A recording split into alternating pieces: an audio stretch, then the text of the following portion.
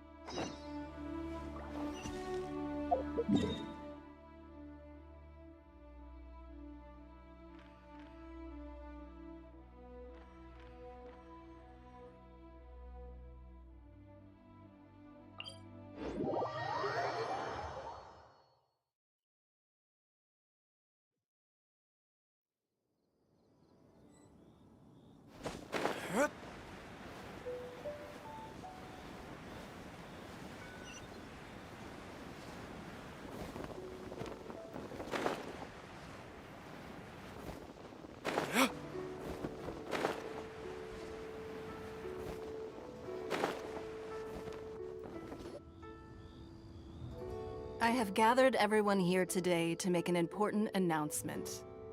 Perhaps some of you will have heard the news already. I am, in fact, planning to rebuild the Jade Chamber. Rebuild the Jade Chamber? That's a huge project! So the rumors are true. No wonder the price of building materials has gone up so much lately. The Jade Chamber means a lot to Lady Ningguang. Getting involved in this would be a huge opportunity. Lady Ningguang, is there any way we can be of service? Patience. Since the news made it out a few days ago, I have already had many people contacting me to declare an interest in joining the project. Nevertheless, I do have a few matters I should like to entrust to you here today. The building site has been chosen, and most of the materials have been assembled. 3 key items are, however, still outstanding. They are as follows: Sunset Vermilionite, Wonder Cores, and Adepti Sigils.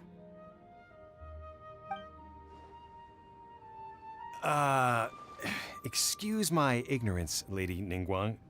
I'm familiar enough with Plostrite, but I've never even heard of those other two. Only sufficiently large pieces of Plostrite, or specifically, Vermilionite, may earn themselves the Sunset moniker. This stone is what allows the Jade Chamber to float. Wonder cores, meanwhile, are the central components of the mechanical structure of the Jade Chamber.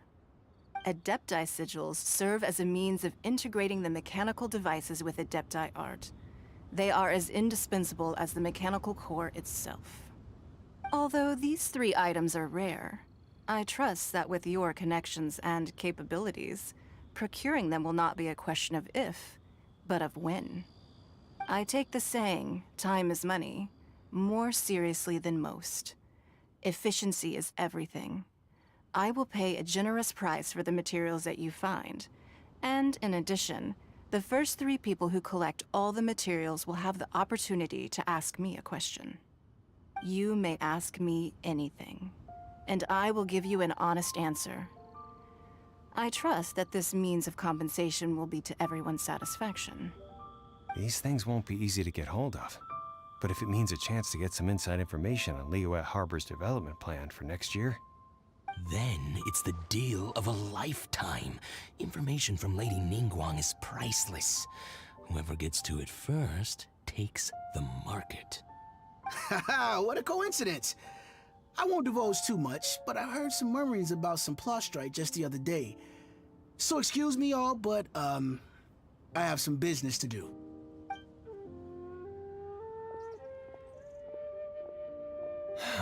no. We better move quickly, or this opportunity will be snatched away from us.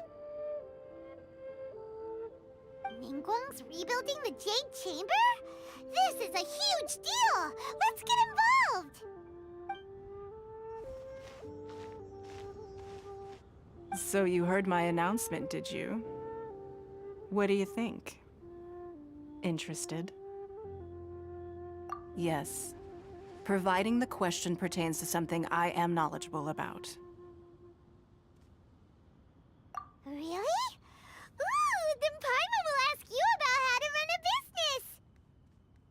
Then we'll never be short of Mora ever again. Of course. But how much information I share with you will depend on your performance. The construction of the Jade Chamber requires a great deal of space. The abandoned mine outside the Golden House has been selected as the building site. Once you have collected the materials, please take them there. I have other business to attend to now. Otherwise, I would gladly escort you to the site in person. When you do arrive, please seek out my secretary. Remember, this is a race against the clock. A rare opportunity presents itself to you. Do not let somebody else snatch it from your grasp. Ningguang seems super busy. Come on, we'd better get going. First, we gotta get out of Eugene Terrace. Huh? Look! It seems like there's something kind of fishy going on over there.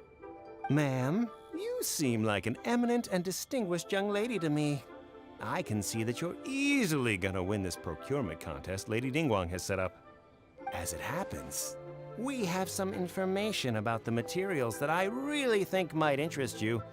Come on, let's find somewhere a little more private, and we can get down to brass tacks. No, I don't need it. Ah, don't be like that. Hey, come on, don't go! Why don't you stand there after her? Oh, right, yeah.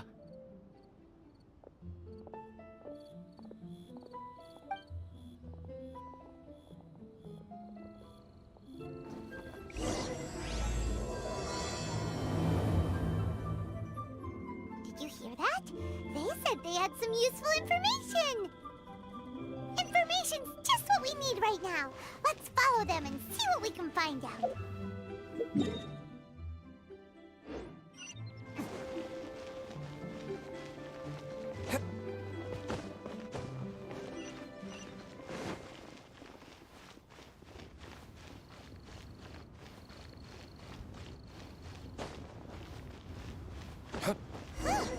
They're not here. waiting.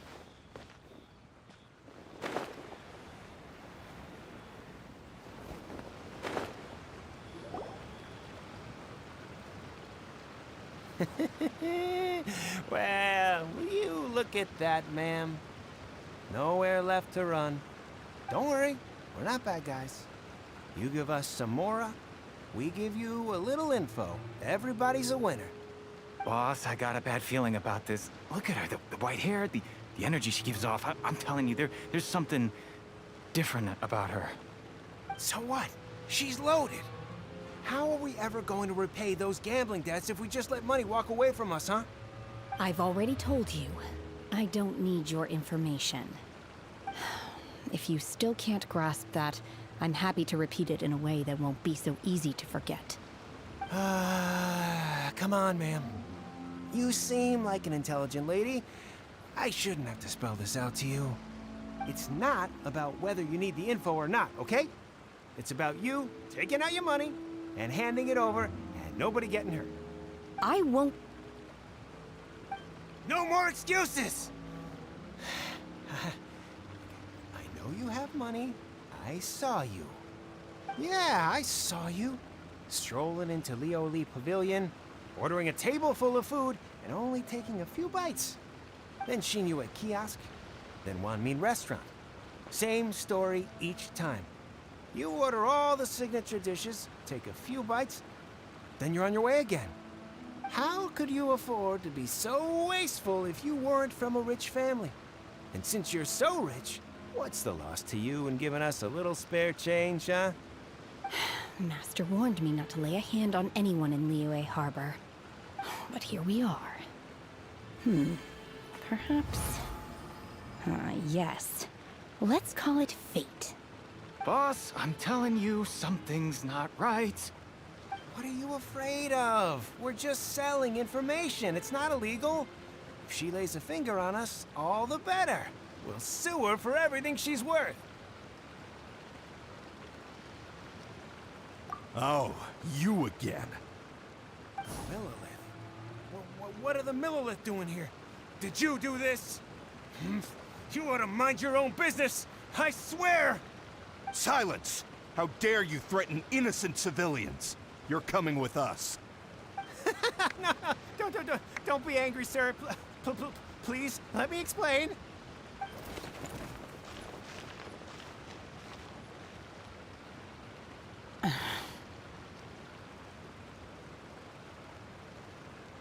Shenhe, Shenhe? my name. Oh, so your name's Shenhe. Paimon's name is... well, Paimon. And this is Paimon's travel buddy. Oh, I've heard about you two before. Thank you for helping to defuse the situation. I could have dealt with it myself, though.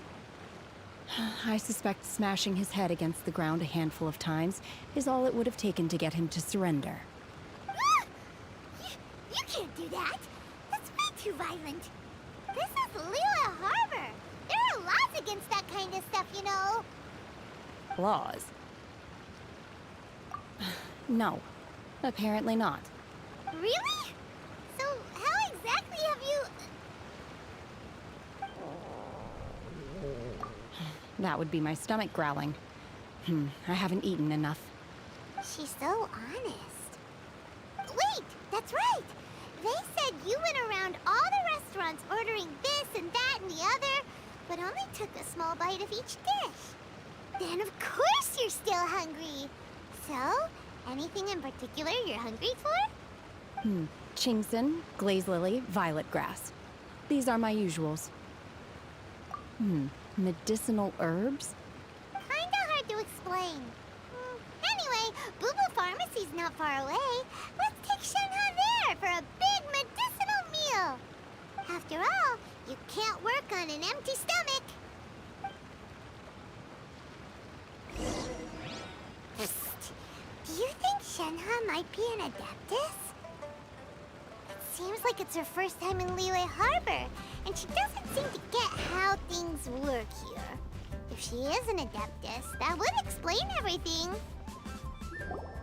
Are you here to buy some herbs? I do hope you brought your prescription. Ginseng, glaze lily, and violet grass, please. Half a pound of each. What kind of prescription is this? Sounds more like a lunch order. Oh, here you go. That's everything we have in stock. Thank you. She's really eating them!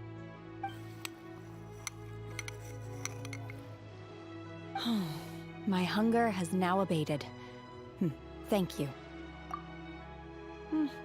Rather awful.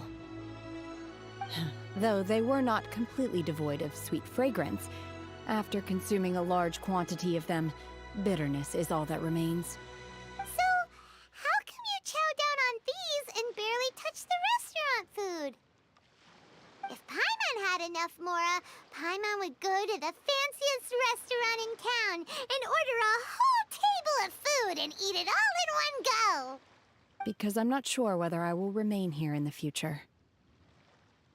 The food of the mortal realm is most delicious, but should I return to the mountains, yearning for the food here shall only pose an obstacle to my continued spiritual development. Sampling each dish in order to appreciate its taste is enough. Return to the mountains. That proves it. Paimon knew she was an Adeptus. Enough about me. What are your plans from here?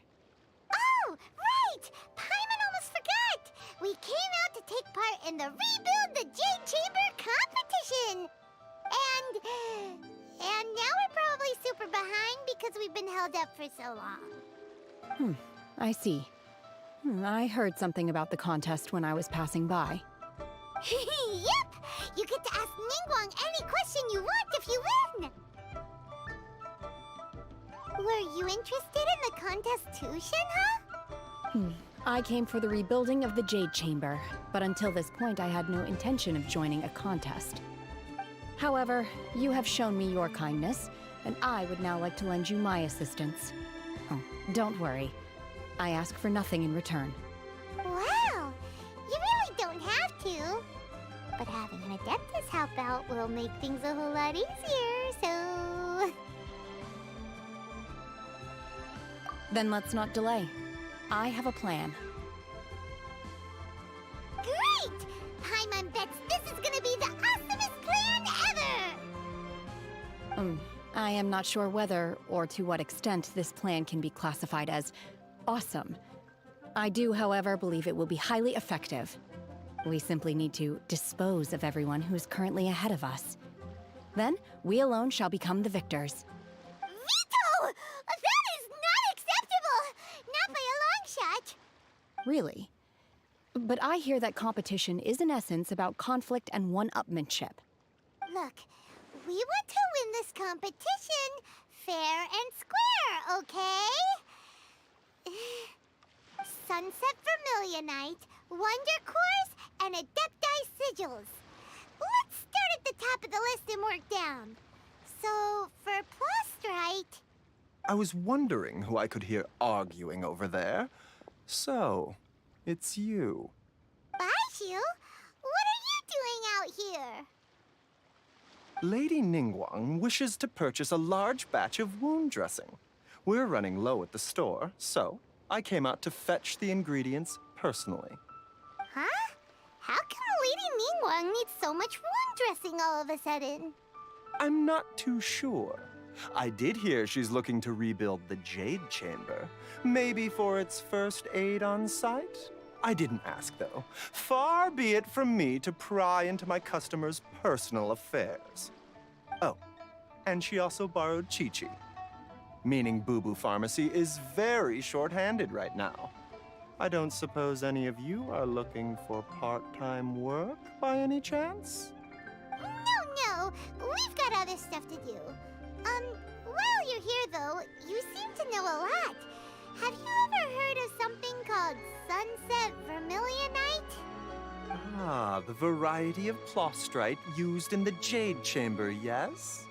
There is some mention of it in the Seven Mountain Treatises. When activated, Sunset Vermilionite rises up all the way into the clouds. It's very rare indeed. As far as the records show, virtually all Sunset Vermilionite in existence has been mined and taken possession of. But the Feiyun Commerce Guild would know far more about this than I do. Okay then, let's go ask at the Feiyun Commerce Guild. Thanks, Baiju. You're quite welcome. Good luck to you all. And if there's anything further you need from me, just come to the Boo Boo Pharmacy.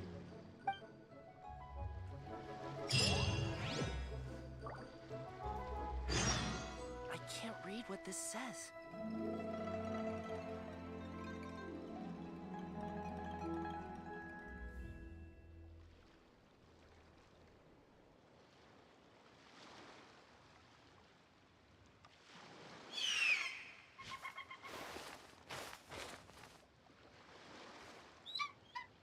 Please, show me your prescription.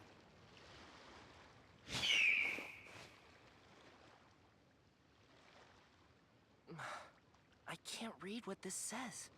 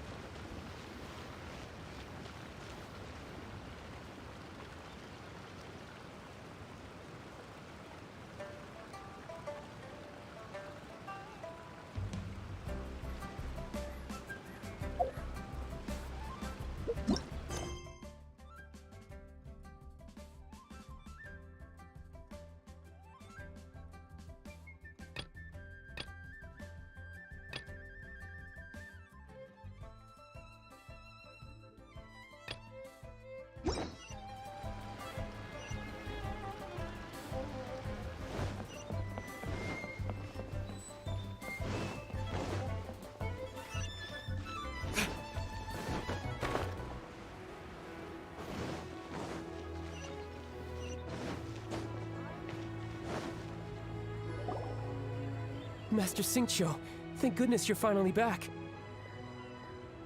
Oh? Why do I detect an urgency in your voice? The guild has had a whole string of strange orders in recently. Everyone's been completely caught off guard.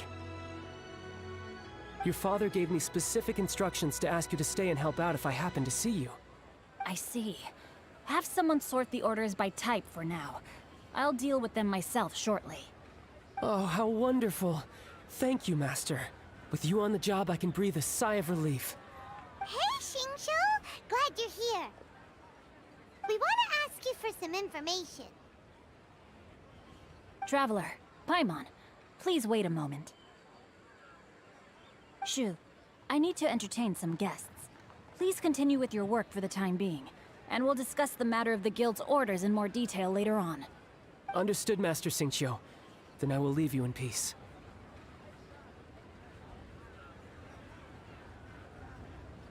I wasn't counting on finding you here today. What's going on? And how, pray tell, may I be of service? Xingqiu, have you ever heard of Sunset Vermilionite? Oh, I see. So you've entered Lady Ningguang's contest as well. As well? Do you mean... The truth is, the Feiyun Commerce Guild is in possession of some Sunset Vermilionite, but only one piece. We are holding it on behalf of someone who has asked us to put it up for auction, and a lot of interested parties have already come to us inquiring about the price. At the end of the day, it all comes down to supply and demand. In this case, I'm guessing the final transaction price may be in excess of 500 million mora. 500 million?! Honestly, I would recommend that you don't bother bidding on this one. The price is greatly inflated, and it's just not worth it. But without any Sunset Vermilionite... Don't panic. I don't suppose you ever heard of Sea Gazer?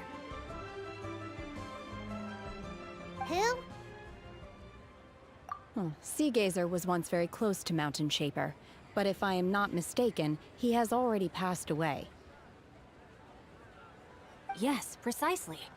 I didn't know anyone else knew about him. According to records of drifting clouds, Seagazer once built an abode to store his rarest and most exquisite treasures, among which was some sunset vermilionite. After Seagazer passed, the abode was abandoned, and its location was lost to time. Luckily, I came into possession of a stack of folk history books just recently. They make some oblique references to this lost abode, and after cross-referencing them against each other, I'm now fairly certain that it is situated in the Lisha area. That's great! But is it really okay for us to just go and take his treasure? Wouldn't it be a little, disrespectful with him being an Adeptus? You needn't worry. As far as I understand, Seagazer was very open-minded. Even while he was alive, he wouldn't have let something like this bother him. Open-minded? I have not heard of Seagazer being described in this way before. May I ask where you read that? Just a rumor I heard out in the mountains. All right then, let's go.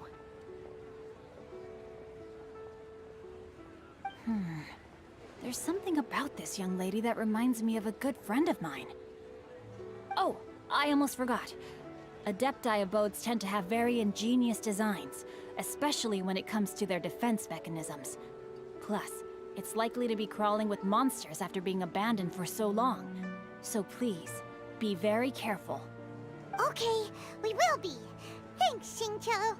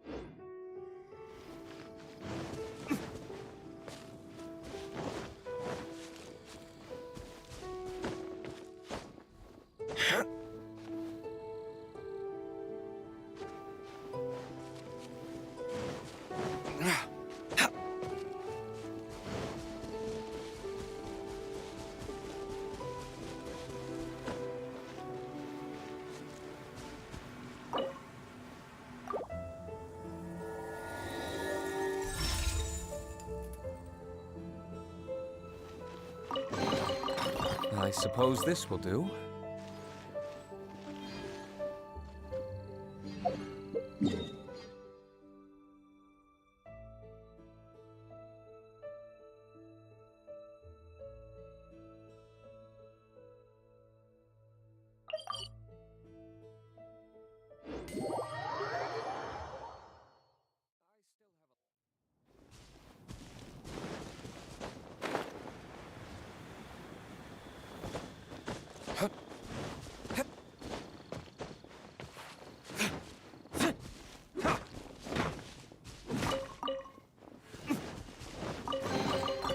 We'll need more where that came from.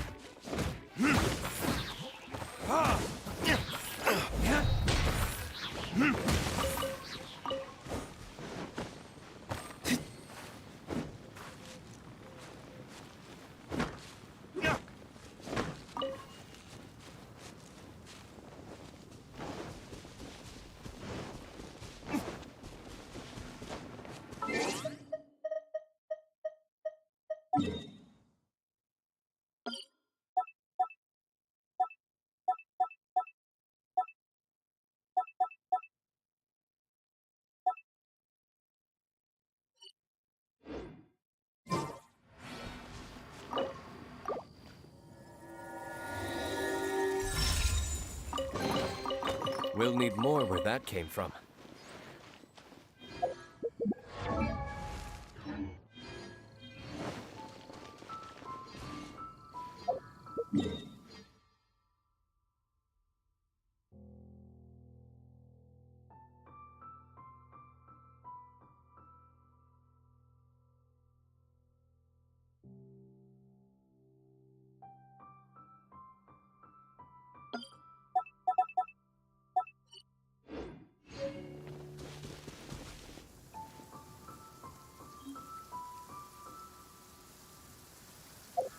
Right.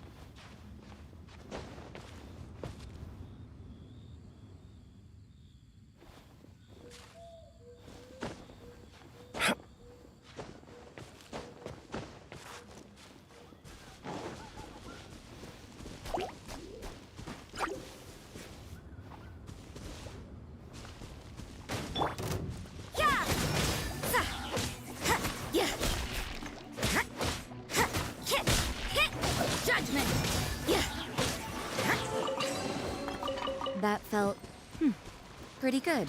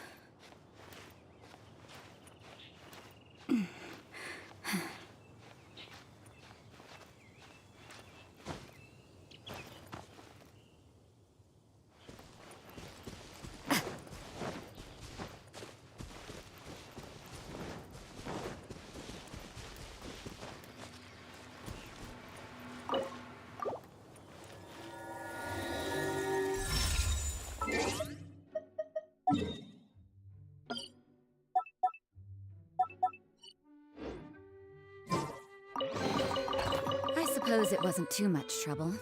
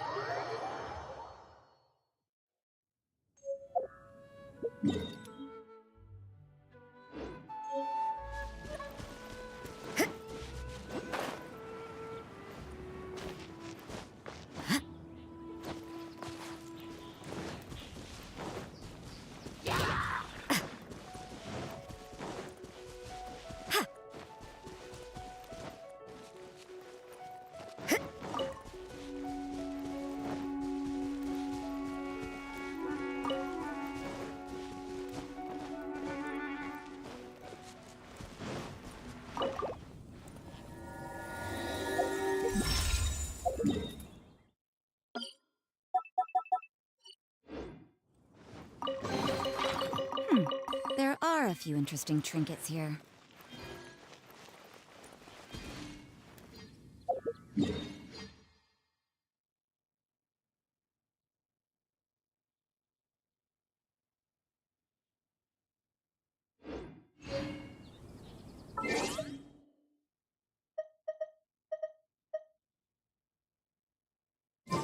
Everything is negotiable, except visit.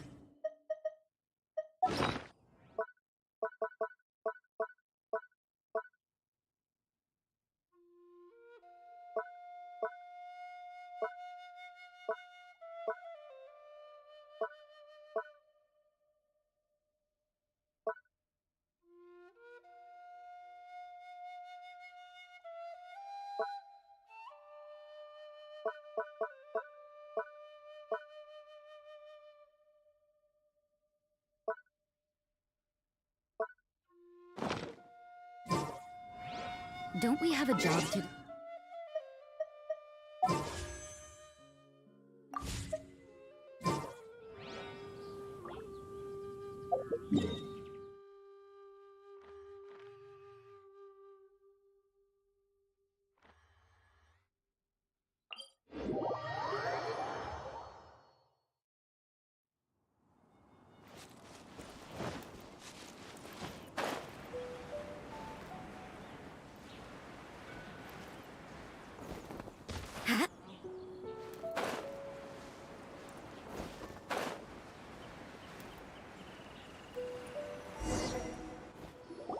Let's see.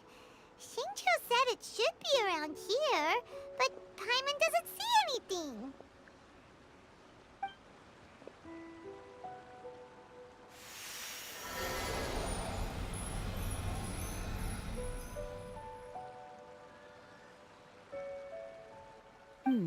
This place was hidden using a special Adepti art. But now that I have removed it, we can inspect the area more closely. Wow, that's amazing! Yep, let's take another look around. Hey, look! Is that a new Sealy over there?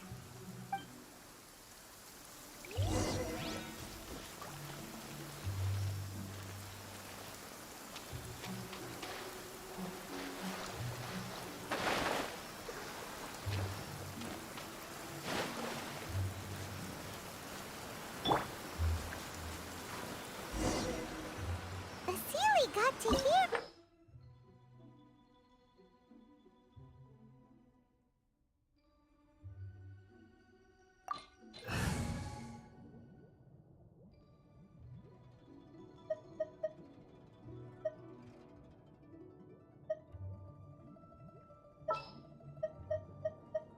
Just what will we come across this time?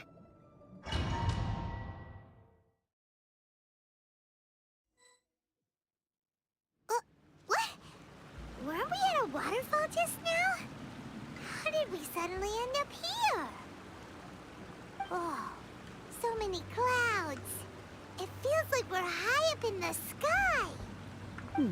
I believe this is the abode of that Adeptus. With any luck, the sunset vermilionite we're looking for should be in here. Really? Let Paimon see. Huh? Isn't that the Sealy from before? Look, it's gone and snuck beneath the clouds. And now that Paimon takes a closer look, the rocks and trees here don't seem complete.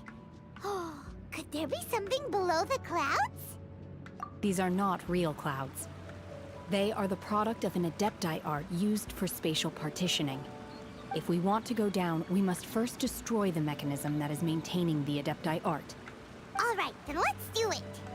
I sense the presence of monsters in this place. I don't know where they are hiding, so we'd better be careful.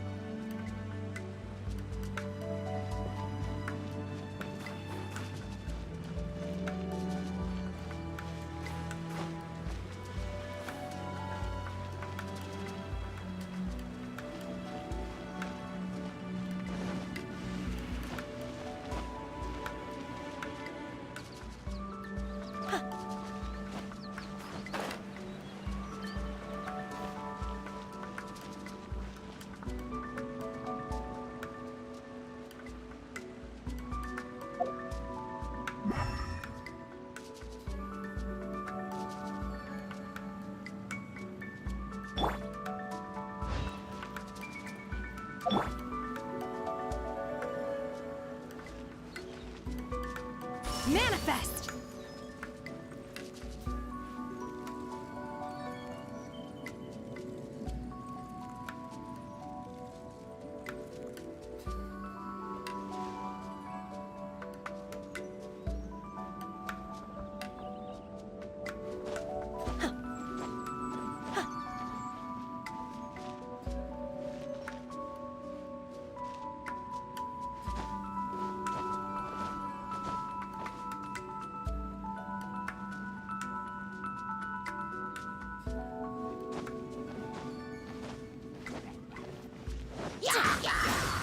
Obey!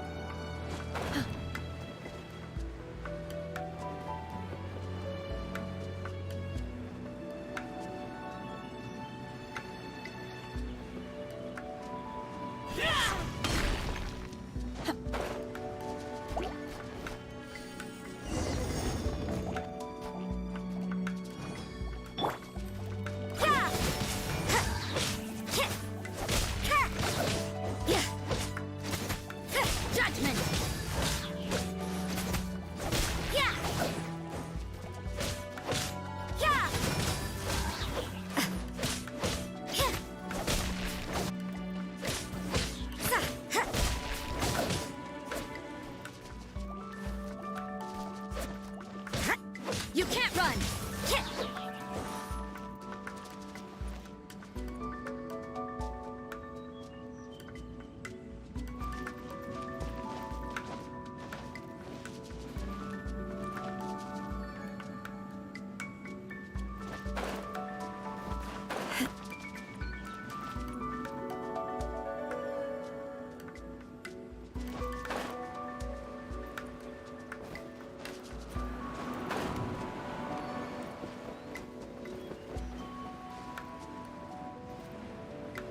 It appears that we've been taken for intruders.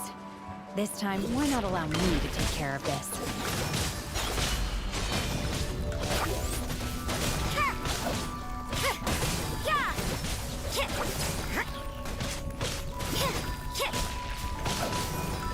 You can't run!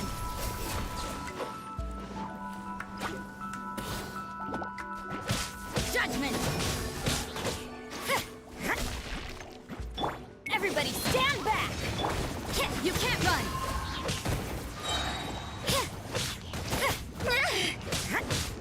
Judgment! Lights out. What a nuisance!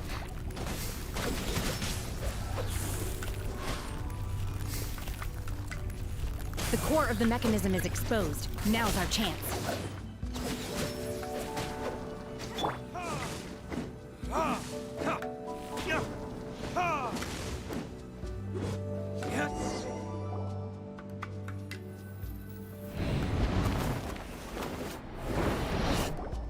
Whoa!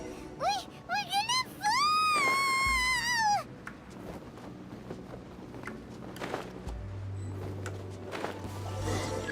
Is everyone okay?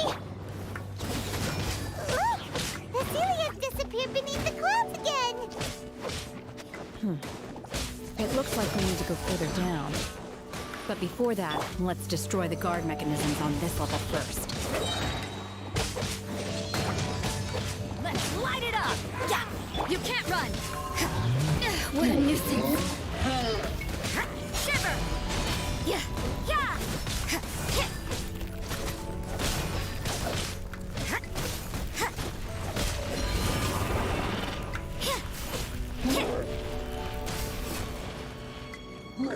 You can't run!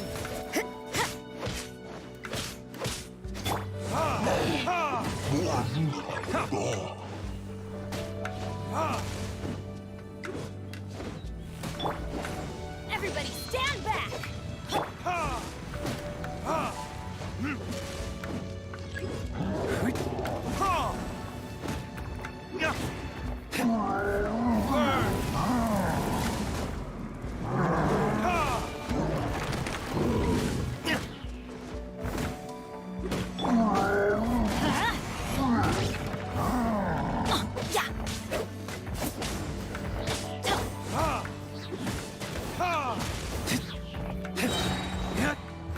Verdict is...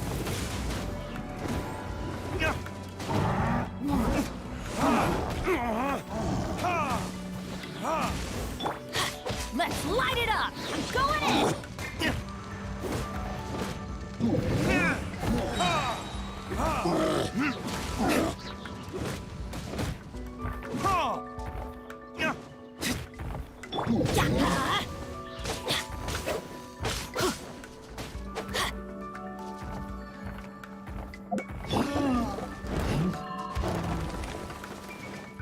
By ordinance divine.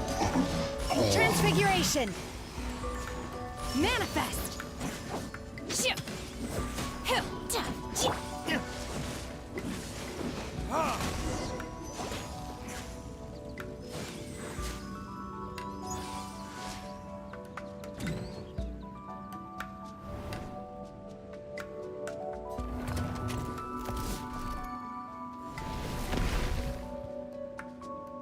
We're gonna fall. This time, we're really gonna fall.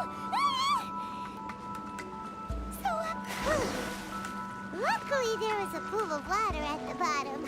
Otherwise, that could have ended very differently. Hey! That Sealy's on the move again. Let's catch up with it.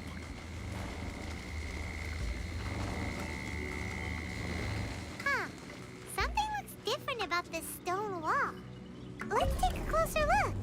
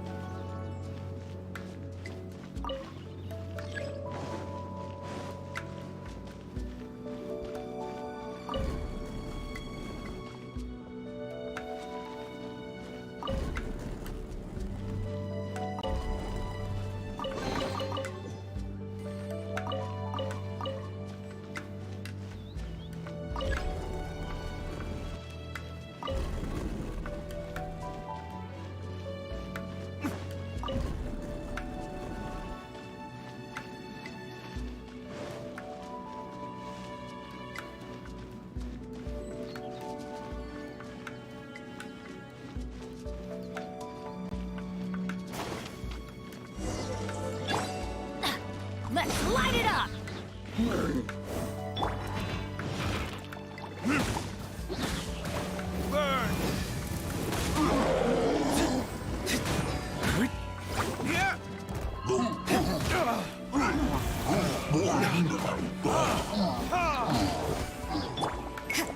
Judgment!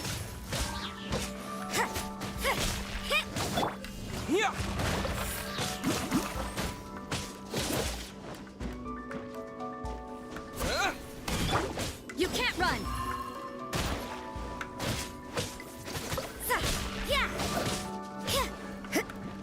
Judgment!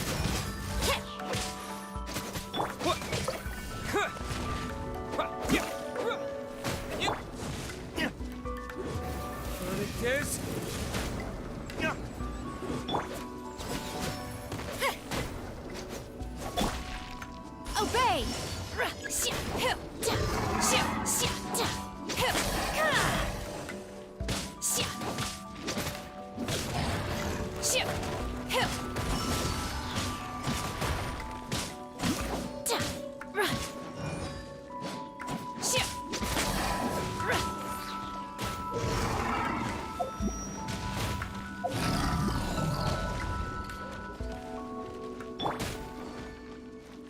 Teamwork is dreamwork!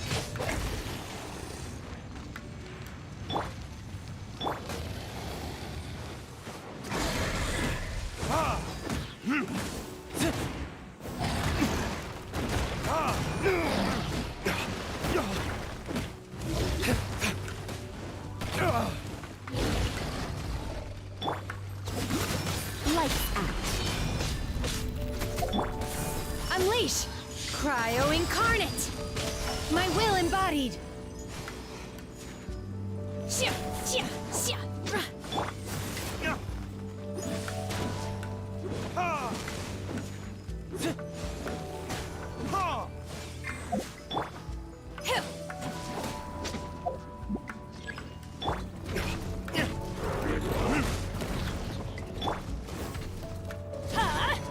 Out of the way!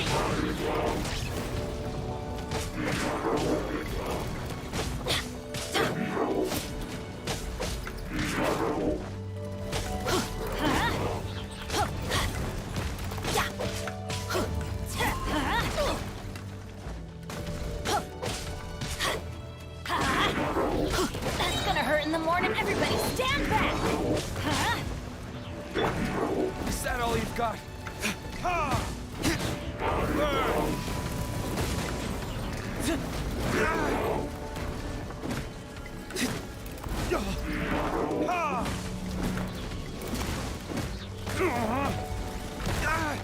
My flame has been extinguished.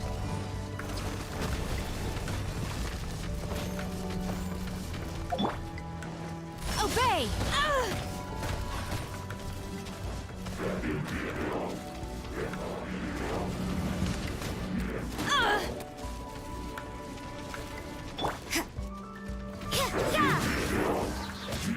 Shiver!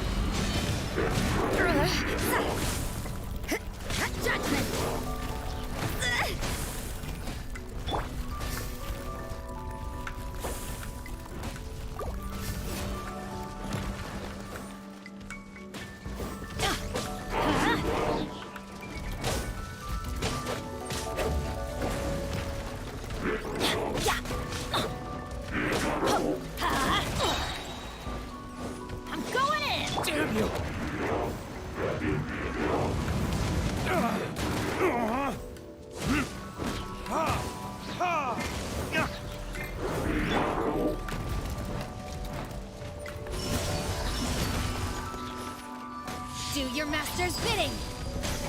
In your dreams, my curse! To there.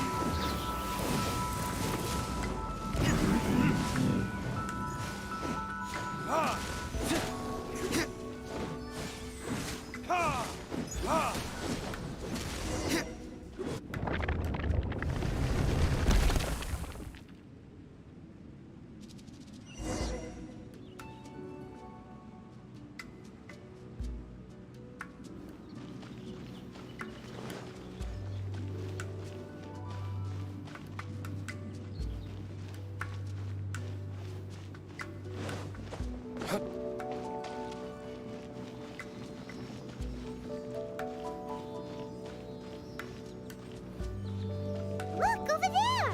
Could that be the sunset vermilionite?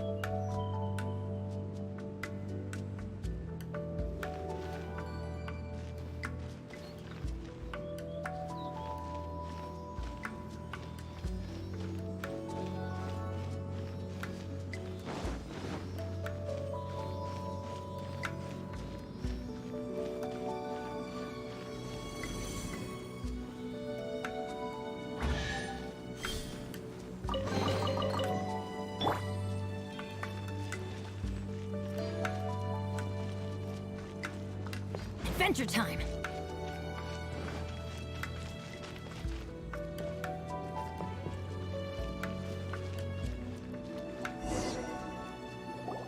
Is this it? Is this the sunset vermilionite?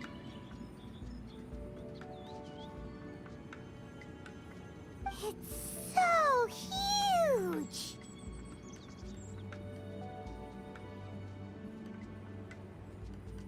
That's true, but then again, why isn't it floating?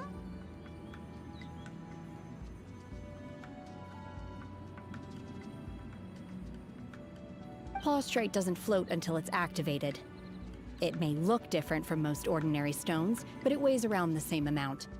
Only after being activated does Plaustrite reveal its true nature, breaking free from the shackles of the mortal realm and ascending up into the heavens.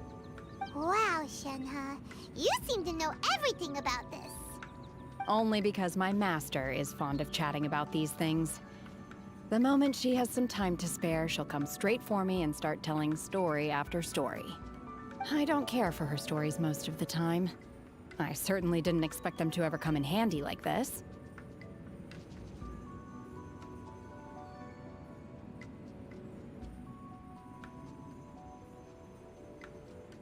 Hold on a sec. Paimon just realized something. If we activate it here, there's no way we'll be able to get it back to the site, right? Heck, we'll be dragged up into the sky too! But if we don't activate it, how else are we gonna lift it?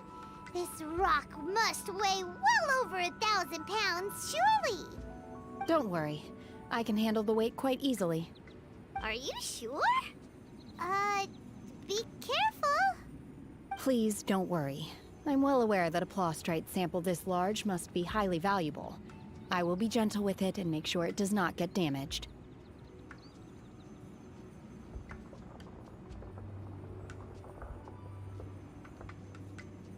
My safety. That's right! Paimon's sure you can handle it and everything, but if something this heavy lands on you, you're gonna get yourself hurt, no matter who you are. You gotta be extra careful when lifting heavy objects. It's just common sense. Is it now? Well then, thank you. I'll go on ahead with the Plaustrite. Let's meet at the building site later. How is Shenhe able to carry that huge rock all by herself? Adepti super strength much? We can't slow down yet. Let's go meet her at the building site.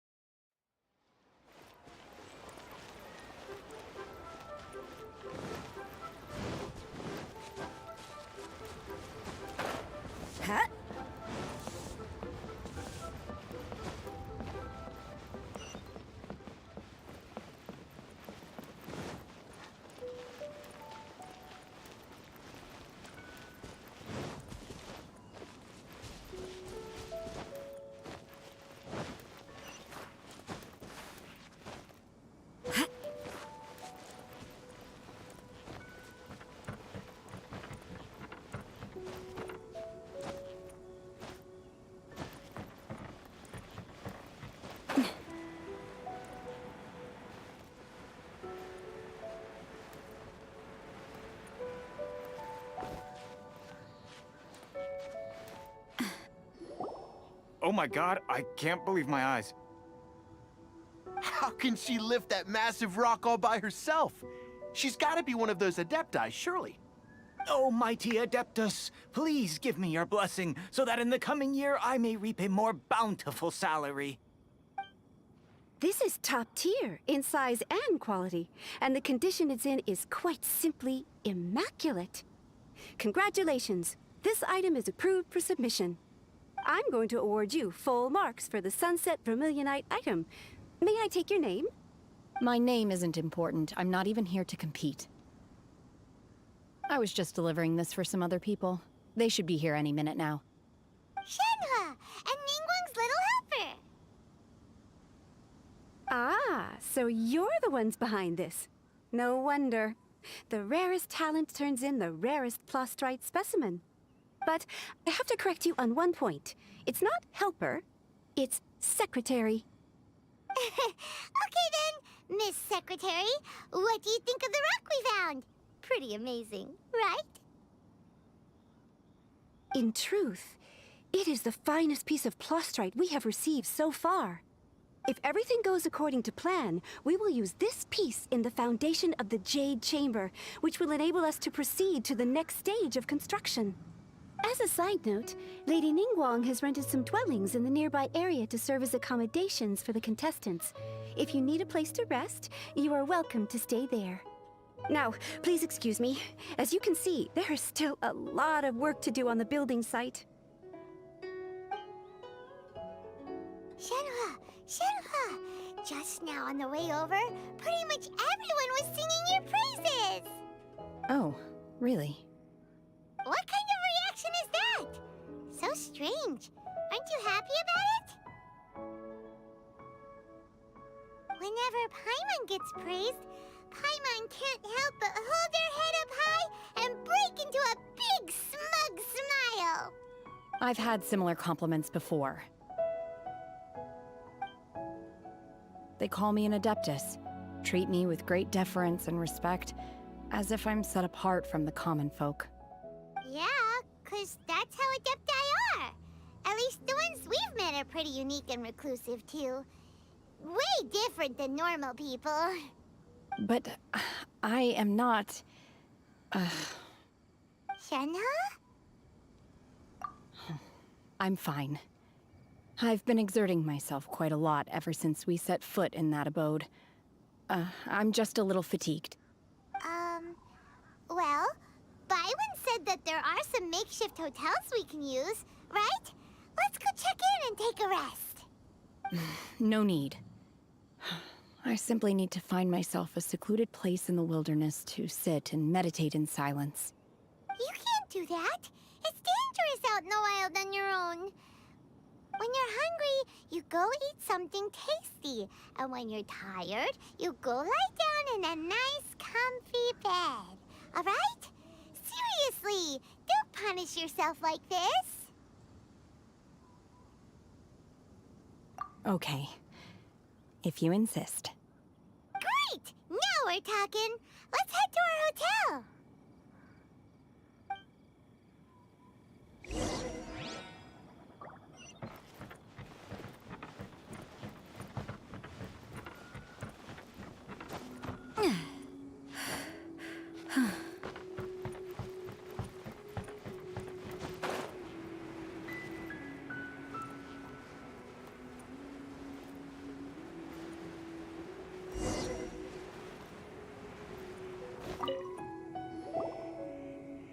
Hi there!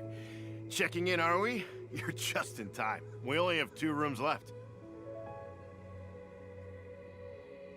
Since this was chosen as the building site for the new Jade Chamber, we've had a constant stream of people in this area. And not just workers either. Visitors, business people, tea sellers, all sorts. So, business is booming for me today. Very few vacancies. You're lucky you got here when you did. Great! One of your rooms is still being cleaned. I guess it should be ready within the hour. The other room is just at the door on the left. Here are your keys. All right. Hope you enjoy your stay. Please excuse me, I'll leave you to it. Shenhua, you should go get some rest. We'll hang around outside until the other room's ready. Paimon's gonna go see if there's anything good to eat around here. Paimon couldn't help but notice one of the guests walk in with a huge grilled chicken drumstick before. Let's buy one for Shenhua too. She can have it as a midnight snack. Or save it for breakfast tomorrow. All right. I will head to my room for now. If you need anything, don't hesitate to disturb me. I'm a light sleeper. I will hear if you knock on the door. See you tomorrow. Hey! Isn't that Cloud Retainer? What's she doing here? Let's go and say hi.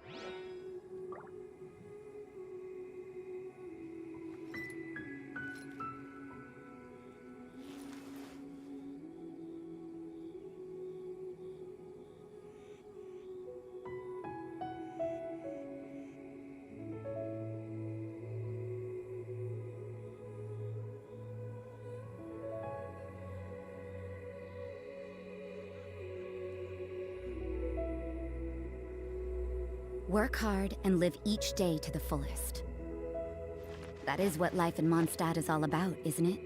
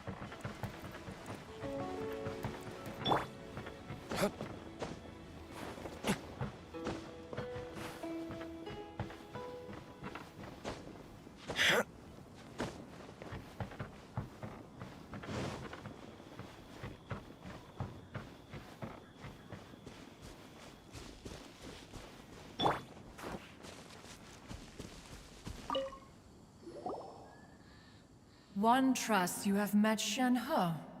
So, are you getting along quite well? So far, so good. Yeah. So, you know Shenhua too, Cloud Retainer? Naturally. Save for Ganyu, who spends the majority of her time in Liyue Harbor. All the Adepti living today are acquainted with Shen He to some degree. Cool. So, what's her Adeptus name anyway? Calling her Shenhua feels kind of friendly, but also kind of disrespectful. So Paimon's thinking maybe it'd be better if we called her by her Adeptus name instead. Her Adeptus name? Why, pray tell, would Shen He have an Adeptus name?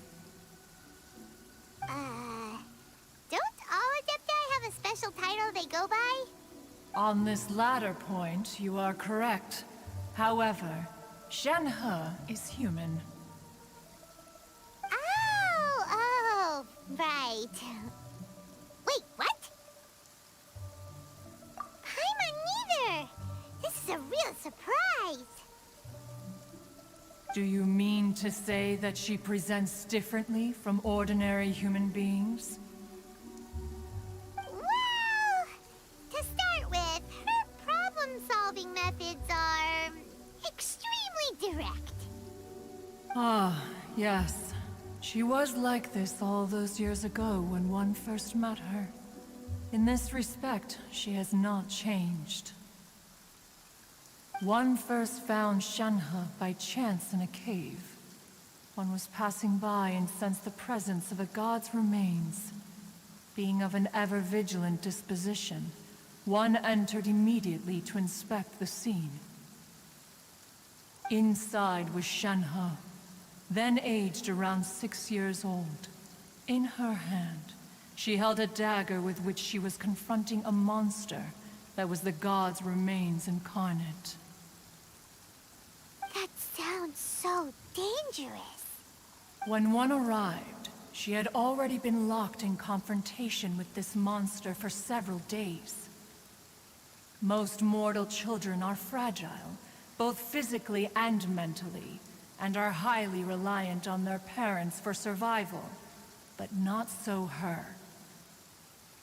That she was able to endure such terrible danger was due not only to her strong willpower, but also to the bloodlust and homicidal instinct with which she was born.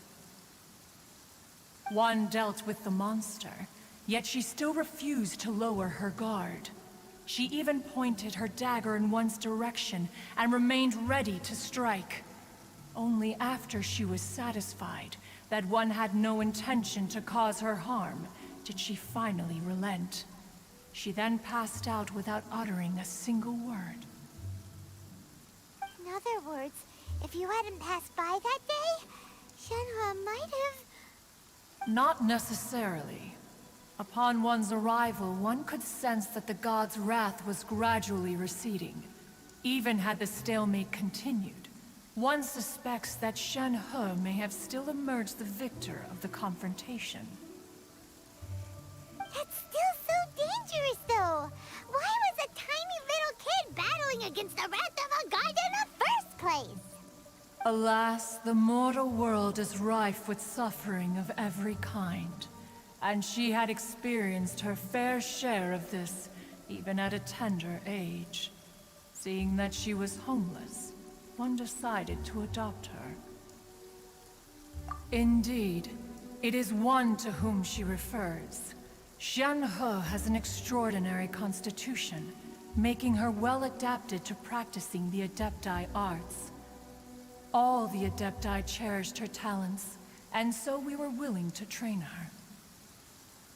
However, her homicidal urges did not subside with age. Rather, they grew stronger day by day. Mooncarver once performed a divination for her. He declared that her fate is to bear the curse of calamity. Consumed by malevolent energy, she is prone to bring harm to those around her. Such is the magnitude of the danger this poses, That her soul must be bound with red ropes to keep her homicidal instinct at bay. The red ropes have indeed served to keep her calmer and more content. They also seem to have rendered her somewhat inexpressive. Perhaps the red ropes are so powerful that they have suppressed some of her other emotions as well.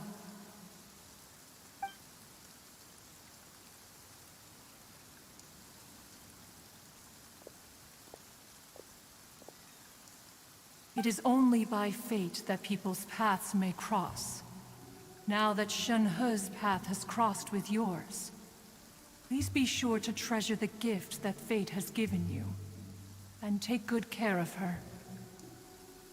Oh, now Paimon gets it. You came out here to check up on Shenhe because you were worried about her, didn't you? Huh. You dare draw such a facile conclusion on the nature of one's present excursion? Incorrect. The truth is that while Liyue Harbor may seem peaceful today, danger is always lurking in the shadows. Ningguang once made a bold assertion that this is to be the era of the contract between Liyue and the humans. Well, one is most curious to observe how she will respond to the coming storm. If she handles it admirably, one is willing to be a witness to her achievements. But if she does not, the Adepti shall not hesitate to seize control. Let us conclude our conversation here for today. One has occupied enough of your time, and night is approaching. Be sure to get ample rest.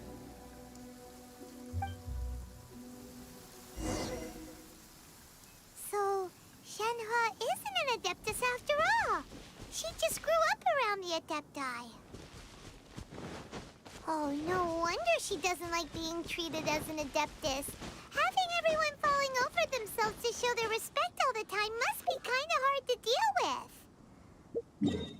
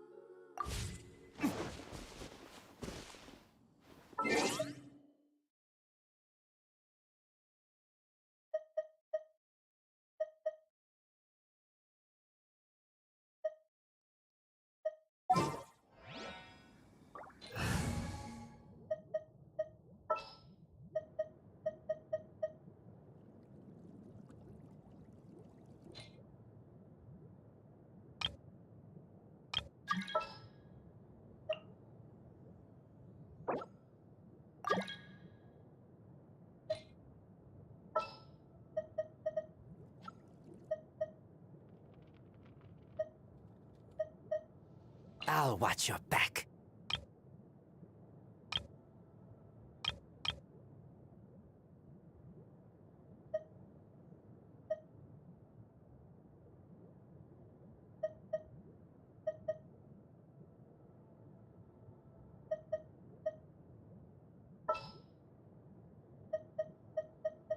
I'll take care of it.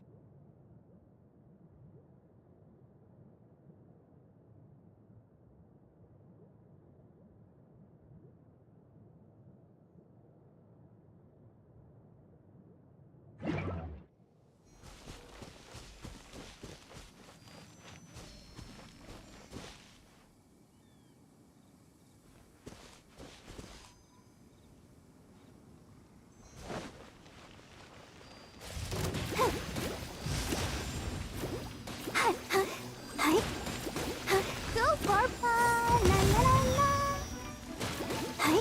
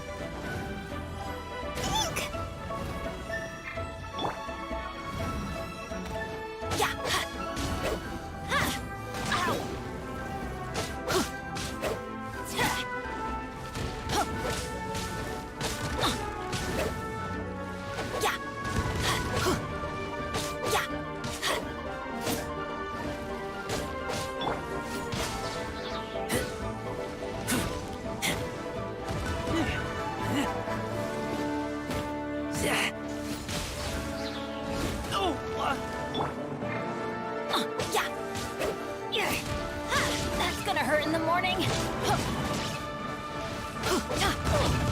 Adventure time. Everybody stand back.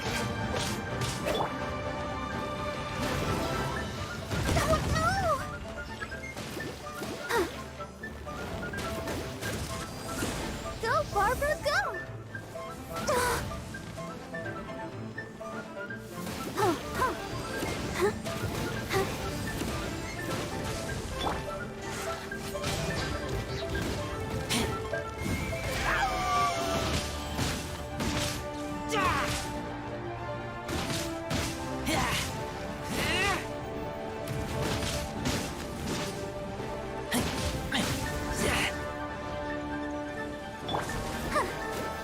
Let's dance.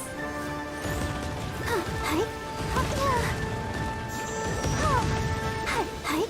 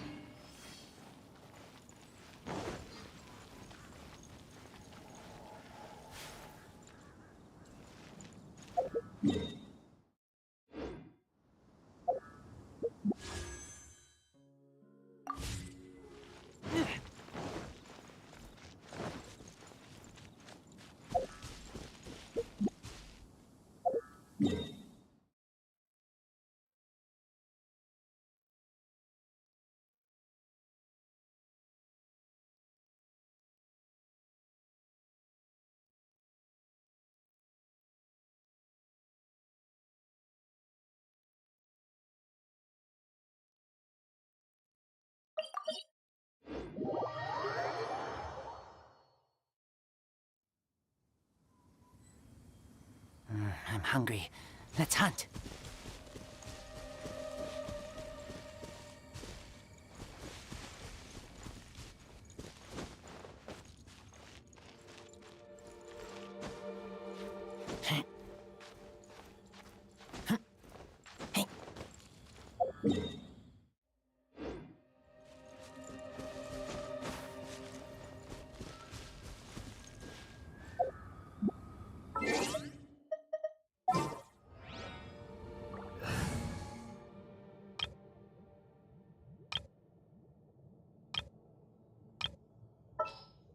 Let's finish this, swiftly.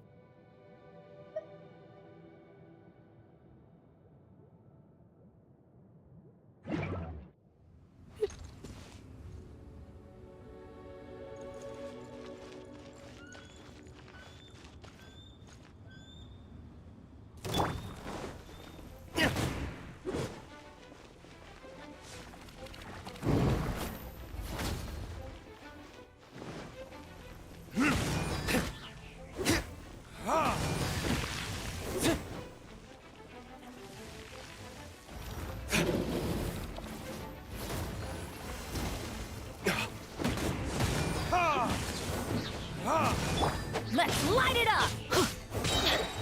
Teamwork is dreamwork!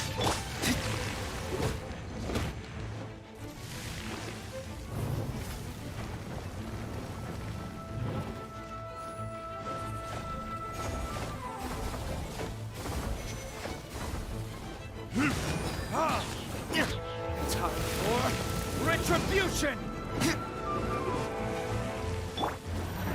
Off we go!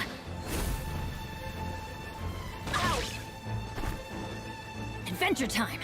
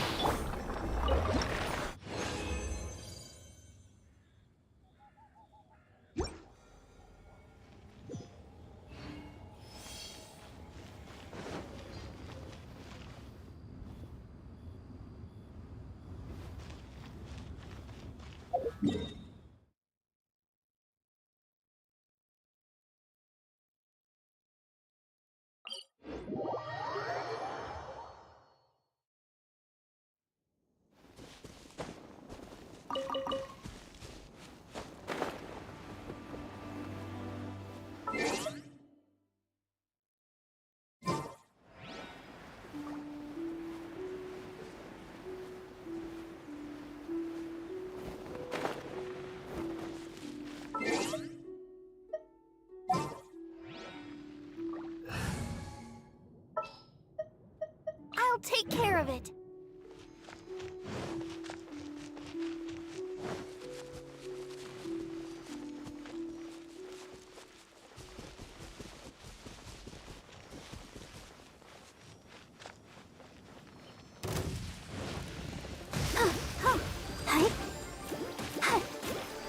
Let the show begin.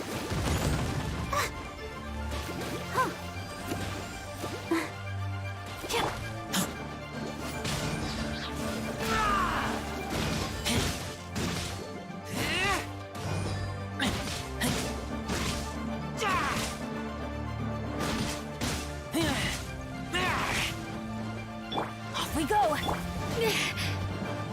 You can't run! Punishment! Go, Barbara, go!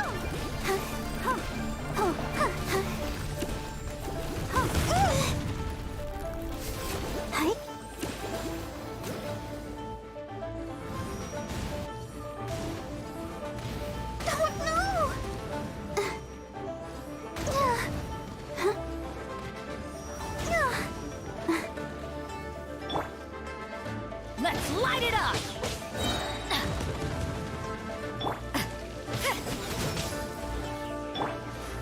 I'm going in! I'll protect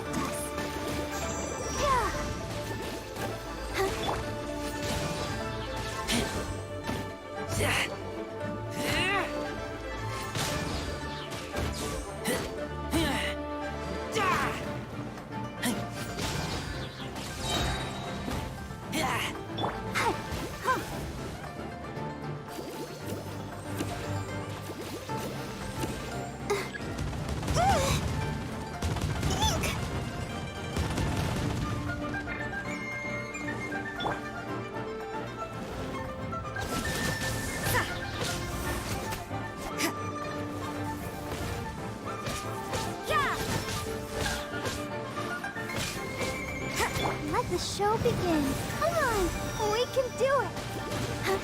Hi. Oh no!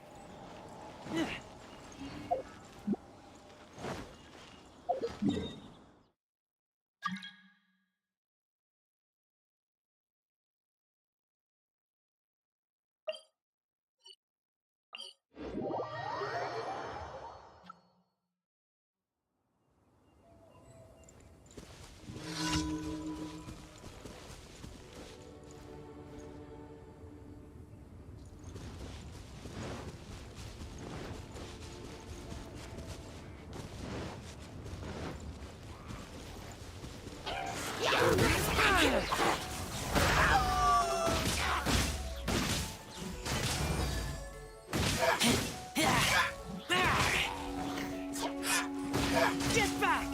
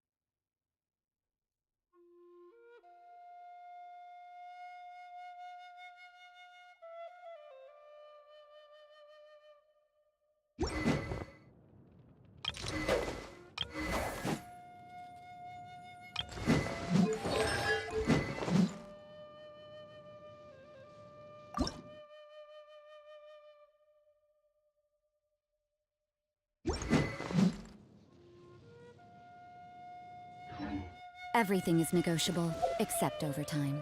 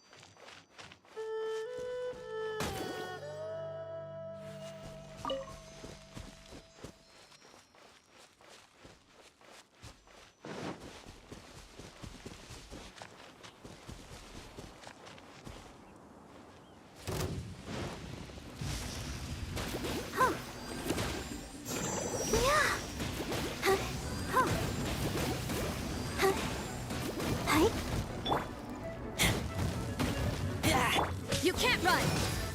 Shiver! Judgment!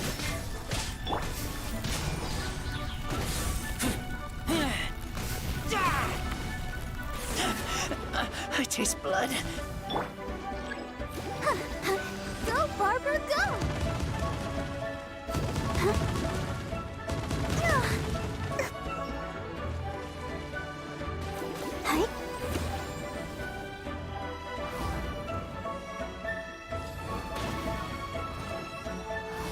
Don't worry about me.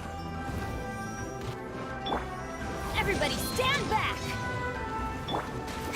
I'll protect us.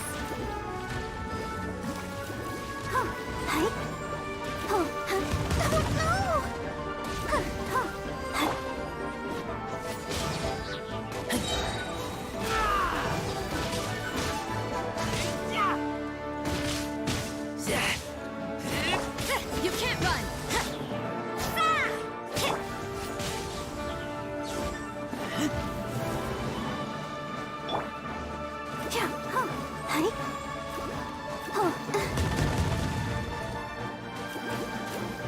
Let's dance.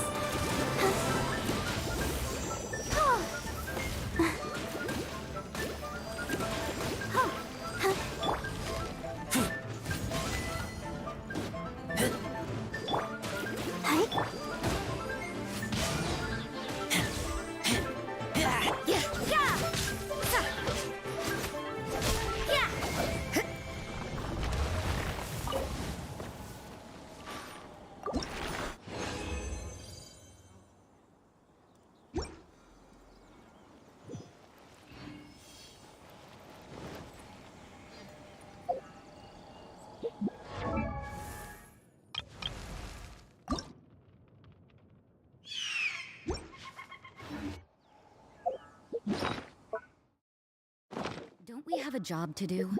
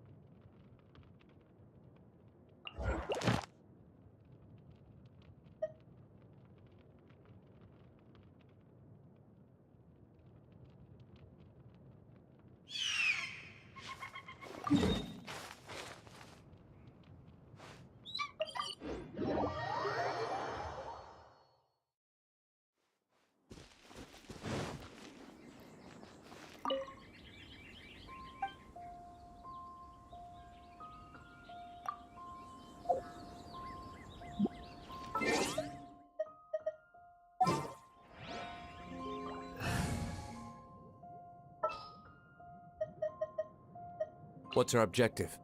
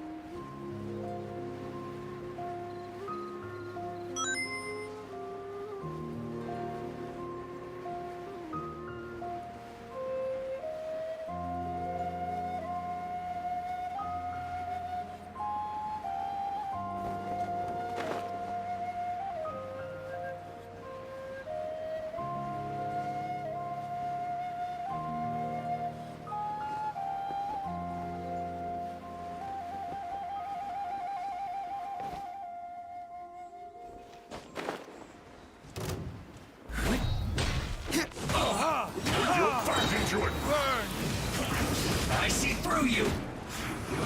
You can't run! Well,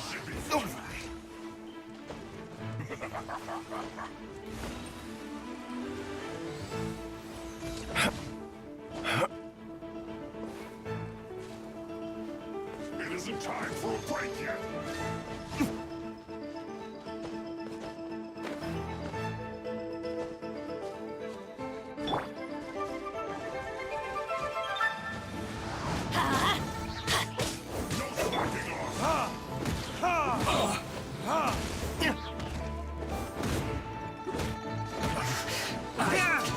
Miscalculated.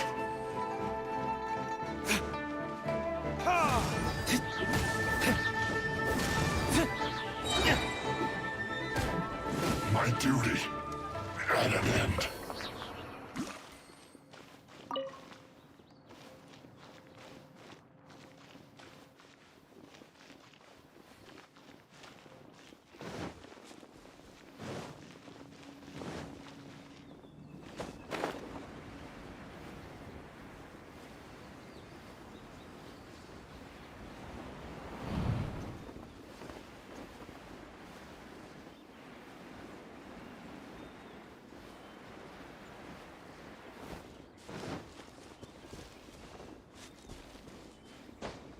Frozen.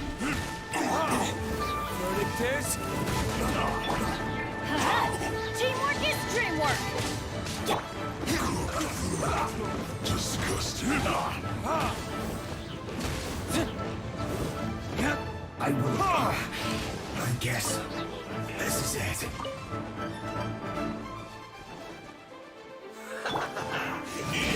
Eat it! Feel close!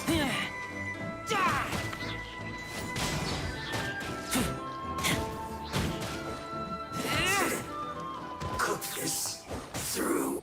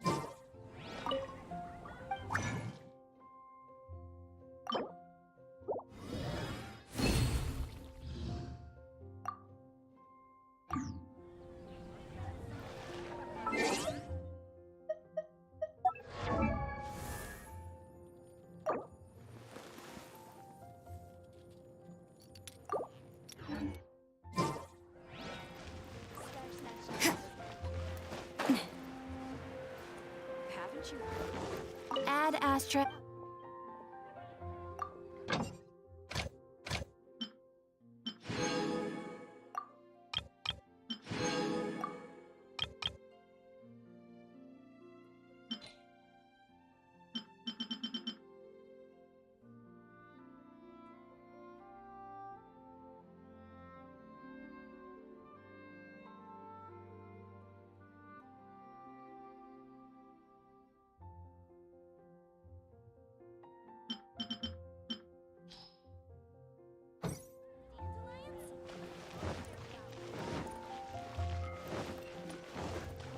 Huh?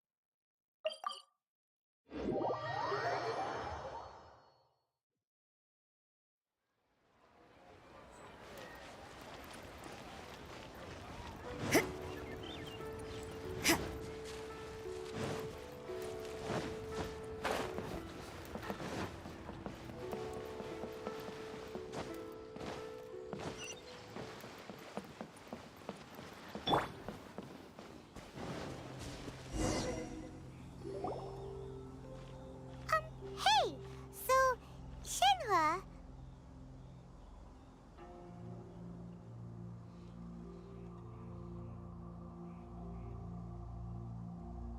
Master has relayed my situation to you, I take it?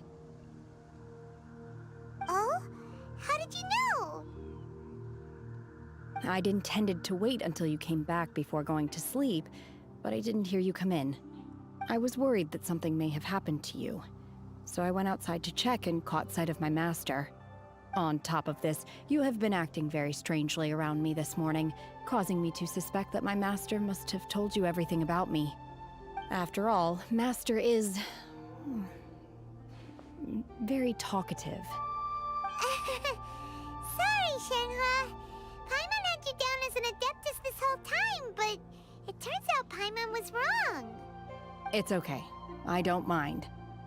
The fault is mine for not explaining everything to you sooner, because in my experience, trying to explain is a futile pursuit. Still, though you mistook me for an Adeptus, you never treated me as distant and unapproachable. Instead, you treated me as you would a friend. For this, I am very grateful indeed. To be fair, we've met our fair share of real Adepti, too. Anyway, now it's settled. From now on, you're our friend. Whether you're an Adeptus or a human isn't the important thing. First and foremost, we're just plain old friends. Got it. Although I don't know quite what it entails in terms of what I have to do. I must say I like the title, Friend, very much indeed. Great! Well, now that we're all rested up, we should start searching for the other 2 items on the list. But before we do that, let's go to the building site and ask Ningguang's little helper how the progress is going. After all, Sunset Vermilionite is so rare. Paimon doubts many competitors will really be able to find any. If it turns out some of them have given up already, we'll be able to take things a little more slowly. Oh, and another thing. We bought some grilled chicken drumsticks on the way back last night. There was a place just outside. Here's one for you, Shenhua. Try it! They're so good. I concur.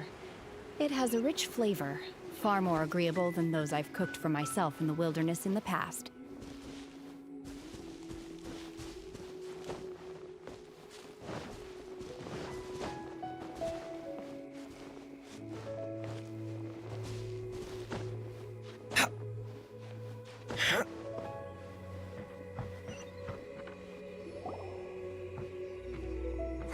Look! The Jade Chamber is floating into the sky! But it seems to be tied down by something. That's because it's not finished. Hey, Byron! And hey! People Paimon doesn't know? Given the enormous scale of the Jade Chamber, we split the construction work into 2 phases to make sure the structure remains balanced. Before we find some suitable plastrite, we build the Jade Chamber's keel at ground level.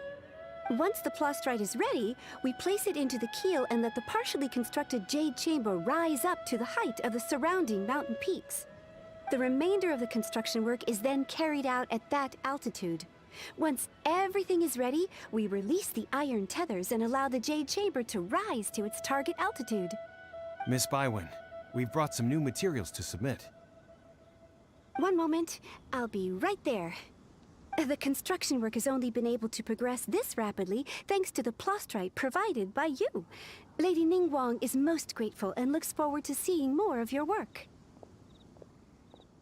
Wow, can't believe you sourced the plastrite so quickly. It's the key piece of the puzzle. Looks like you beat us to the punch.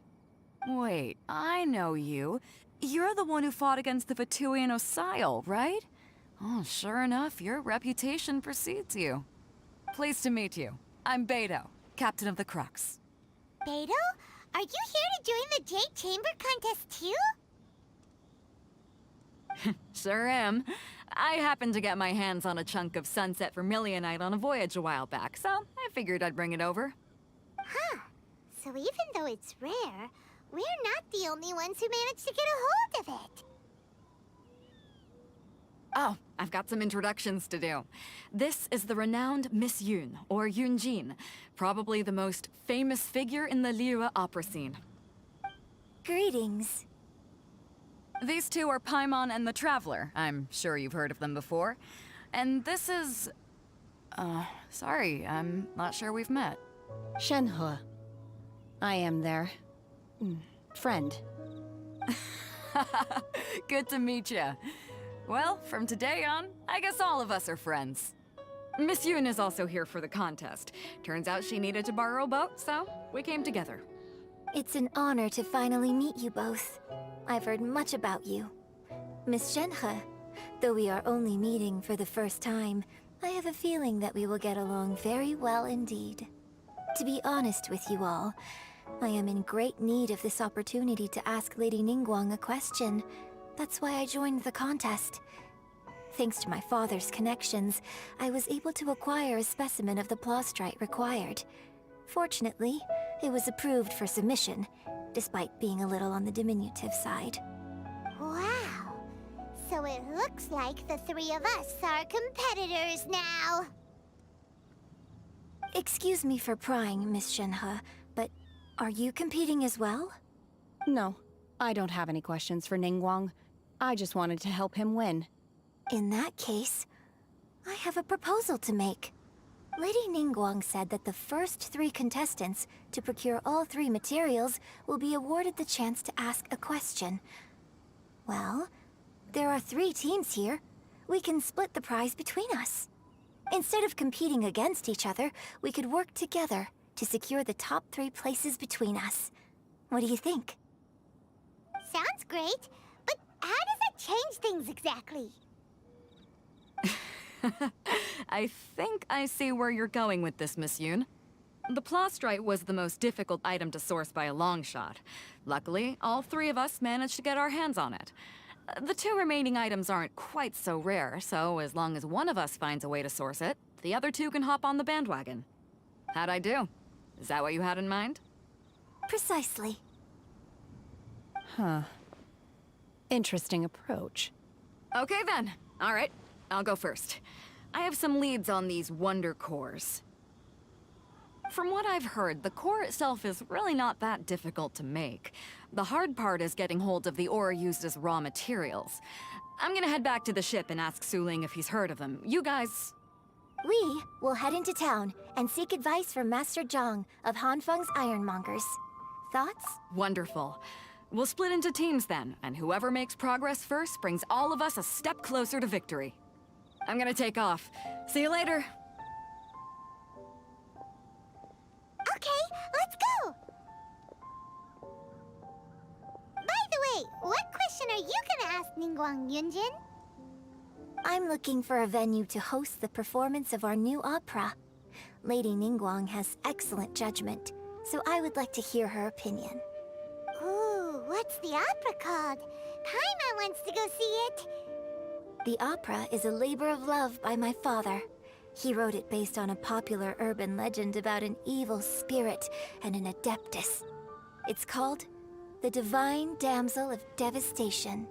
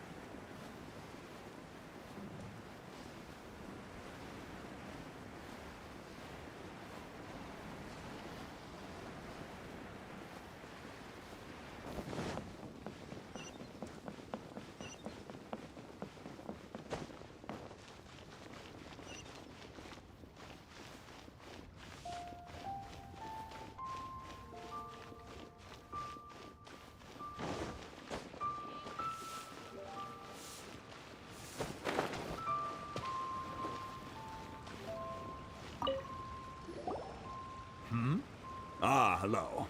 Are you here for something off the shelf, or do you need something forged? Excuse me, Master Zhang. We were wondering if you'd heard of something called a Wonder Core. Of course I have. Sorry, who's asking? My name is Yunjin. Perhaps you don't know me, but I believe that you forged some weaponry for my father in the past, for stage use. Yunjin? Stage use? Oh, so you must be Miss Yoon. Sorry, my brain's finally caught up. It's not used to doing much beyond bashing a hammer all day. Everyone's heard of you, Miss Yoon. Even folks who don't make it to the opera all that often. Like myself. So, you're here to ask about Wonder Cores, huh? As it happens, I do know how to make them. Matter of fact, I made some for Lady Ningguang back when she was building the original Jade Chamber. The types of ore needed to make Wonder Cores are a little hard to come by. Lady Ningguang supplied them herself last time. I don't suppose you've brought any yourselves? No, we were gonna ask you what kinds of ore we need. Sure. Well, you'll need 2 kinds. Star Splinter Iron and Subrosium. If I remember correctly, Lady Ningguang sourced her Star Splinter Iron from the Mount Tianheng area. They say it resonates with visions. It could take some work, but if you stick with it, you'll find some eventually. As for the Subrosium, though, that's trickier. It's all but unheard of on the market. I'm really not sure. Sorry. What I've heard is that the people around Mount Tianheng have some sort of magic trick that can pinpoint the location of the stuff. Of course, it's probably just hearsay. If you want my advice, start by looking for Star Splinter iron around Mount Tianheng. And if you run into any locals, ask them a few questions about Subrosium. Mount Tianheng. Interestingly enough, the story of the divine damsel of devastation also takes place on that mountain. I hear the view there is quite spectacular. A favorite destination of the Adepti, in fact. Perhaps it can give me some inspiration. Let's not delay. We should head straight there.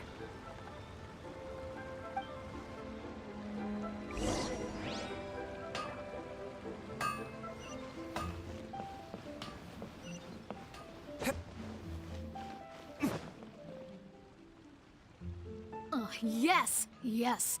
They have the audacity to go after anything! The 7 dragons, gods. No ancient artifact that relates can escape their greedy ambitions. Still, this time is different. Who do they think they are, going after the Abyss Order's treasures? Oh, Traveler, it's you.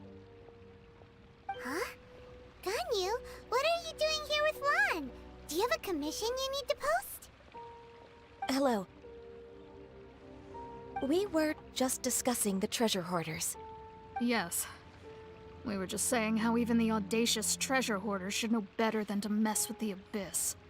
It's just too evil.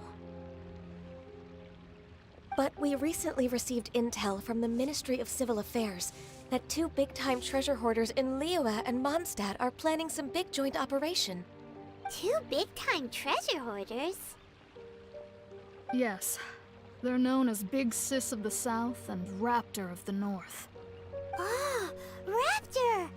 Paimon remembers he tried to run away from Amber in Mondstadt. But... You already know something then. I guess you must have crossed paths with the treasure hoarders many times before. You are correct. She's the head of the treasure hoarders in Liyue. As I understand it, the treasure hoarders all call her boss. Some say that the god of thieves even bestowed a gift upon her for her exploits, making her Big Sis of the gods. But that's probably just a wild rumor. Anyway, the treasure hoarders discovered some previously unexplored ruins that the Abyss Order has been secretly guarding in the shadows. Despite how dangerous that makes it, all the treasure hoarders can think about is what kinds of treasure could be inside. They have already devised a plan. They will send out a decoy to divert the Abyss Order's forces away from the ruins, then send an expert thief inside to steal the treasure.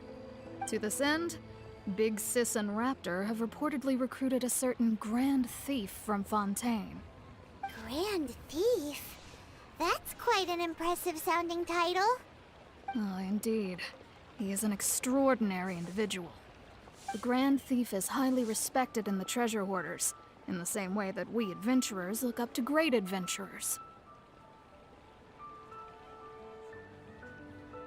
Ah, so you're familiar with the author of the Tevat Travel Guide, then? Correct. The Grand Thief is someone as renowned as her. So, despite being relative big-timers in Liyue and Mondstadt, Big Sis and Raptor had to put in a lot of work to convince a thief of his status to come and personally oversee this operation. With the major changes in Liyue recently, the Ministry of Civil Affairs and the Millelith already have their hands full. They don't have any time to investigate rumors about treasure hoarder activity. But anything related to the Abyss makes me feel like there is some unknown danger lurking beneath the surface. So I decided to come to the Adventurers Guild to post a commission.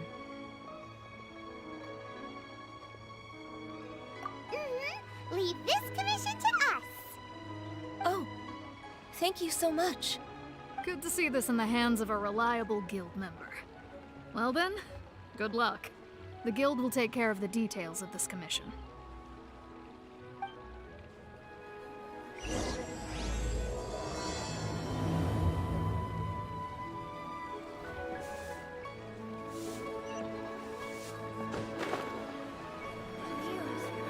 Should I save this money?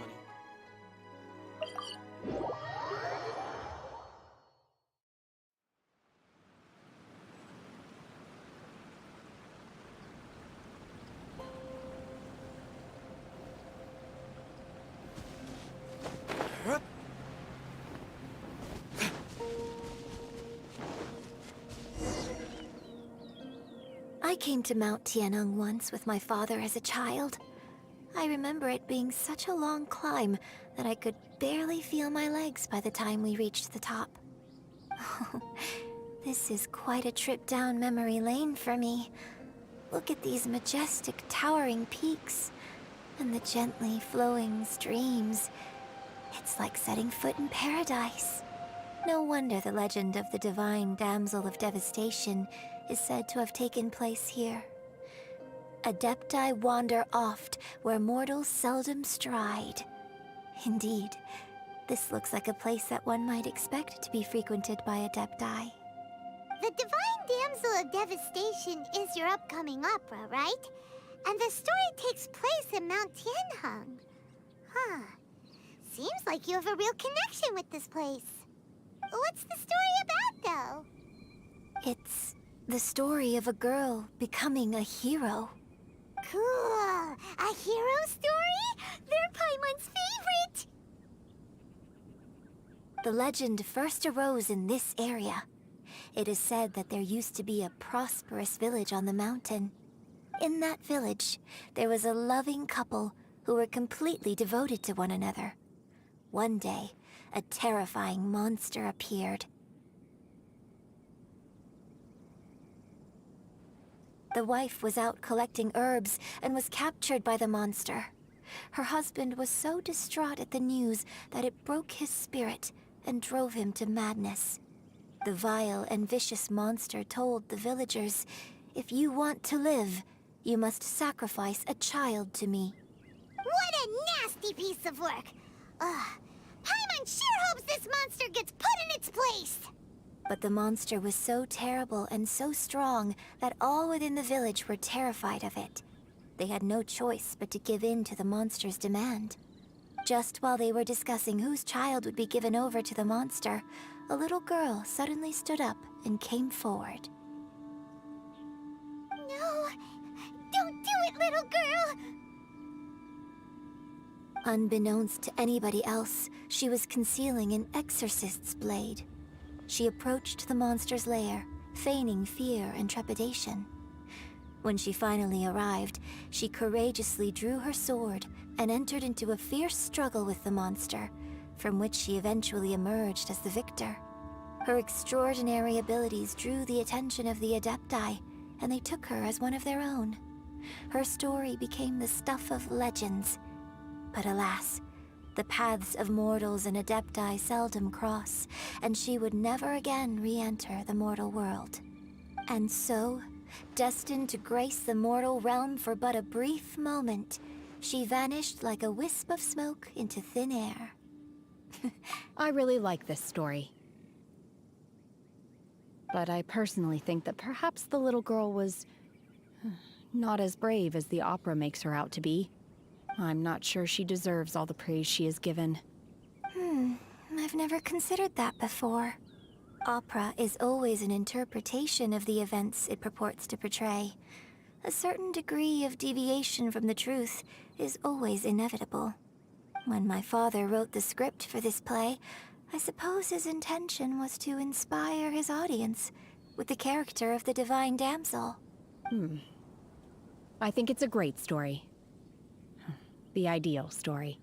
Well, it sure inspired Paimon! Let's go get ourselves some Star Splinter Iron! Yep!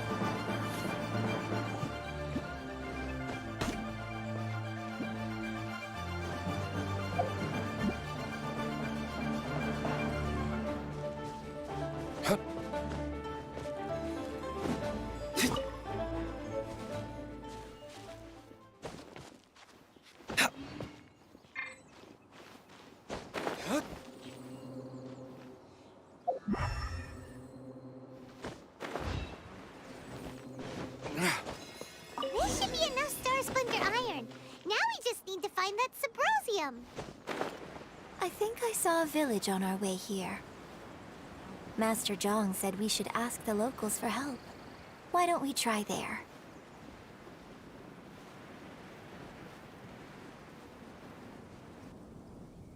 Hey, there really is someone here.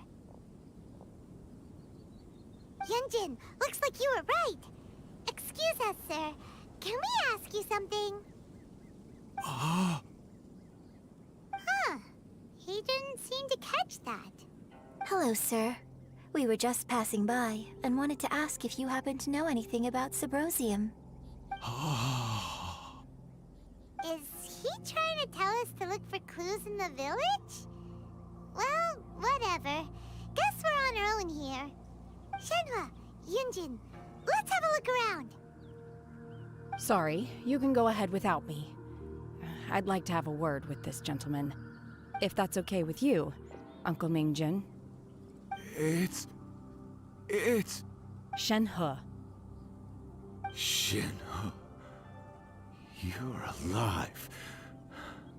The rumors were true. So, all these years? I'm sorry, I don't know how to find Subrosium, but I think you can find some information in the village. And this place is deserted now. No one ever comes here. So you can rummage around all you want. Huh? You know this guy, Shenhua? Thank you, kind sir. We'll go and take a look around. Don't worry. Mingjin has no ill intention towards Miss Shenhe. She'll be quite safe. Okay, then let's see what we can find in this village.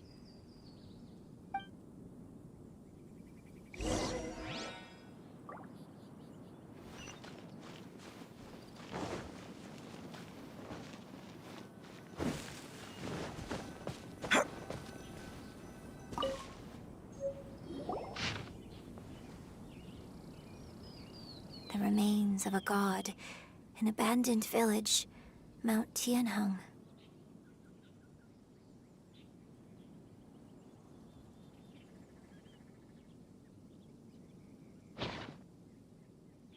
Does this mean that the true story of the divine damsel of devastation happened right here, in this village? The time frame certainly matches, so it seems we're in the right area. Let's keep looking around.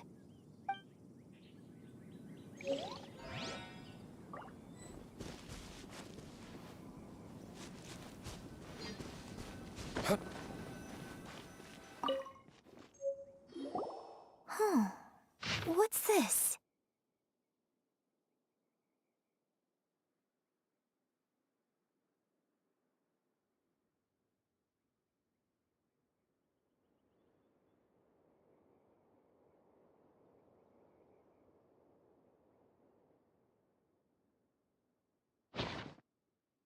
So, Shenhe is the divine damsel?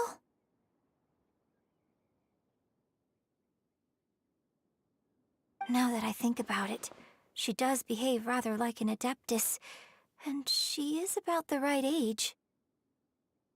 So that's why I've been getting the strangest feeling whenever I chat with her. I should have noticed it earlier. According to this text, the divine damsel from the opera was actually the daughter of the loving couple. And she didn't volunteer. She was sacrificed to the monster by her own father. Oh, the truth is even more lamentable than the opera. Now I understand why Shenhe said the girl was not as brave as people think. It wasn't her choice to enter that ghastly situation. She was forced into it. Oh, it looks like my father may need to make a few revisions to his beloved opera.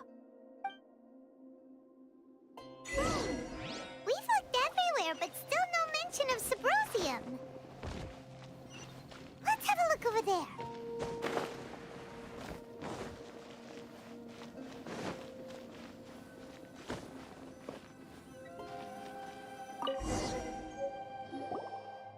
This is it!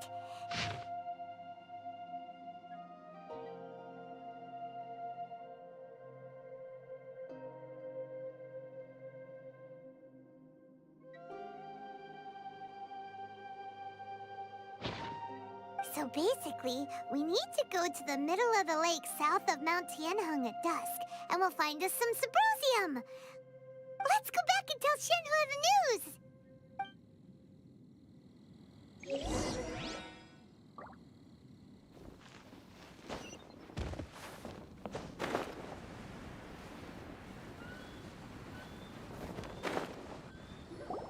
One year when I was back visiting, I heard a story about a white-haired adeptus from a merchant passing by. I never imagined it was you. I was a very close friend of your father's. I could have stopped him from performing the summoning ritual. I had plenty of chances, but I couldn't bring myself to stand up to him. I just let things happen, let it all escalate. Well, we all know how that story ended. I bring flowers back here every year. And each time I wish I had a chance to apologize to you. Apologize for what? If you'd stopped him, he'd only have found another way. There is nothing he wouldn't have done for his true love. Nothing. Do you still hate him? I don't know what I feel. I'm told my fate is to bear the curse of calamity, so my master bound my soul with red ropes to curb my aggression. But it also dampened my emotions, making me dispassionate, like the Adepti. So if you ask me how I feel about the past, if I hate my father or not, the truth is, I feel nothing at all. It must have been so tough for you all these years. Shenhua, we're back! Oh, then I will leave you all in peace. Shenhua, it brings me some solace knowing that you are okay. I'll tell you more about the old times next time we meet. Thanks, mister. We found some info in the end.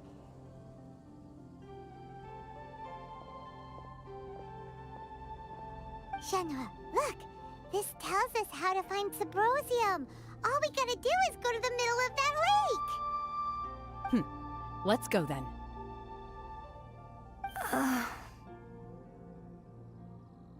Miss Shenhua, there's something I'd like to talk to you about. Just now, in the village, we found your father's diary. It turns out that many of the details in the Divine Damsel of Devastation are not true to the facts. So I'd like to change them. Why?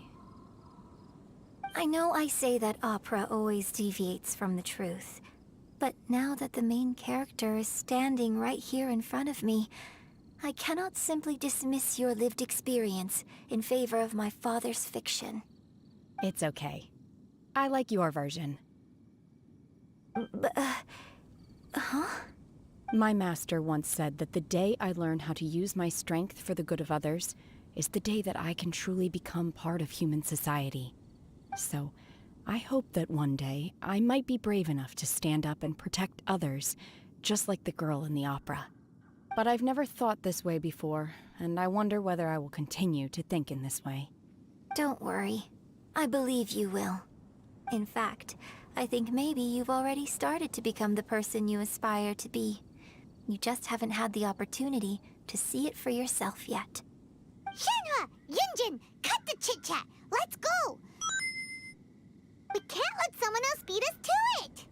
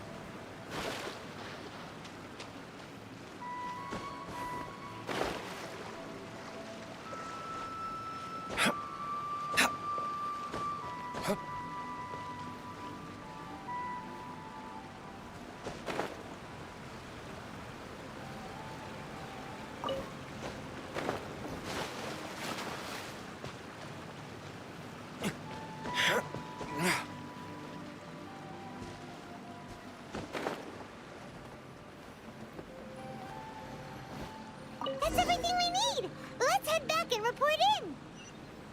Paimon's curious if Beto's made any progress.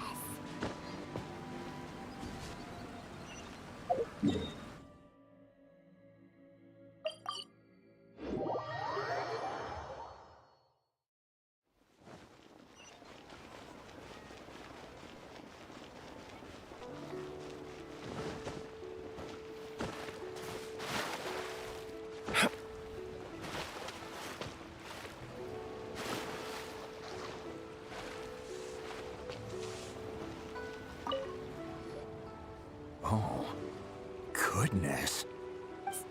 So, are they okay? This is some top quality ore you found. I think I'll get a good end product out of these. Guess now it's my time to shine. Hey everyone, how's the A-team doing? I ran into a bit of a brick wall on my end. Suling's never seen a Wonder Core before, and says it'd take a lot of research for him to get up to speed. Leave the Wonder Cores to me. I'll work on them while you go about your business. Don't worry. It won't take me too long. Much obliged, Master Zhang. We should look into the Adepti sigils next. But where should we find items relating to the Adepti? I'll sort that out. Oh? You got this then? Yes. I have been training with the Adepti for years. I know a thing or two about making sigils. When we first met, I told you I came for the Jade Chamber, not the contest. In fact, I came specifically to deliver Adepti sigils. Master heard that Ningguang was planning to rebuild the Jade Chamber, so she sent me to deliver some Adepti sigils to her. Master also said she hoped that I can take this opportunity to rejoin human society. But now that I'm here, I wonder if I've been removed from the world for too long. There's so much basic knowledge that I lack. Maybe it won't work for me to stay here after all. But either way, I'm very glad to have met you, and I'll take care of those Adepti sigils. Without knowing the ins and outs of your situation, I can't say whether you should stay or not. But now that our paths have crossed, we'll always have a connection. So if you're ever feeling down, come find me on my ship. There'll be a drink waiting for you. Thank you. So, Master Zhang, I'll need to use your facilities to make the sigils. Fine by me. I'm actually curious to see how the Adepti arts work. Maybe I'll learn something.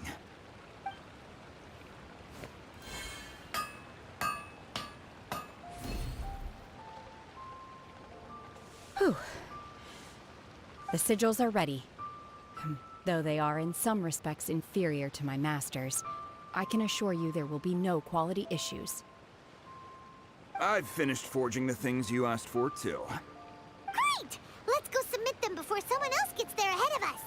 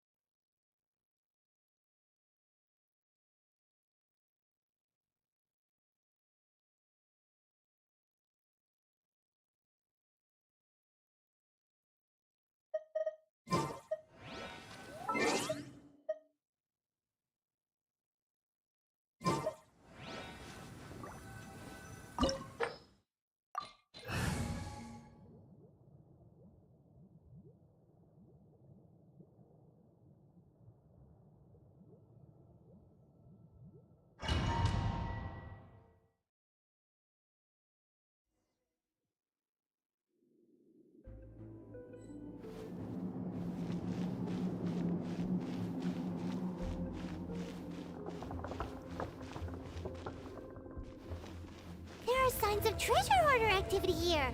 They must have come to these ruins. Let's go deeper inside. Paimon sure hopes Ganyu's information is reliable.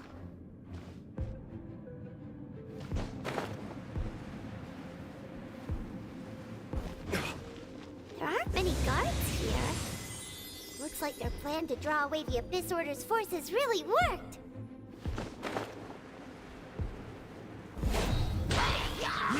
Time for retribution!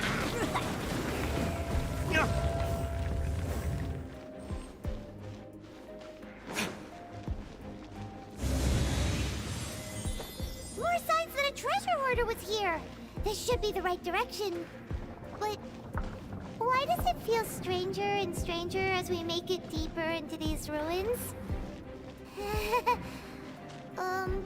Be careful now. Paimon's right behind you.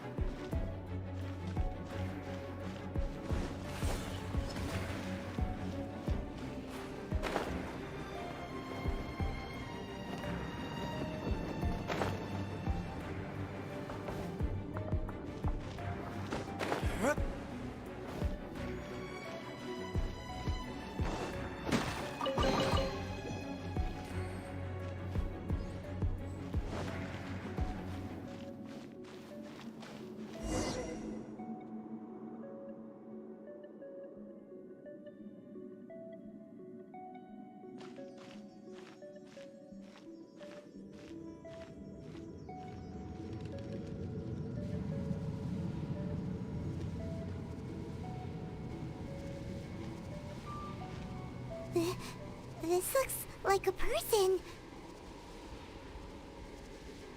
Could it be the Grand Thief? Why is he in that position? Is he praying to something? That's...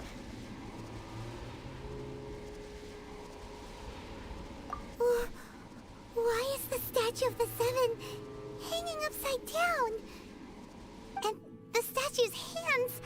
Paimon remembers they're normally holding an orb, right?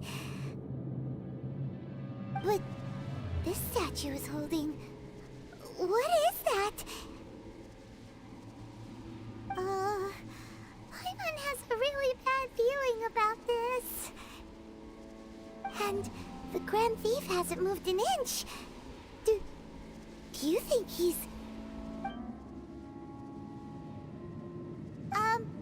Hello? Are you okay, mister?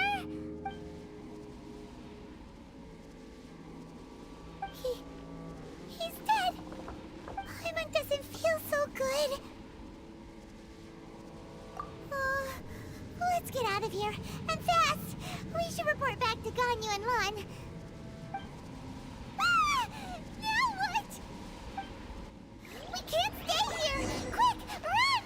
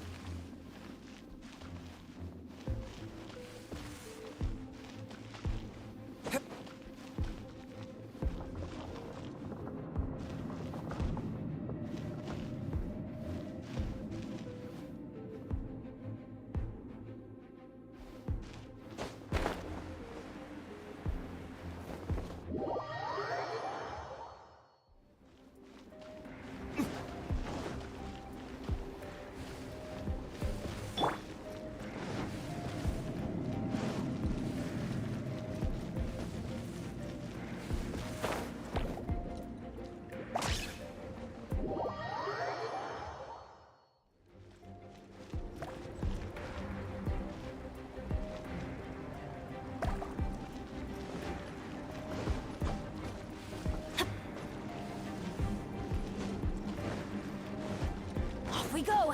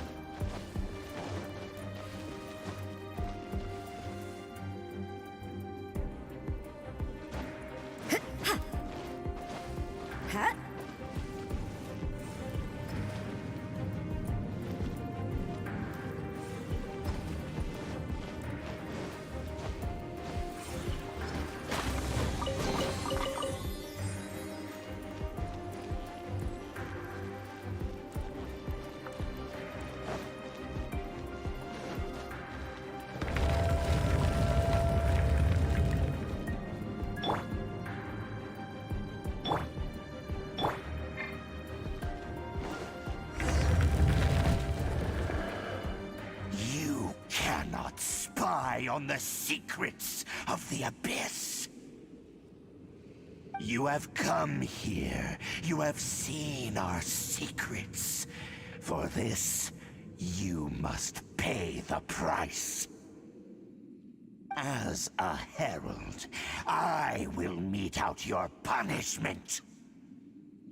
An Abyss Herald?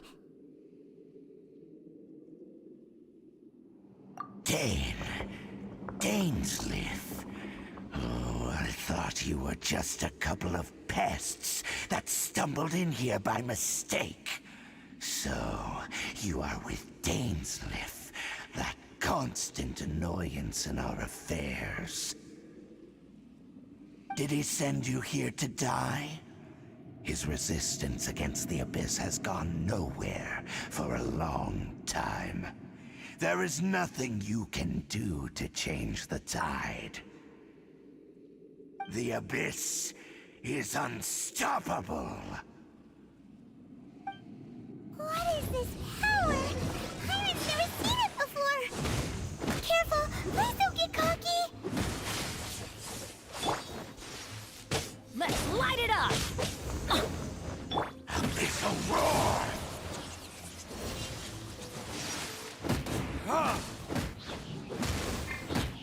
Let's light it up! Violent! Adventure time!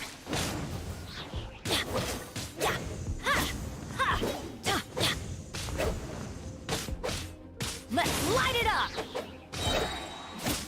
I'm going in! You can't run! Verdict is...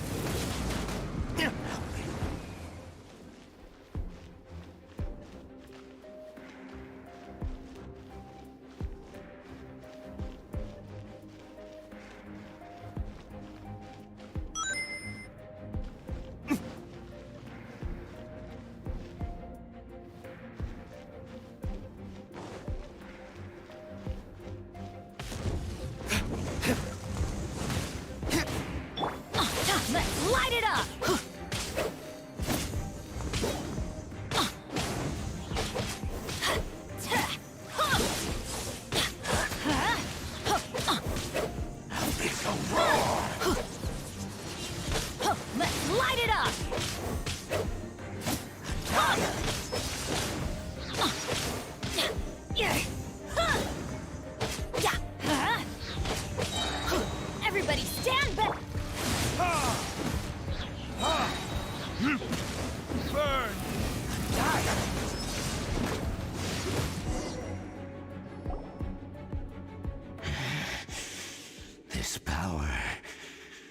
seems familiar. I see. So it's you. You are the one. In that case, I shall stay here no longer.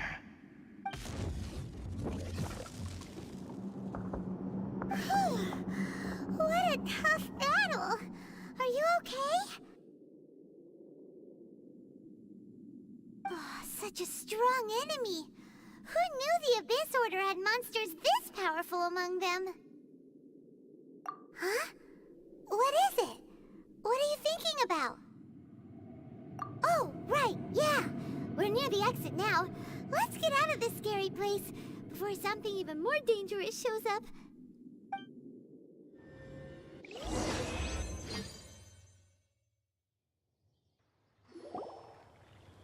So, we meet again. A little sooner than I had expected. Hey, it's Dane! Judging by your expression, it seems you just experienced something quite strange. Could it be that you encountered an Abyss Herald in those ruins? Huh? How did you know that? I've been on the Abyss Herald's trail. I didn't expect to find you here as well.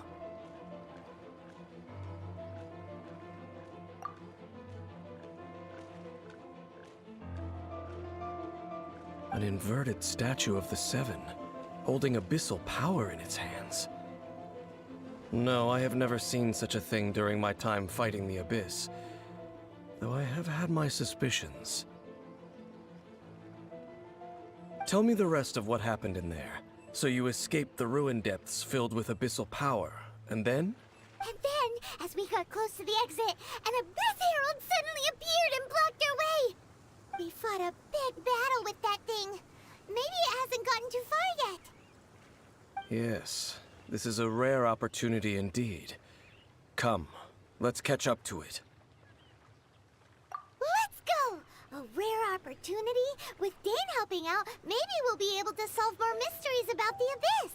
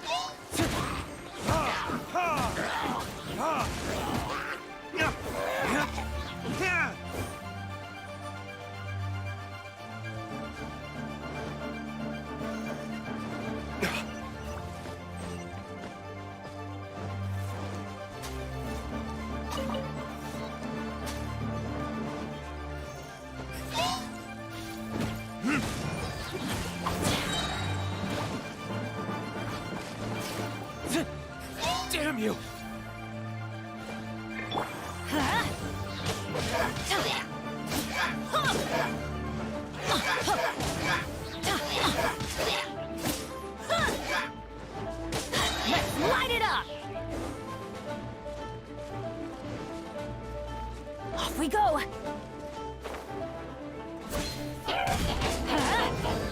I'm going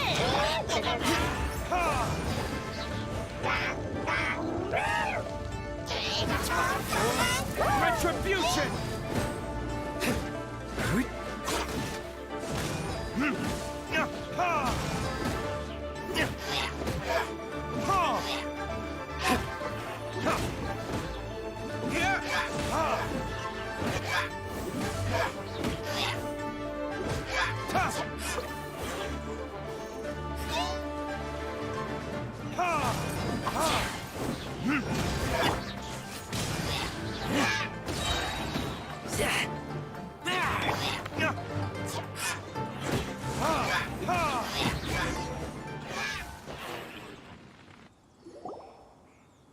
Those abyss mages just now.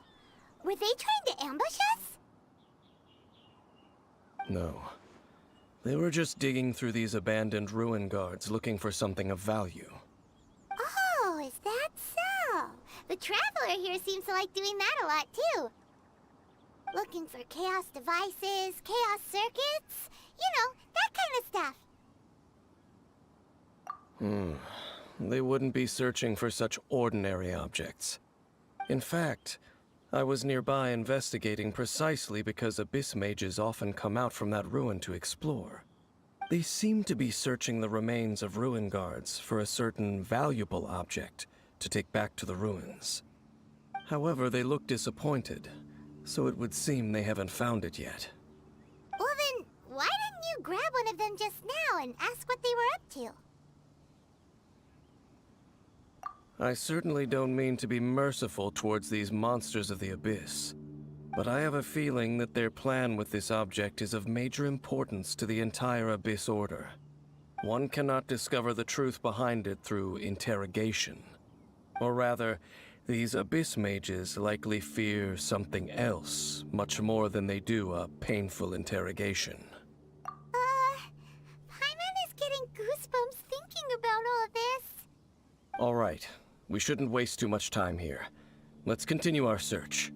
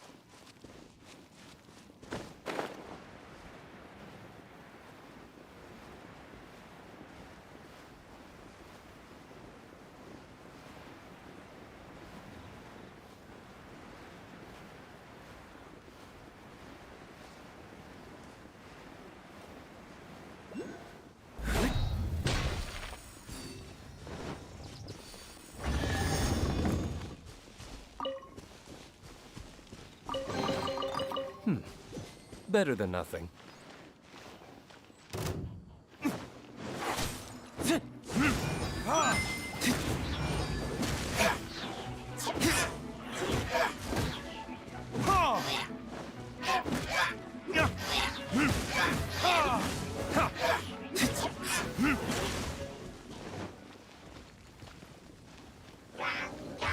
Verdict is...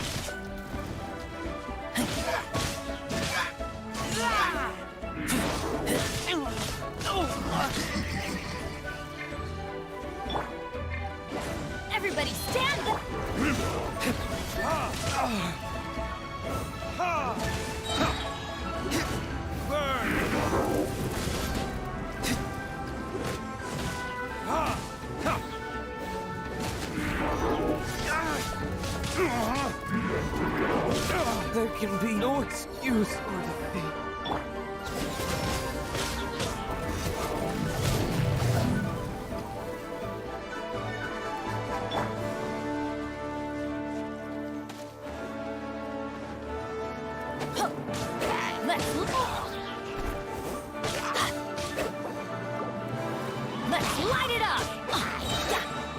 I'm going in!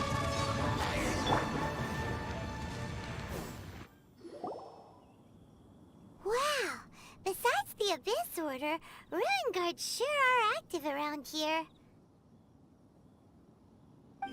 Seems wherever we find an Abyss Mage hideout, there's often a bunch of Ruin Guards roaming around too. Is that just a coincidence? Or... There are no coincidences in the world. Everything is the fruit of seeds planted long ago. Just like your appearance in that tavern, time is just waiting for those seeds to sprout. Forget it. Just some needless musings. The connection between the Abyss Order and the Ruin Guards is by no means incidental. Rather, they are both branches that have grown out and up from the same roots below. branches? Roots? What do you mean exactly? Both originate from an ancient nation that was destroyed 500 years ago. Khaenri'ah. Huh? Khaenri'ah? Really? The Abyss Order and Ruin Guards are left over from after the destruction of that nation? Oh, speaking of Khaenri'ah, that's really a super ancient name. Oh, right. As your guide, Paimon should explain a bit here. A long time ago, the nation of Khaenri'ah was... Huh? You have memories of being there. But that nation was destroyed 500 years ago. Is that so? Well, everyone has their secrets. You did not pry into mine, so I shall not pry into yours. But, if you would like to tell me, I will listen. So, the Khaenri'ah you saw, what was it like?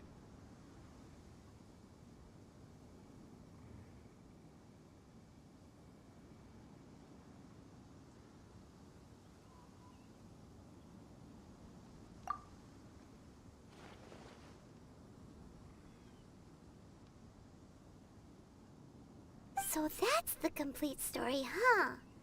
Paimon thought that you ran into that unknown god first. I see. So your first memory after coming to this world was being awoken by your sister from within that meteorite. It seems your sister woke up first. But the question is, how long before you? And then your sister told you that the destruction of Khaenri'ah plunged the whole world into chaos, and that you two should leave this world called Teyvat? The destruction of Khaenri'ah? She said that? That destruction you witnessed, that's history from 500 years ago. It seems the first time you awoke in this world was indeed during that period. Huh. So your sister must have understood this world better than you did, because she woke up first. And it was shortly after that that you encountered an unknown god who blocked your path, so you couldn't escape. Oh, Paimon knows this part really well. I understand. When you awoke at that time and hurriedly tried to leave for another world, you didn't know anything about Khaenri'ah. But now, since you have come to gain some understanding of Teyvat, you are able to guess that the war you witnessed all those years ago must be the war that ended Khaenri'ah. Am I right? Ah, if that's the case, you must have been flipping through all sorts of books during our adventure these past few months. Before going to Mondstadt, you had just looked at some vague materials. Later, we managed to gather a whole bunch of old books from all around Mondstadt and Liyue, but you told Paimon they were useless. So, the whole time you were just trying to learn more about Khaenri'ah so you could find your sister? Oh, yeah. You can travel around the 7 nations to find the 7. But where can you go to find a nation that was destroyed 500 years ago? I probably know more about Khaenri'ah than both of you. Khaenri'ah was a nation without a god. Not because it had a god that died or abandoned them, but because it never had a god to begin with. It was a powerful nation, built purely by humans. An unprecedented, flourishing, and glorious civilization. It was the pride of humankind. A nation without a god? Later events unfolded just as you remember. It was all destroyed by gods. You mean that... 500 years ago, the gods descended upon the world and brought desolation to Khanria. The pride of humankind was uprooted and crushed, like a weed removed from the garden of the gods. How could that be? The history books don't say anything about that. Yes, well, continuing to discuss the past now will only dampen our spirits.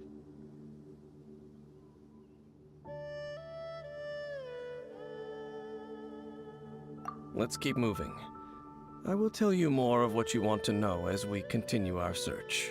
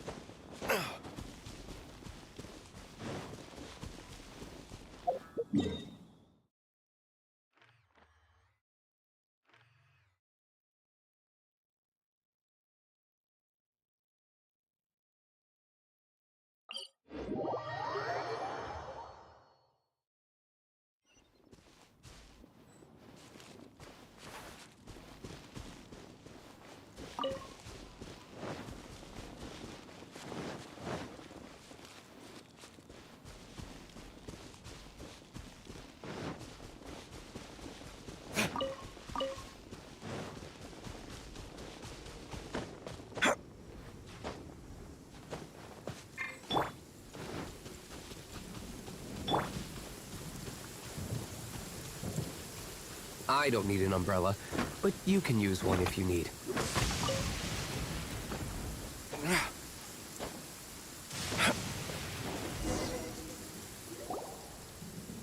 Over there! It's more ruin guards and abyss mages. Dane was just saying how these ancient machines are from Khanria.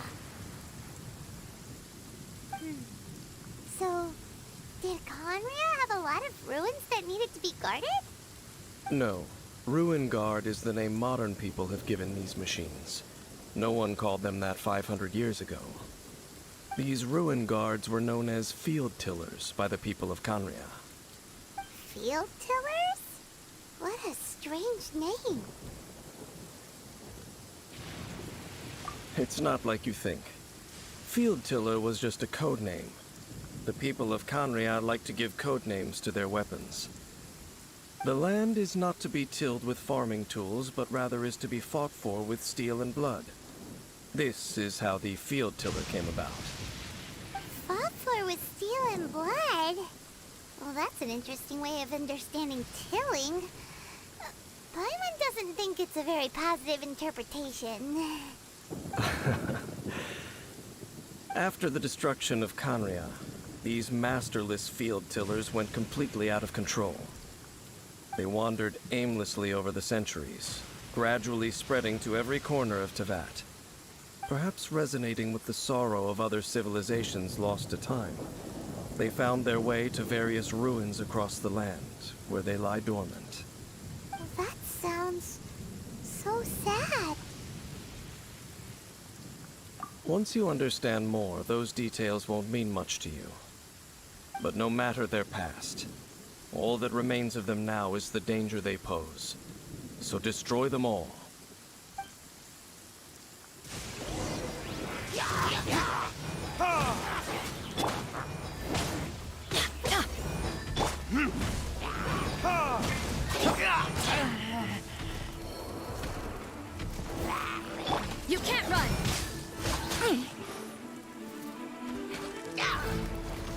punishment!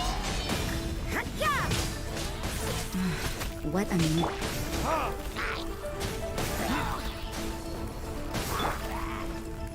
You can't run!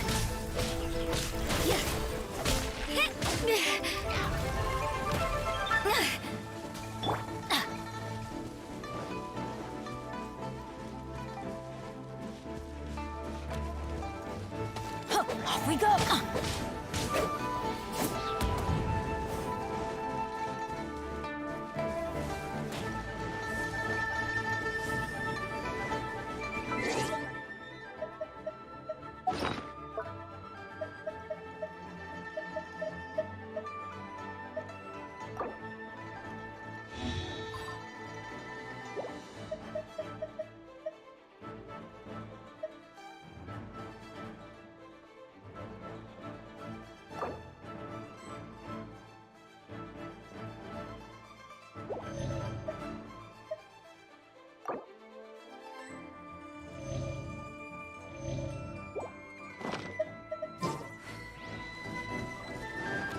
Adventure time!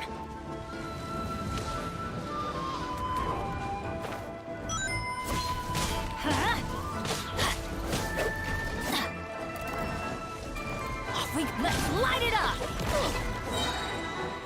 Teamwork is You pay for that.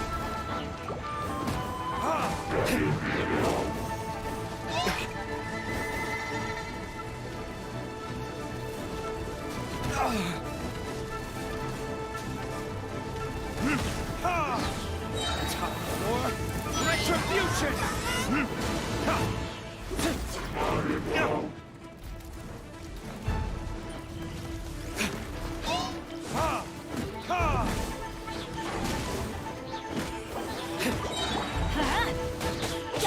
Could it break the curse?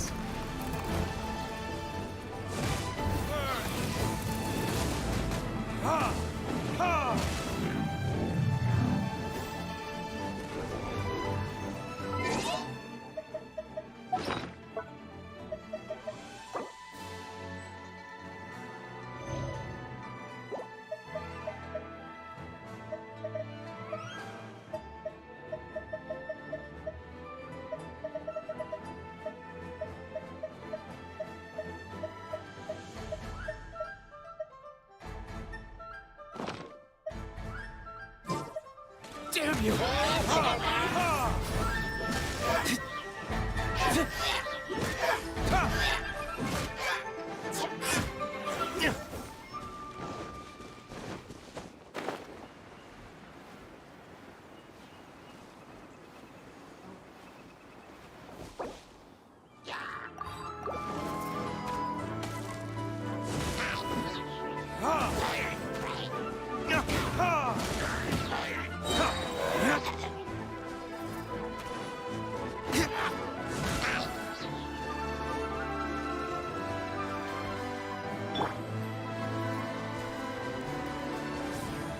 Judgment!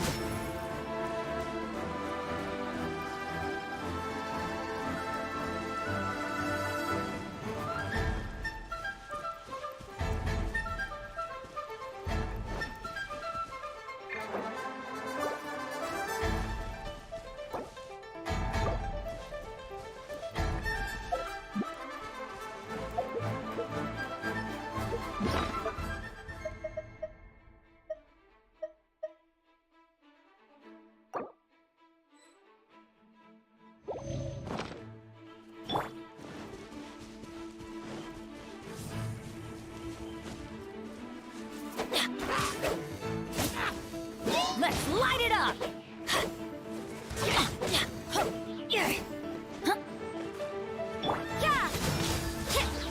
So you know your stuff, huh? Lights out.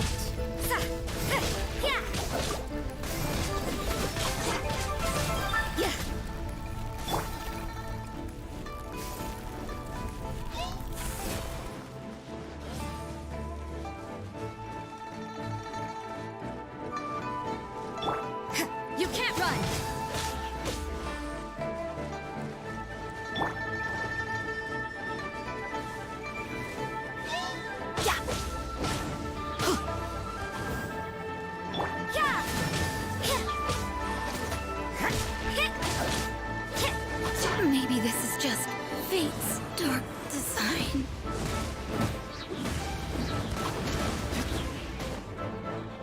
My flame has been extinguished.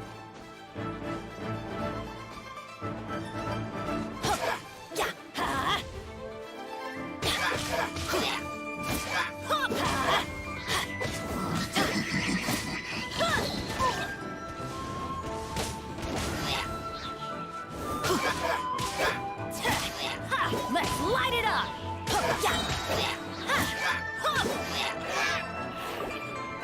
Let's light it up! I'm going in!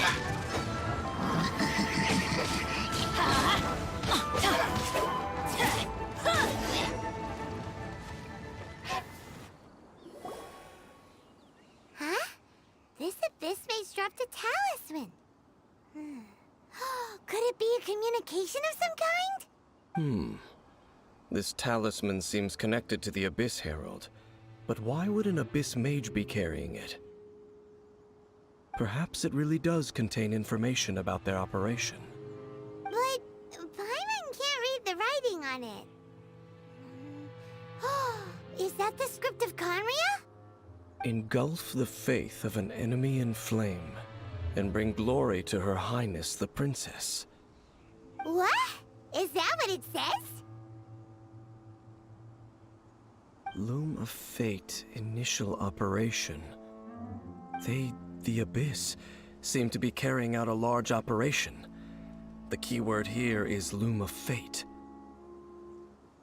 It seems like they are still launching the operation, or rather, are still conducting preliminary tests. Loom of Fate? What's that? Is it literally a fate-weaving machine? From the horrible feeling Paimon's been getting, those eerie ruins are super likely to be related to this fate-weaving operation. So, Dane, what message does this talisman contain? I'm reading it now. An ambitious operation. But some parts are difficult to understand. How so? In short, the first phase of the plan is related to Osile, Overlord of the Vortex. The Overlord of the Vortex? You mean that god in the ocean? What do they want with Osile? I know of your past heroics regarding Dvalin, and I also know of the Abyss Order's role in the Storm Terror incident. Though you may not have been aware of it at the time, you were thwarting an Abyss Order operation similar to this one. Last time it was Venti's old friend. This time it's a huge ancient god. The Abyss Order keeps setting their sights higher and higher. Will the Abyss Order use their lies and dark magic to corrupt Osile, just as they did Dvalin? No. From the contents of the talisman, this operation goes one step further. They won't just corrupt Osile's mind. They also plan to use the ancient technology behind the field tillers to completely transform Osile's body. Is that even possible? So wait, the Abyss Order wants to make some sort of cybernetic squid god of mass destruction? Very few people today truly understand the civilization of Conria. Though of course, the accuracy of that understanding itself is difficult to judge. Only the Abyss Order has consistently sought out the remnants of Conria. Despite being far from human, they seek out this lost human civilization quite persistently. The talisman's message states that they will use the defiled statue as a base, attaching Osile's limbs to construct a mechanized god. And the new core that shall replace the orb usually held by the Statue of the Seven is the eye of the very first field tiller. The eye of the very first field tiller? Oh, Paimon gets it! All those Abyss mages are looking for the special eye, right? It would seem so. This whole thing keeps getting more complicated. But basically, it all has to do with that eerie Statue of the Seven we saw, right? Yes. According to the talisman, the eye should be placed in the hands of the defiled statue, thereby imbuing the newly born god with the power to topple the divine thrones of Celestia. Oh boy, the Abyss Order sure isn't holding back with this plan. Since no one knows where the first field tiller is, how about we take the information about the statue as the starting point for our investigation? Yeah, that tone-deaf bard is too difficult to track down anyway. Let's go to the cathedral first and ask around. Maybe we'll learn something. The cathedral. Huh? What's the matter, Dane? Nothing. Let's get moving.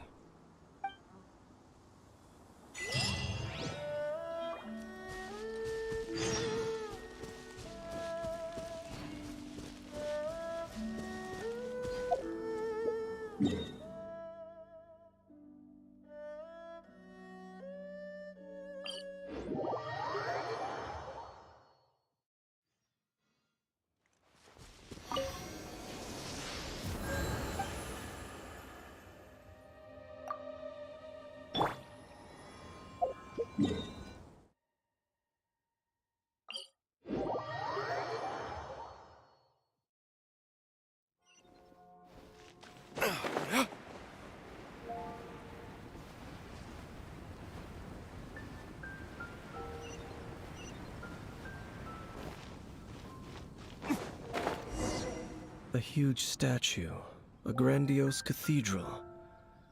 The people of Mondstadt clearly spent a great deal of resources and energy to construct them.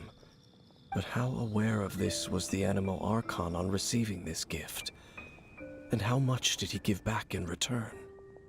Faith doesn't ask for anything in return, though, does it? As long as the gods have a clear conscience about it all, there's nothing I can say about it. Shh! We're about to enter the cathedral! Don't say anything bad about the Anemo Archon! And actually, the Anemo Archon is... never mind! I never specifically said I would enter the cathedral. I'll leave you two to mingle with the sisters. Huh? You are the honorary knight of Mondstadt. They will surely allow you to poke into these affairs with their utmost trust. Having me tag along would only make them suspicious. Correct. And just as our little friend said, I might say something bad about the church at any time. When a non-believer steps onto holy ground, the result is never pretty. I have never received the favor of the gods in the past. I don't see any reason I would need it now, or in the future either. That's enough about that. While we've been chit-chatting, the Abyss Order continues to act. Okay, then we'll just go in ourselves and ask around. I should warn you about one thing. Don't go mentioning the defiled statue inside the cathedral. The Church of Favonius wouldn't ignore the matter of the statue. But if they rashly tried anything against the Abyss Order, it would only ruin whatever element of surprise we may have. Also, meddling in the affairs of the Abyss usually doesn't end well for anyone.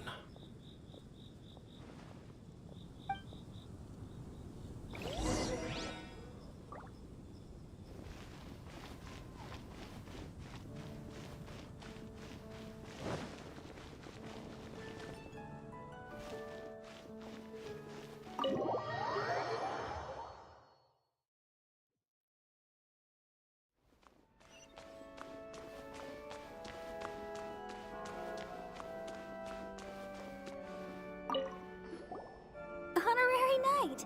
Hi, how have you been? Do you need anything today? But I should first make it clear that if you need to borrow the Holy Lyre to Hermel again, we cannot oblige. It seems she hasn't realized it's just an illusion. Oh, we're here to ask some questions about something. Barbara, have you heard about the first field tiller?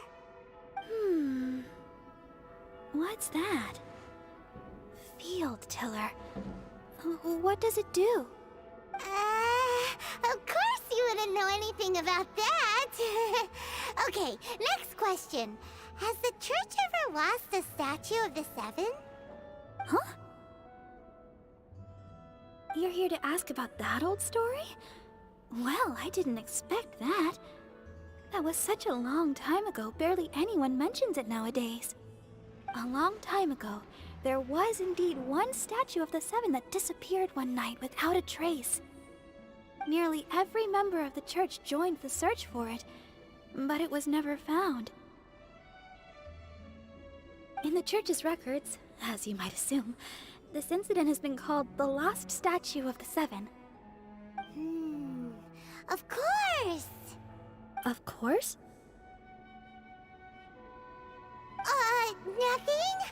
So do you have any other clues? Paimon means any other strange stories? Sorry, Barbara, but we can't tell you about the statue we saw just yet. Like Dane said outside, it's for your own good. Other strange stories? I'm not sure. Let me think about what other unusual incidents are in the church's records. Oh, the Tyrant's Final Fury? No, that's from another time. Probably unrelated. The Tyrant's Final Fury? Oh, this refers to a time of great danger that engulfed Old Mondstadt, the place now known as Storm Terror's lair. Many, many years ago, there was a time when balls of fire would rain from the sky whenever anyone approached Old Mondstadt. Balls of fire raining from the sky? How terrifying! People at that time believed it was a curse laid down by the god of storms, so they referred to it as the Tyrant's Final Fury. This strange phenomenon continued for about a year. No one was ever able to solve it. It just gradually ceased on its own. Right. Later, the theory of the Tyrant's Final Fury became less probable in the eyes of the church. Common reasoning dictates that the god of storms wouldn't shoot fireballs. Perhaps it was something else that caused the disaster. Anyway, this incident might not be related to the lost statue of the Seven, but I just can't think of any other strange incidents that might be. It's okay. Thanks anyway! There's that pointless word, thank you, again. I can never get used to hearing it. Oh, Rosaria, it's you. If you're looking for the Knights of Favonius, they're busy with those monsters again. Those monsters? Those monsters that tried to attack Mondstadt last time during the Storm Terror incident? Wasn't that the Abyss Order? They're at it again? Indeed. They're gathering in Wolvendom, causing great unrest among the wolves. Could it be that the Abyss Order is targeting the spirit of Lupus Boreas? As for what purpose, I can't say for certain. Master Jean has already headed off to Wolvendom. I must also begin to make a move myself. Then I will go as well. Master Jean said you should stay at the church and continue your work with the clergy. But you're also a member of the clergy. Right! We'll go give Master Jean a hand! Oh, okay. If the Honorary Knight will be there, then... But please, everyone, be careful. May the Animal Archon protect you all.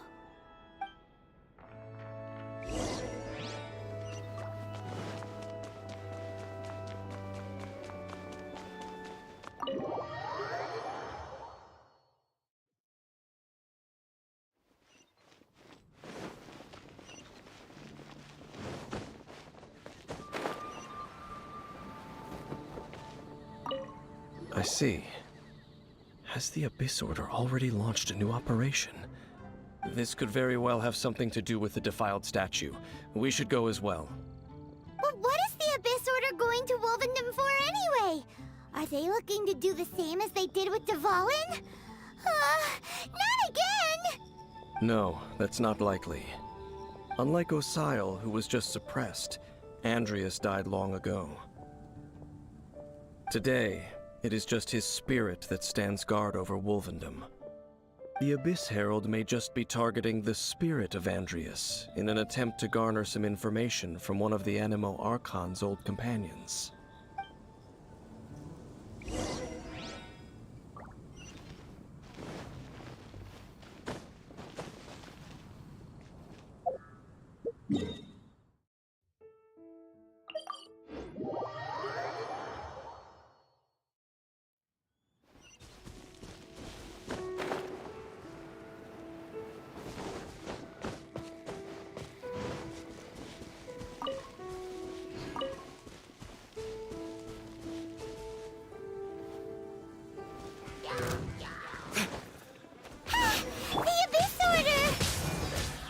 Don't underestimate the enemy. Let's take them now.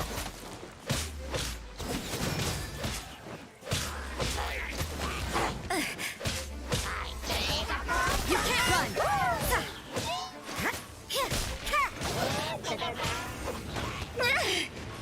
What a nuisance! Judgment!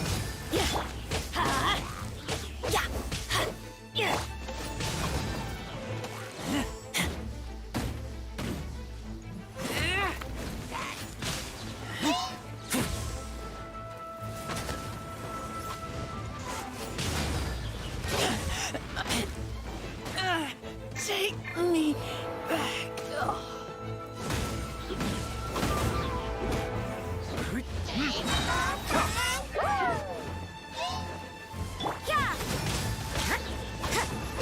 Punishment!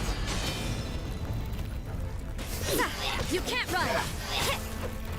At least no more work.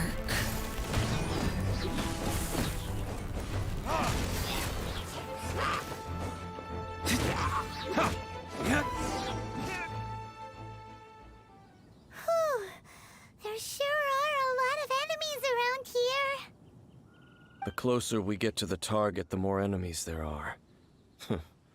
Fits the Abyss Order's style. Yeah, let's go! I'm not going any further. Huh? Why not? Is it because you're afraid of fluffy animals? It has nothing to do with wolves. It's because Boreas was an ancient god, yet he willingly became a servant of the Seven. I cannot possibly agree with his actions. I don't desire any interaction with him. Besides, you're the one people like. I'm less likable. There's nothing special about gods anyway. It's just my opinion, but a word of advice. Always be on your guard when around gods. You shouldn't place too much trust in them. But at the same time, don't go too far in the opposite direction. Don't go trying to overthrow them or hunt them down, even if the god in question is your sworn enemy. Don't trust them and don't hunt them. That's some awkward advice. Lest I repeat the failings of my forebears, I will tell you one final fact. Huh? What fact? The destruction of the nation of Canria by the gods is the reason the Abyss Order now seeks to destroy the nations watched over by the Seven. Well, enough chit-chat. We should get back to business. I will go take care of the remaining Abyss Order members in the area. Try and keep your visit with Boreas brief. Afterward, let's meet at the entrance to Wolvendom. Up, there he goes. What a strange man. Yeah, that's true. You also keep your guard up against unfamiliar gods. At the Rite of Dissension in Liyue, your decision was very similar to what Dane would do. Not the easiest situation. Honorary Knight, Paimon, what are you two doing here? Oh, Master Jean! So glad we found you. Rosaria told us that you came here to fight the Abyss Order, so we came to help. Then your help is greatly appreciated. The Abyss Order's sudden offensive is very strange. They have surrounded Wolvendom. I am preparing to send out some knights to fight back. I just scouted out all of Wolvendom, but I did not see you. Rosaria told me that the Abyss Order is going after Boreas. But the Abyss Order and Boreas... what is the connection between them? They just like to cause trouble. Do they really need a reason? The Abyss Order already went after Dvalin. It's not too surprising that they would also go after another one of the Animal Archon's buddies. That is true. Regardless, whether the reason behind the present threat is clear or not, I will handle the situation. Honorary Knight, please go and check if Lupus Boreas is in any danger. This god's spirit... he does not often see people, but I hear that you have met him before. Maybe it is best that you are also the one to meet him this time. Okay, be careful. Thank you for your help, Honorary Knight of Favonius.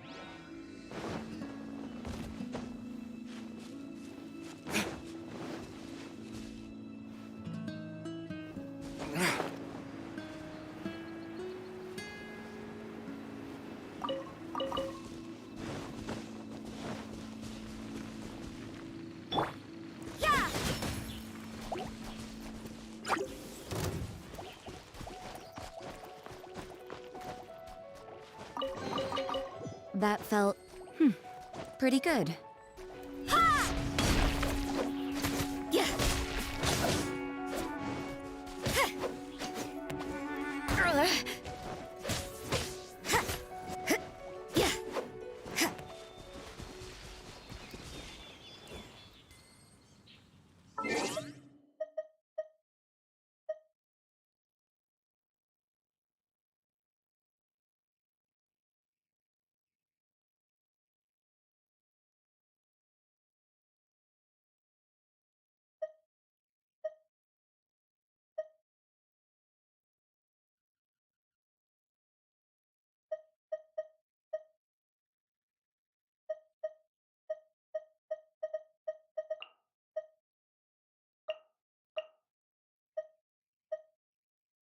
Everything is...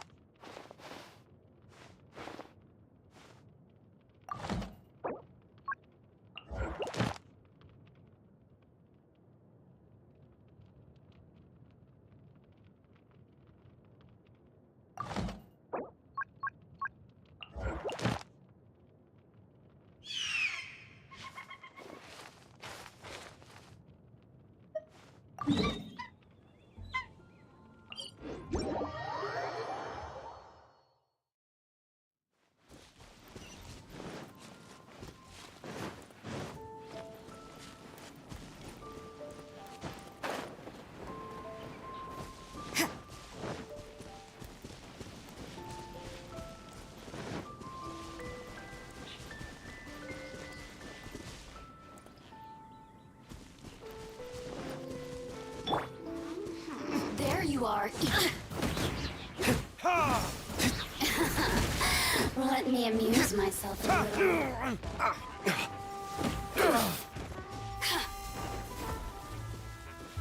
Verdict is?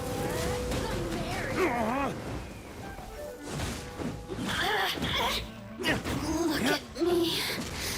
Just once more.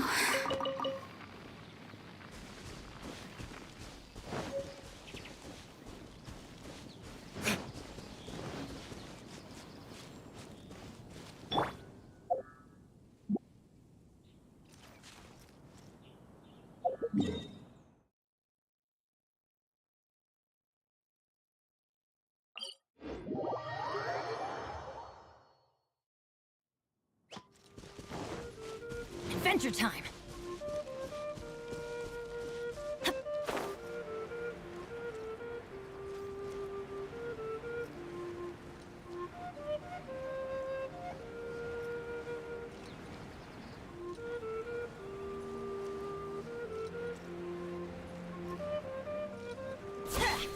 There you are. Off we go! Over here. The more Everybody the stand merrier.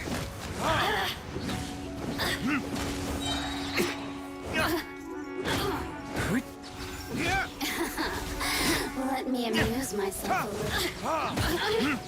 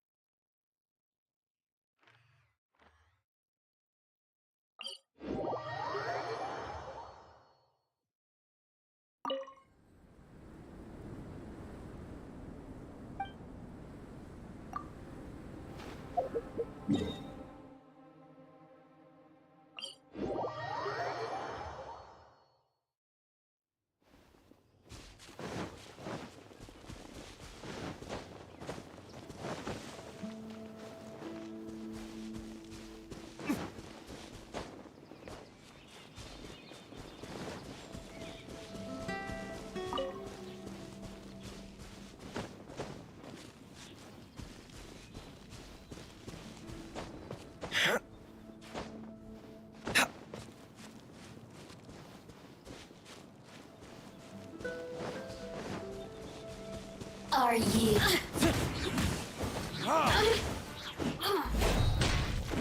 Blink!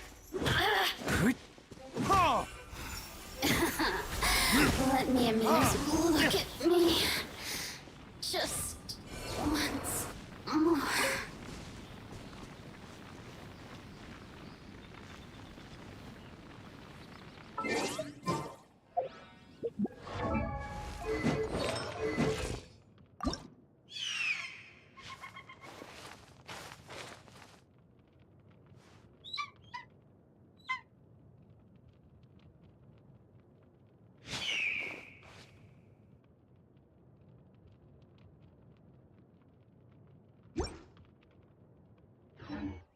You should really bring the Knights of Favonius with you next time.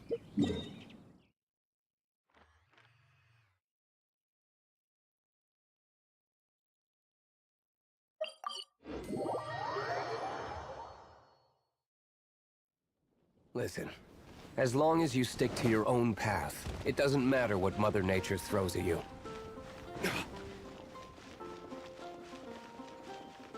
Ad Astra.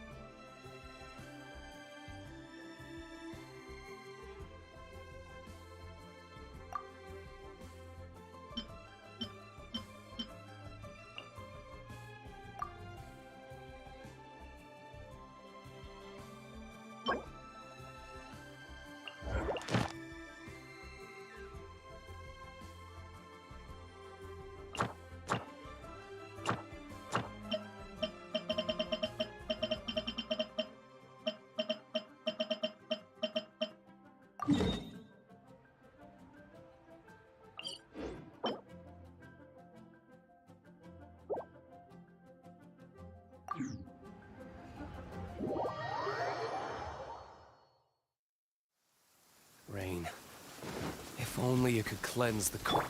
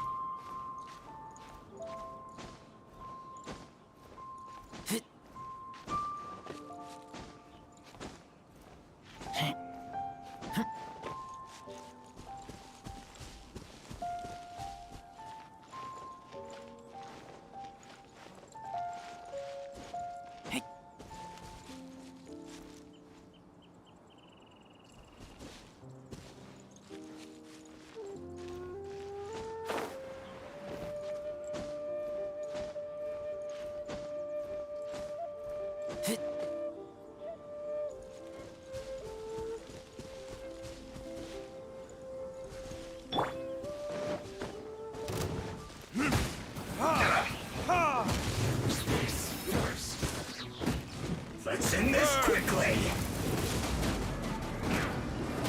I will end you.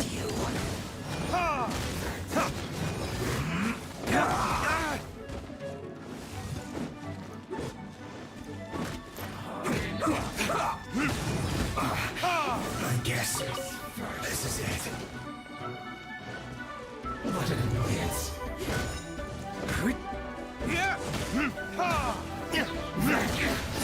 This is trouble.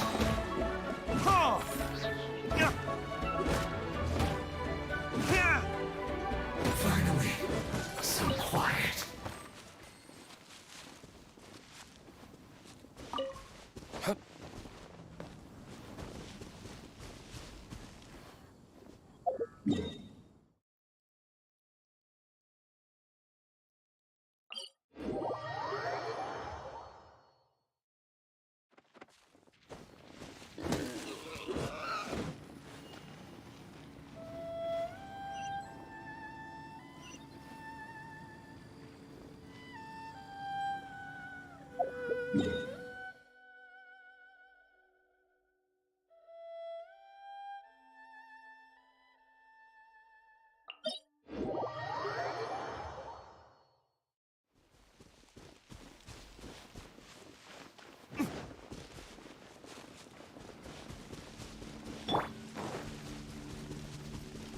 Adventure time!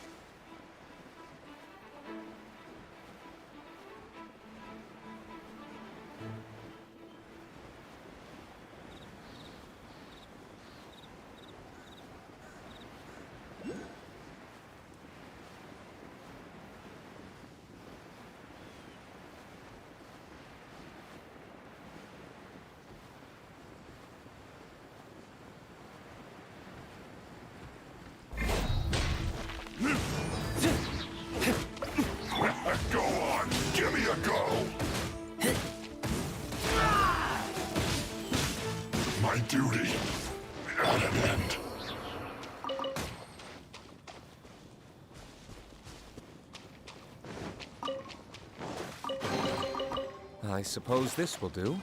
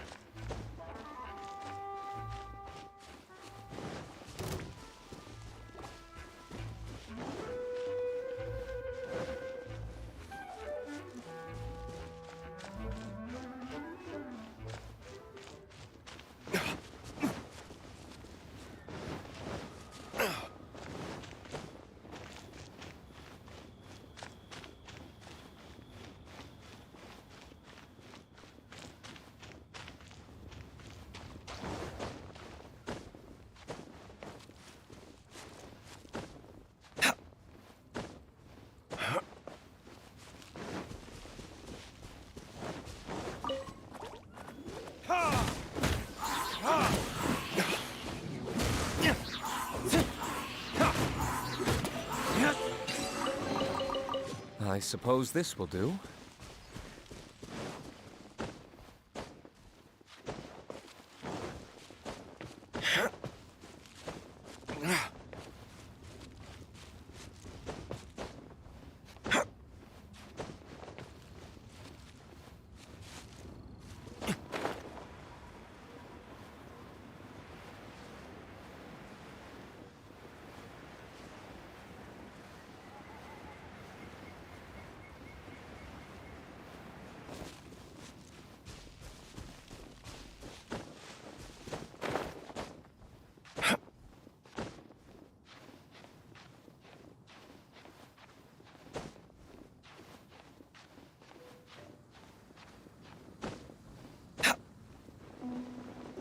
There can be no excuse for defeat.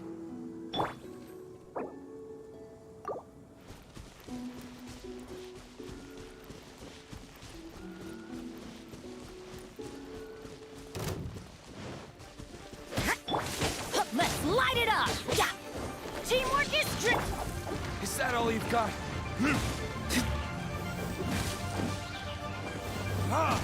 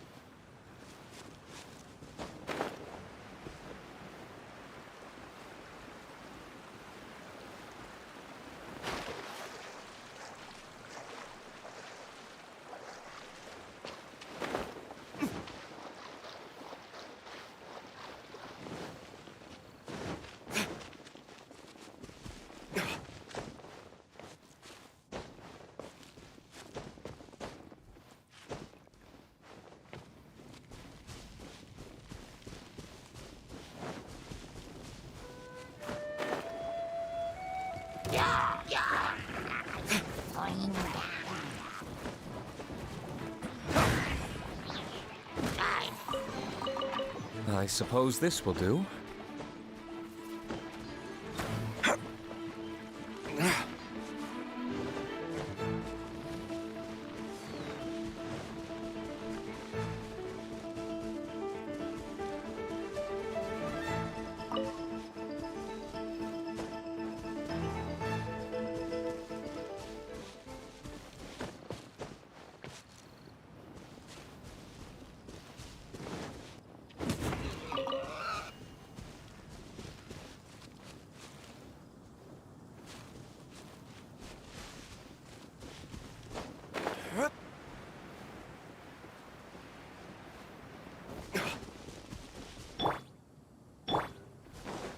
Frozen.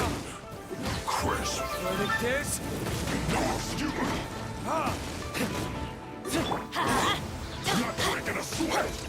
Freshness preserved. Time to fulfill my duty. It isn't time for a break yet! Time for retribution!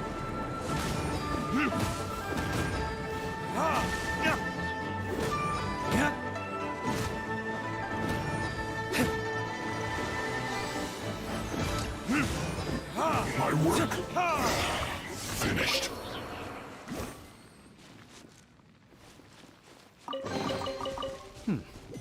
Better than nothing.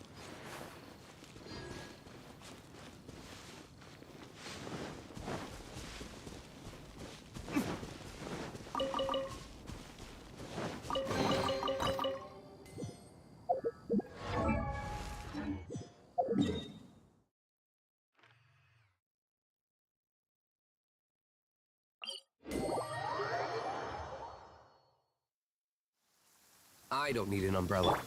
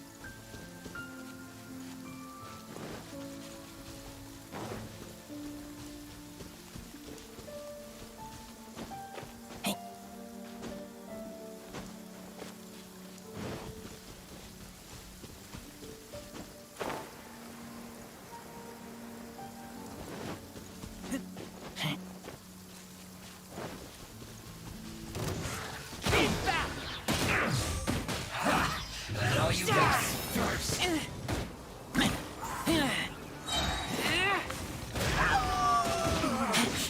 Looks like I went too far. The loneliness of death.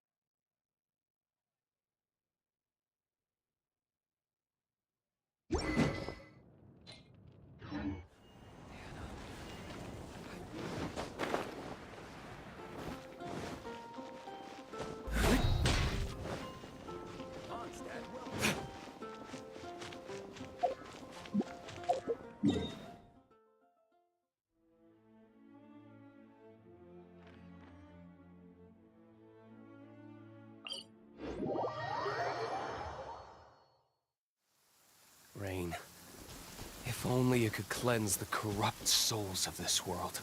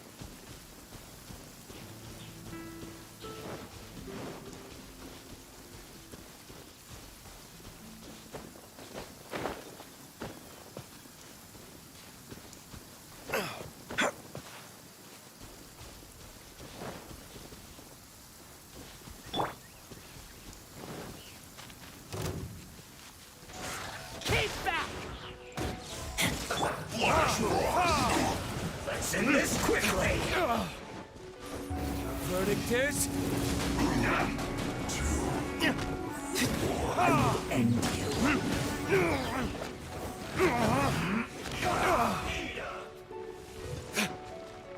This one's well done! You need a hurry. Everybody stand back! Let's end it. I guess this is it. You need to hurry up. This one's well done. Too low.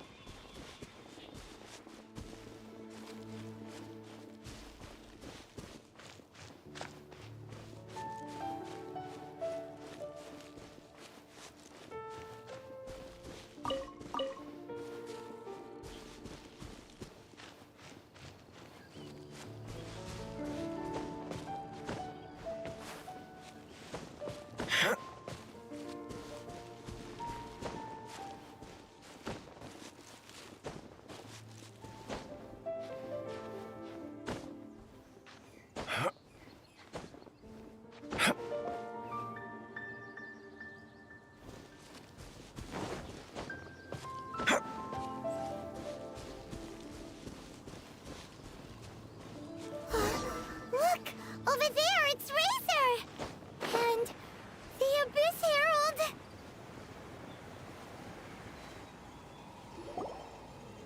You, not welcome here!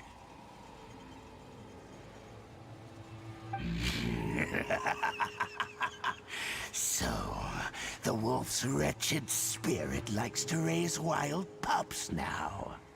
You claim to be a guardian, yet your once sharp claws have clearly dulled since your days of godly glory. If you serve us, we can restore your divine powers you once held in the past. Lies. Lies. What the heck is this ceremony? He looks like he's in a lot of pain. Oh no, is this the same thing they did to corrupt Dvalin's mind? Wolves never surrender! But this can't go on. No matter how many times you resist us, your efforts are all in vain. Bow before the abyss!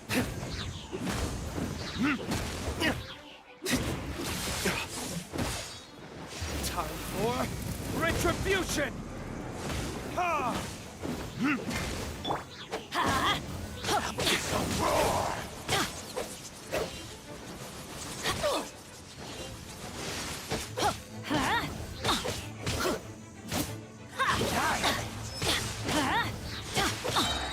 I'm going in!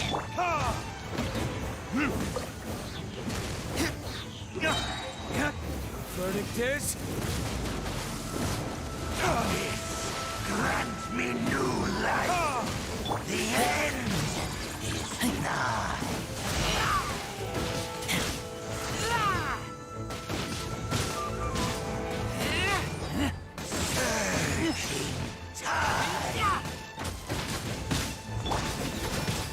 Shiver! Judgment! Earth will fall!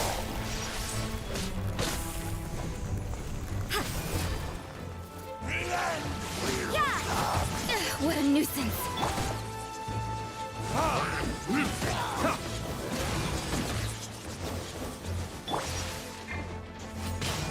The end is nigh!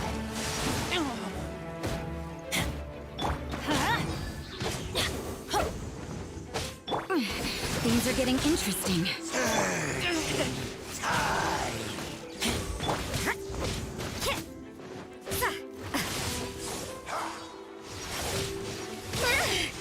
You can't run! The abyss shall rise once again!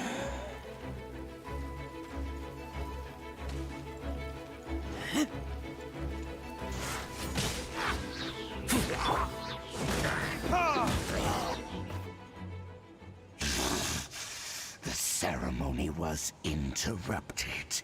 How fortunate for you. How does an old spirit have such determined will? No matter. This is but a small unforeseen variable. Our grand scheme will not be affected. It disappeared again! Thank you. You came. Just in time. Human Lupercal. I am ashamed that you must see me in my present state. But still, the Abyss Herald underestimated my strength. Lupus Boreas never refuses trial, but scary outsider, not respect trial rules. I too didn't see the trap. Wait, so you mean the Abyss Order had everything prepared to corrupt Lupus Boreas' mind, then lured him out under the pretense of challenging him in a trial? Thank you. In the future, my claws must get sharper. You smelled danger and came here? No, we heard about the danger. Paimon's nose doesn't even know what danger smells like. Besides coming to help, we actually have something to ask you about, too. Excuse us, Mr. Wolf God. Do you know anything about the first field tiller? I pay no heed to the contraptions of humans. I know not what this field tiller is. Though there was indeed one human-made machine that I can never forget. It entered into my proving ground by accident, and I mistook it for a challenger. But it could not think, only fight. It was designed as a pure killing machine from top to bottom. I eventually damaged it greatly with one of my attacks. Before it fell to the ground, it fled the proving ground. By the sounds of it, it's possible that could have been the very first field tiller, right? Yes, it could spin, leap high into the air, and even shoot fireballs. Although no match for a god, it was stronger than even many who wield visions. Fireballs? Hey, didn't we hear this somewhere else recently as well? Anyway, this pretty much proves that the first field tiller came to Mondstadt, doesn't it? It sounds like the first one was way stronger than the mass-produced ruin guards that came after. But in this story, it was damaged at the proving ground while fighting the Wolf of the North. Don't know. But did we help? Yes, you were a big help. Thanks. We need to keep investigating something super important. The Abyss Herald may have left, but the Abyss's forces are still attacking. You two be careful. Yes, I smell more danger. Bigger danger. You too, also be careful. Well, that was some good intel. Quick, let's go tell Dane.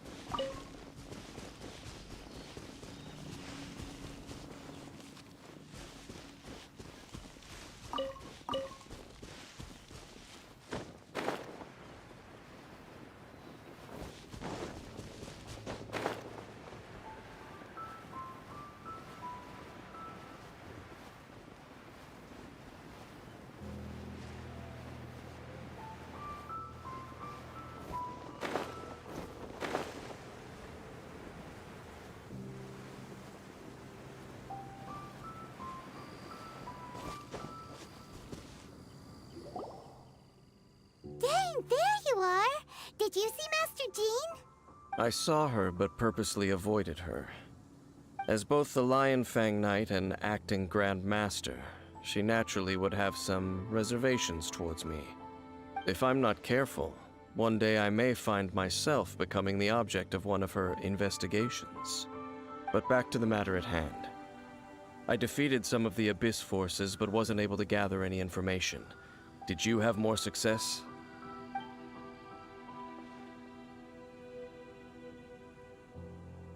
I see. Well then, we can more or less figure out where the first field tiller ended up. Huh? Really? Just from the Lupus Boreas story? That information combined with a more comprehensive analysis. For example, the old story you told me you heard in the cathedral. Exactly. The strange story told to you by that young sister, long mistaken to be a curse rained down by a deceased tyrant.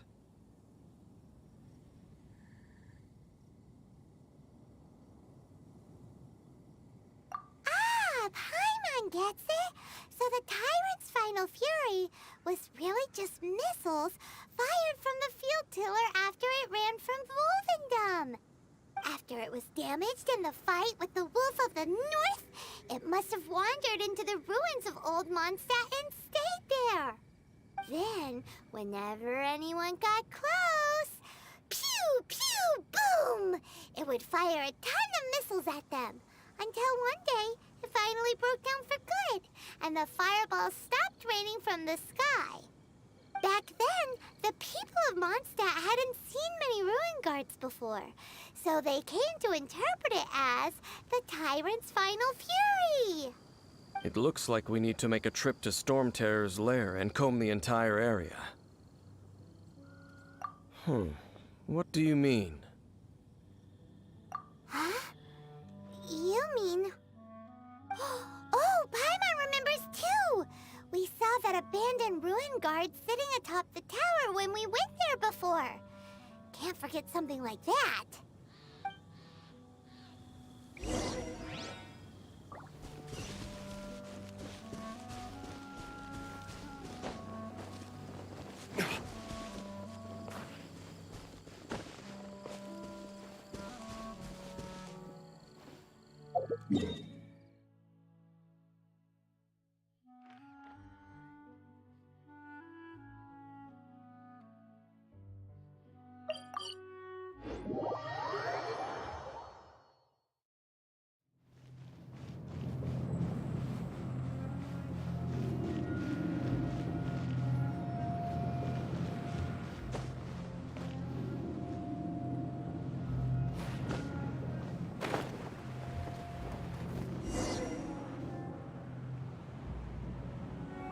This is it, right?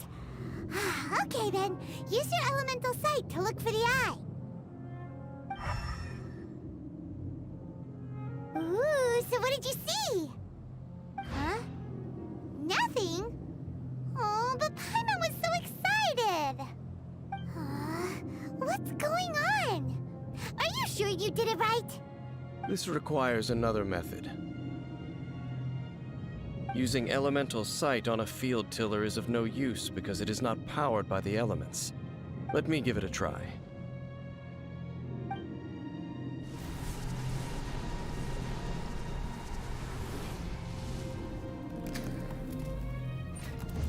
And done. Wow! It's The very thing the Abyss Herald has been seeking all along. The eye of the first field tiller. All of the ruin guards today are just replicas of this machine. As the prototype, its combat capability was unrestricted. Prototype? Oh, Paimon doesn't know that word. Is it another ancient term from Conria? As the Abyss Order has surmised, if this eye is placed in the hands of the defiled statue, and if the limbs of Osiel, Overlord of the Vortex, are attached to the statue, there you have a mechanized god. And this newly born god will have the power to topple the divine thrones of Celestia. Yes. Then, what should we do with this eye? No. I'll guard it myself. Huh? You? Dane? You won't go and do anything crazy with it, will you? You may doubt me if you wish, but I must ensure it does not fall into the wrong hands. No matter where we may hide it, they will find it. And as for the Church of Favonius, well, you know I don't trust them. Oh, right. But our work isn't done yet. To avoid any further repercussions, we must also take care of that defiled statue. We can't have the church get involved. Let's handle it ourselves. As for what I mean by take care of it, naturally I mean to completely destroy it. Destroy it? That's a statue of the Seven! As well as being a really important cultural relic, they're actually divine too! Well, good thing we didn't tell Barbara earlier. Otherwise she'd be going completely bonkers right now! Do the Seven really expect me to help them look after what belongs to them? Let's go back to those ruins and destroy the inverted statue. If we are lucky, we will also run into that Abyss Herald. I'll make sure it doesn't get away this time.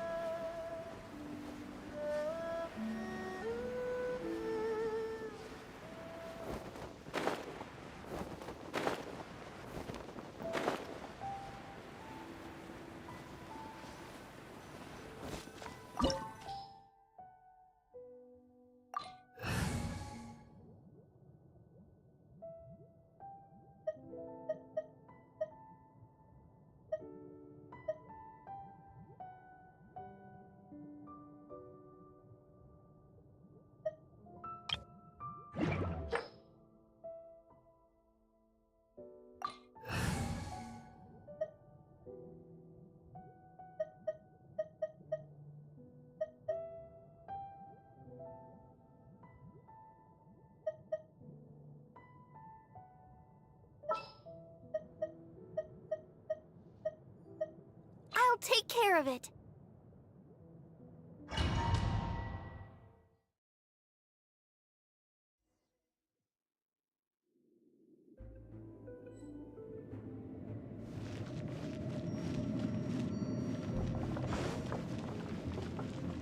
So after all that running around, we end up right back here again. Look at us. We barely escaped this place last time, and now we're strolling right back in. Gee, surely we must be some of the bravest adventurers in all of Tibet. That or the stupidest. To get to that creepy statue, we just need to follow the path we used to escape last time. That should take us right to it. Yep, that'll work. Let's go, and remember to be on your guard.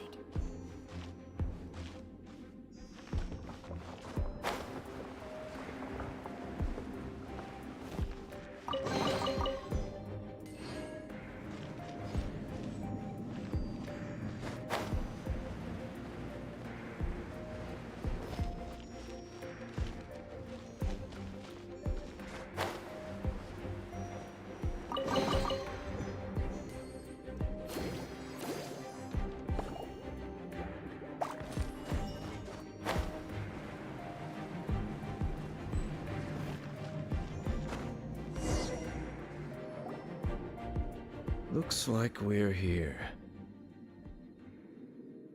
An eerie, lifeless, dark chamber. I understand the evil aura you were describing earlier. Oh, such a scary place. Be careful to not be overwhelmed by the power of the defiled statue. The Abyss Herald. It's here. You sense correctly. You are just as vexatious as ever, Dainsleif, enemy of the Abyss. I sense your soul is stained by terrible bloodshed, perhaps from your darkest nightmares. Unless... Oh, and something far more dangerous. You reek of a corruption familiar to me. Then we are the same. We're both dangerous. But dangers from outside of the Abyss Order must be caught and caged. It is your words that forever reek of corruption. Time to silence you!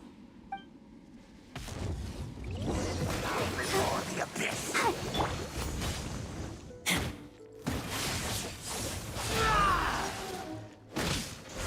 Get back! Abyssal roar! Adventure teamwork is dreamwork!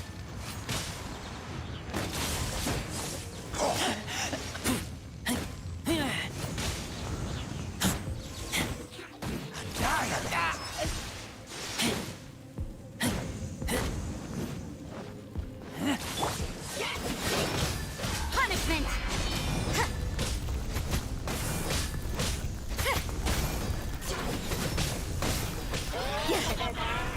Let's light it up!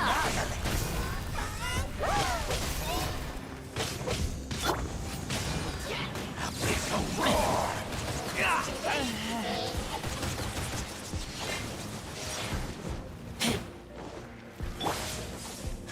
Judgment!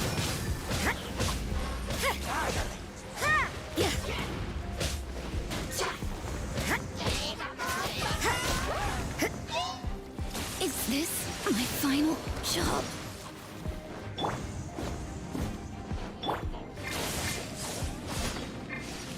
Ready, steady, go! Oh, let the show begin. Ouchie! Abyssal roar! No!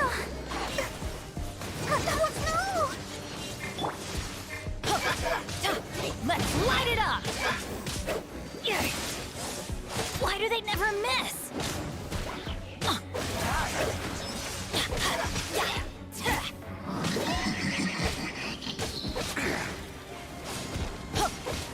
Let's light it up! I'm going in!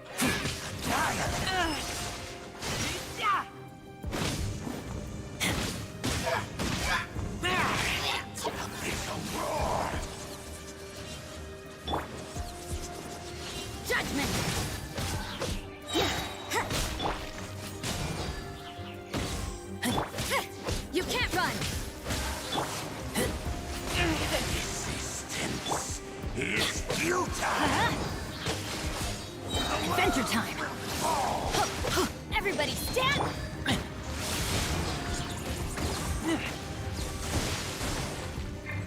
Judgment! Let's dance.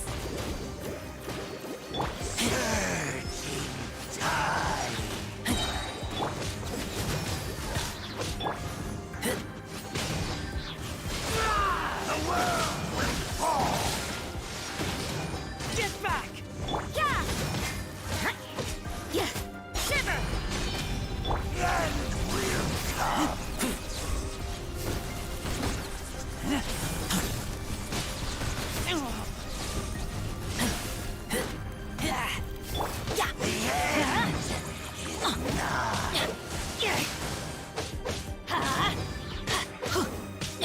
I'll protect us.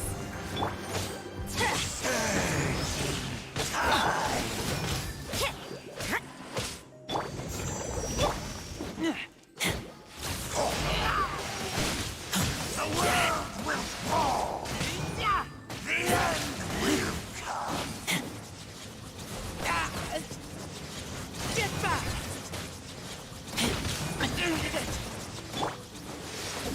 The world.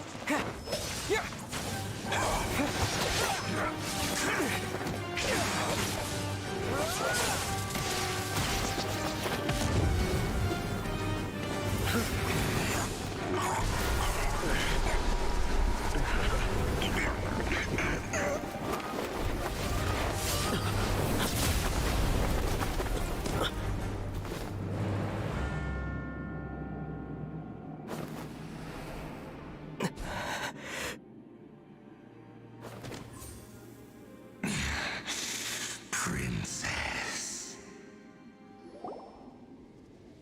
Hey! Could that be? Ether.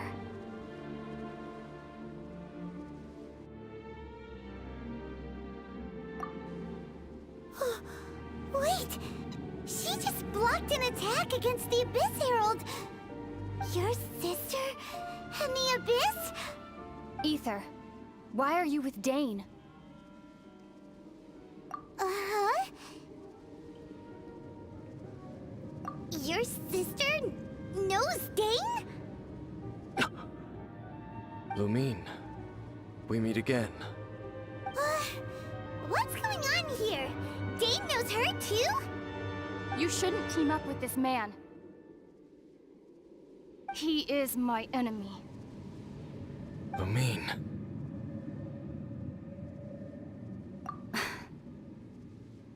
But it must be said.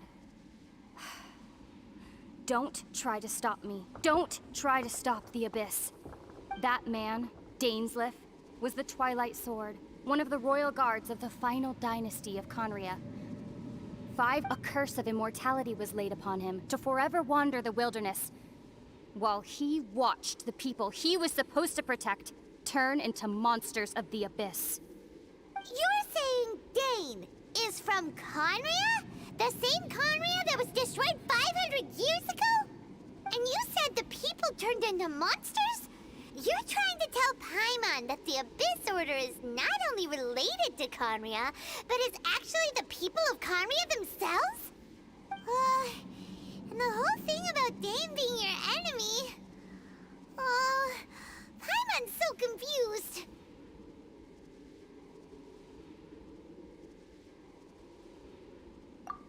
Home. Yes, of course. Home is wherever we are together. But I cannot go with you to the next world to find a new home. At least, not yet. Until the Abyss has engulfed the thrones, my war with destiny will see no end. Listen to me, Ether. I have already traveled through this world once. Once you reach the end of your journey as I did, you will see for yourself the true nature of this world.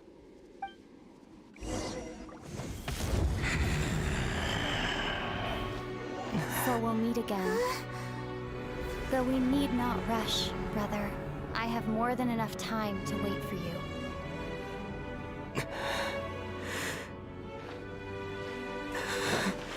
We have always had enough time.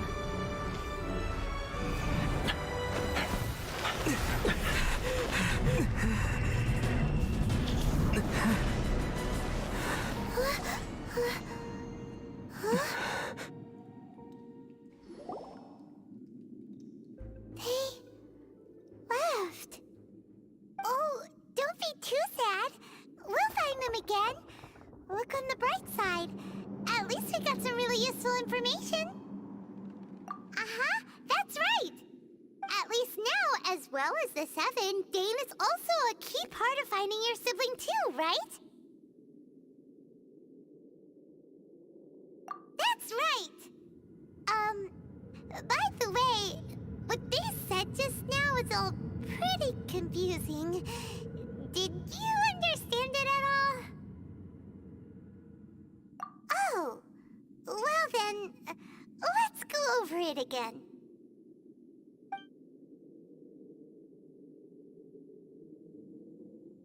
First off, that Abyss Herald called your sister Princess. It seems like your sister is leading the Abyss Order. Even the Abyss Herald answers to her. Still, we don't know for sure if she's the highest-ranking leader in the organization. Also, your sister said that she wants to engulf the thrones and go to war with Destiny. What the heck does that mean? Could it be that she wants to destroy the Seven and the Seven Nations? Next thing, turns out the Abyss Order monsters are really what the people of Conria turned into after their nation was destroyed. This story is just plain terrifying. And Dane is from Conria too. He witnessed its destruction 500 years ago. But he didn't turn into a monster. And now he's fighting the Abyss Order. So that's why your sister said that Dane is her enemy, right? But if the monsters of the Abyss are the same people that Dane protected all those years ago, then why is he enemies with the Abyss Order now? Also, how come, after all this time we spent searching for your sister, it turns out she's on the side of the Abyss? What's up with that? Yeah, you're right. Then we can't let ourselves get down about it now. Our journey's not over yet. Let's get a move on. Time to leave this terrible dark place and get back to the surface where the sun shines bright. If your sister wants you to reach the end of your journey, well then, show her what you're made of. Come on, traveler, let's go.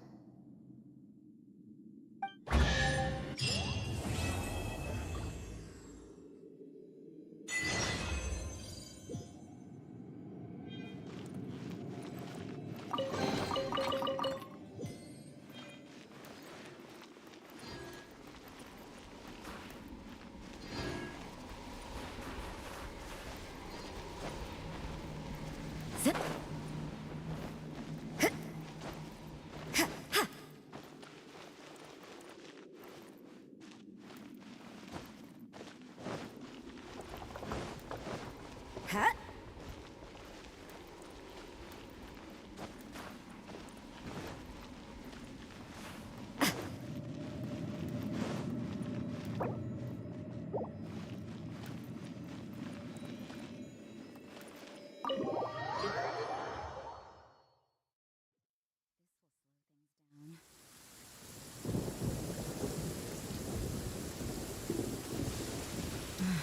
What a nuisance.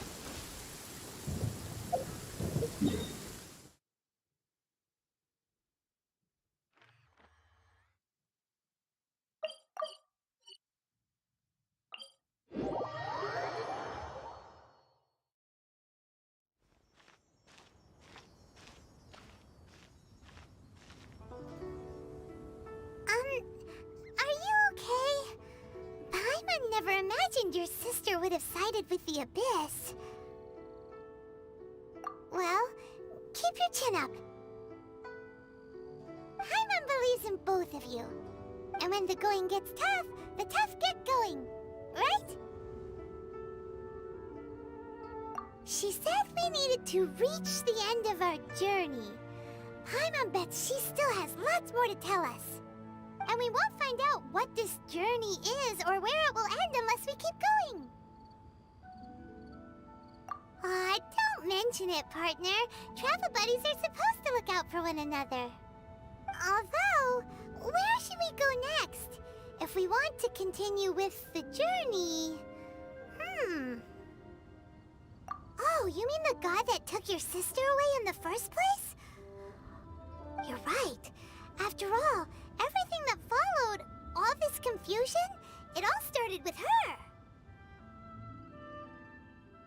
Yeah, Paimon bets she's the key to understanding this whole mystery. Well, we've ruled out 2 gods so far, the Animo and Geo Archons. So, next... Paimon doesn't think we can simply walk into Inazuma. Zhongli said it was a closed nation. We'll have to find some other way in. Why don't we ask someone from Inazuma how to gain entrance? Oh, Paimon's thought of someone already! Atsuko, in Liyue Harbor! She's from Inazuma! Let's see what she has to say!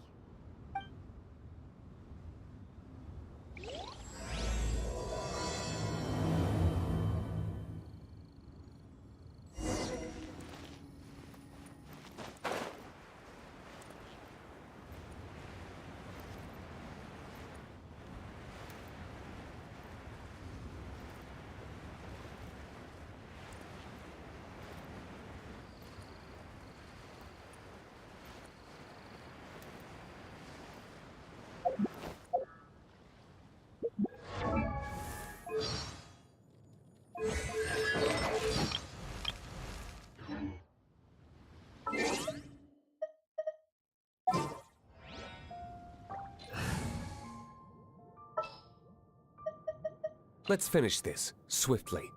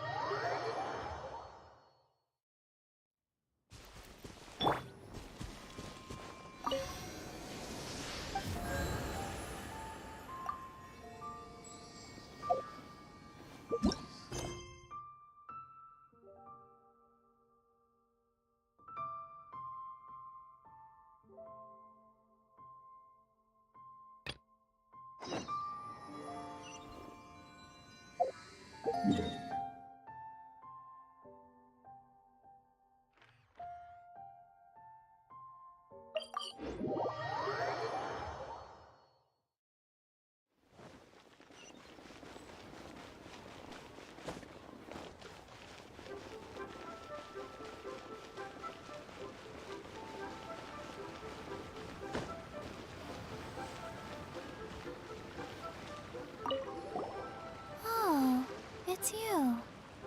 Seaside. Dangerous. Chi-Chi is helping with the evacuation. Yes, Ningguang said there's something bad in the sea. So, she sent Chi-Chi to evacuate everyone. But no one will listen to Chi-Chi. So instead, Chi-Chi is guarding this place. If danger comes, Chi-Chi will protect everyone. Don't go near the sea. It's too dangerous.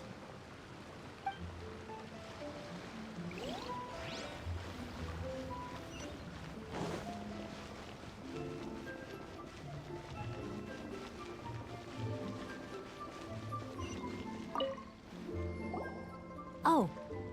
Hello. Oh, I mean good fortune, right?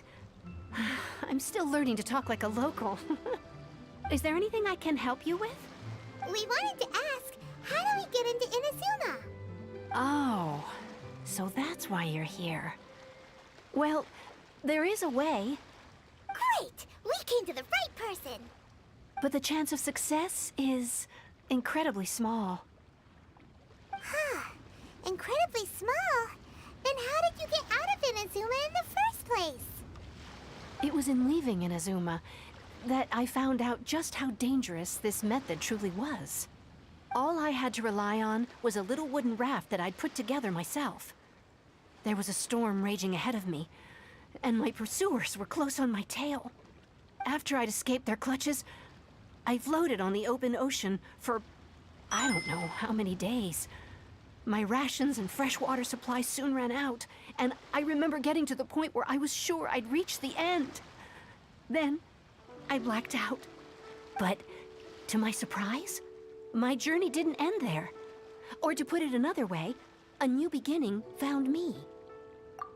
That's right. I escaped by the skin of my teeth. The fact that I'm even alive to tell the tale must be a sign that the gods were watching over me. What a horrible journey! And you set off knowing how dangerous it was? Why? Well, because everything is just too restrictive over there.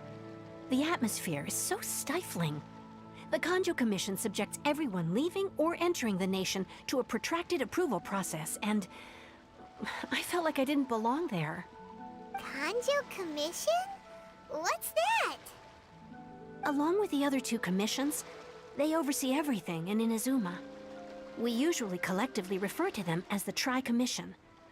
I suppose they're equivalent to the 8 trades under the Liyue Qixing. One of the obligations of the Kanjo Commission is to conduct rigorous identity checks on all individuals leaving or entering Inazuma. All non-nationals are processed centrally on Rito upon arrival. Meanwhile, the Tenryo Commission is responsible for implementing the recently promulgated Vision Hunt Decree. They act like the executive arm of the Raiden Shogun's rule.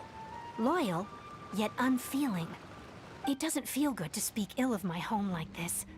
But after spending so long under that oppressive atmosphere, I begin to lose all hope for the future. What I mean to say is, unless you have an extremely compelling reason to go to Inazuma, you should abandon your plans of trying to get there.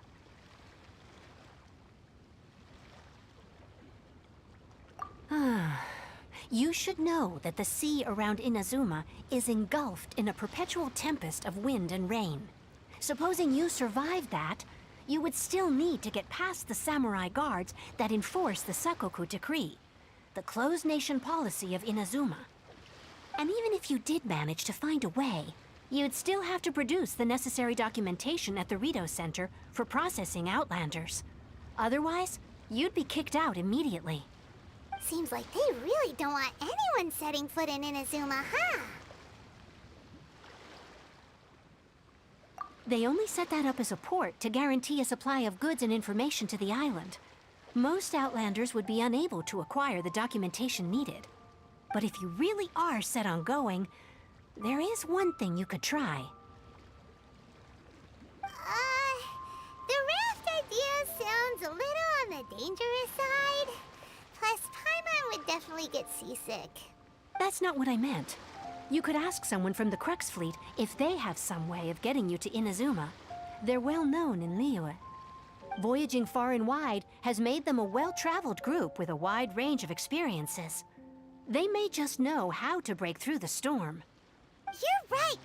Paimon sure Beto of all people will be able to get us there.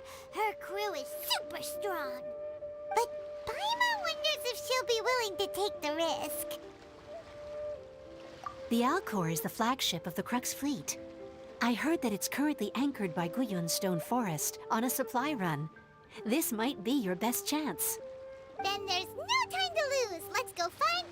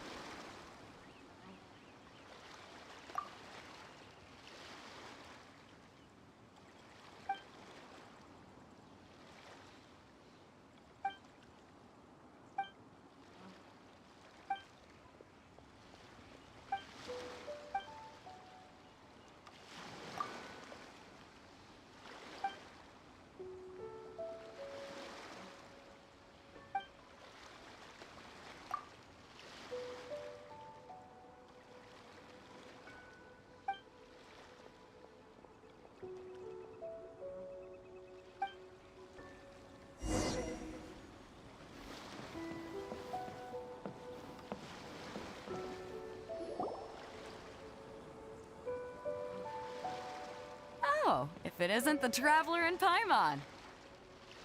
I knew you guys would come.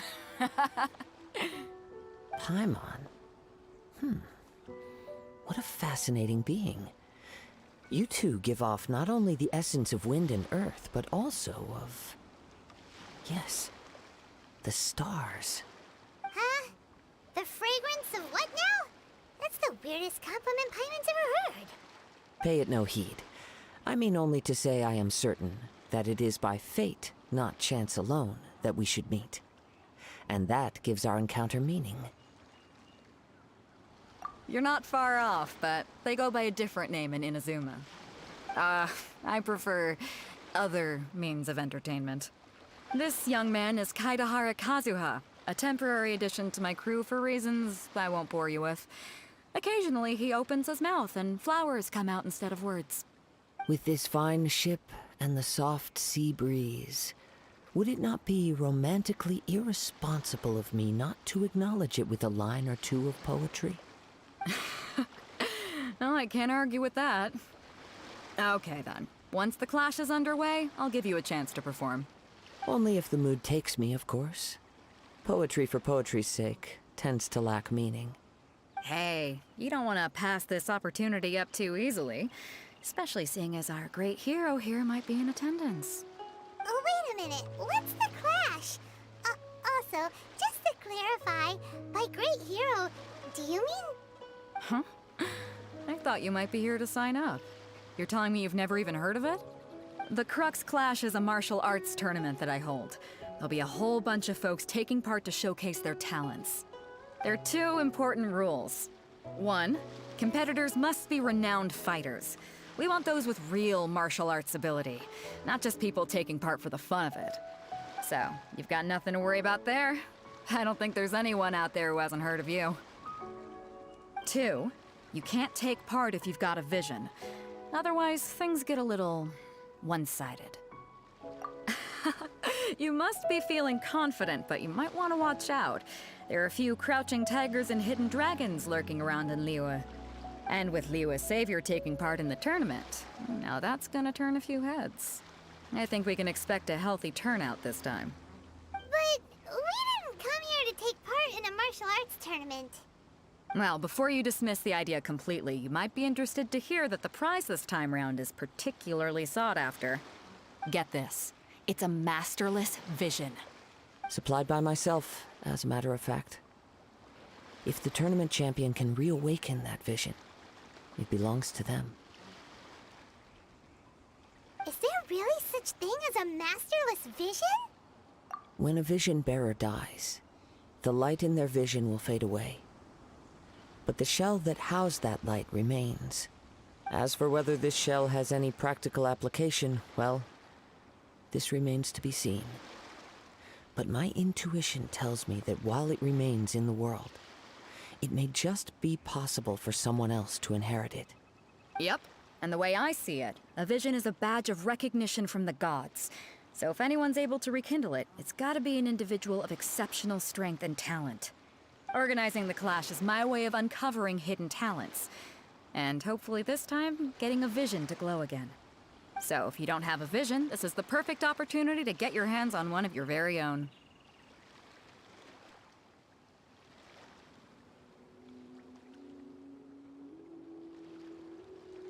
Yeah, we're interested in getting to Inazuma, not fighting in some tournament. Inazuma? You want to go there? Well, why didn't you say so? Inazuma? No sweat. In that case, if you win the tournament, I'll give you a choice. Masterless Vision, or a ticket to Inazuma aboard the Alcor. Up to you. You just want him to take part in your tournament. What's wrong with that? The more talent we have, the better the tournament will be. I couldn't let a competitor like you fall through the net. What are we gonna do? Looks like we pretty much have to do this tournament if we want to get to Inazuma, huh? Great. Then let's get you signed up. Head to the tournament arena in Guyun Stone Forest. Kazuha and I will be over soon. It seems like it will only be a matter of time before the answer is revealed.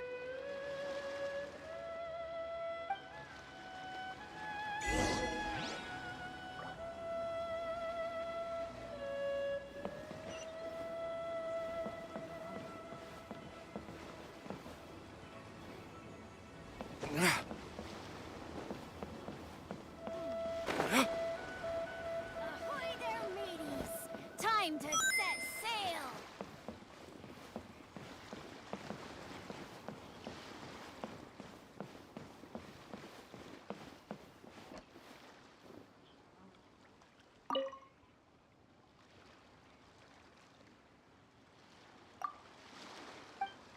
This is running a bit low.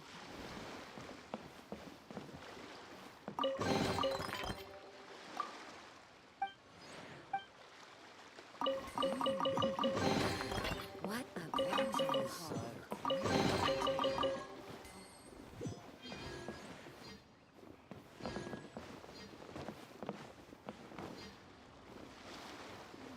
Stock of herbs is running a bit low.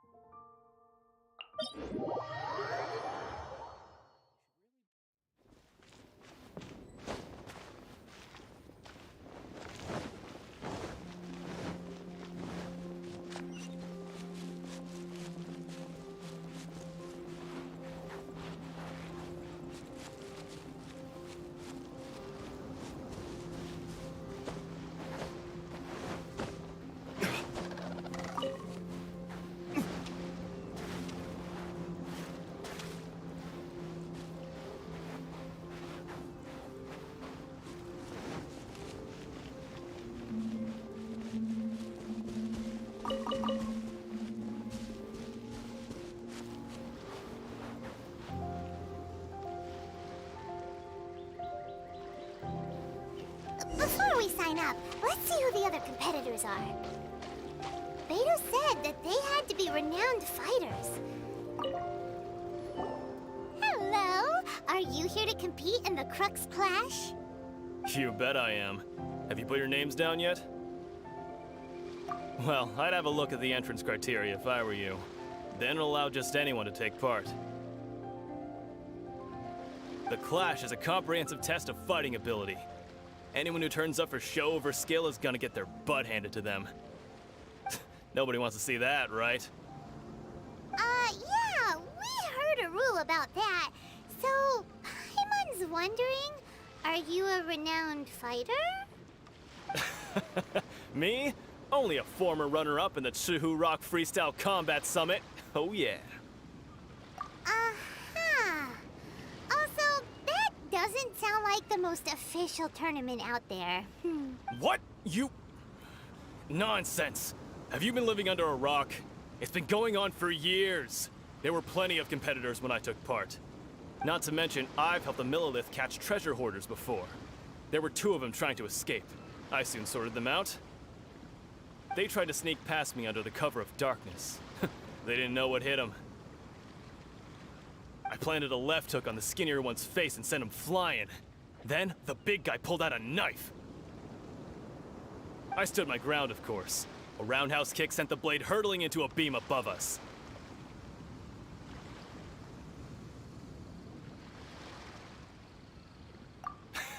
I told you. Unarmed, outnumbered 2 to 1, but I still got the upper hand. I'm not saying I came out completely unscathed, of course, but the fact remains that I did manage to subdue the both of them, and hand them over to the Millilith. I received quite the commendation. Oh, yeah. Uh-huh. But for us, even 4 or 5 treasure hoarders at a time is all in a day's work. Mm-hmm. Alright, we're gonna keep looking around. I'll see you in the arena, but I don't plan on losing to a pair of children anytime soon.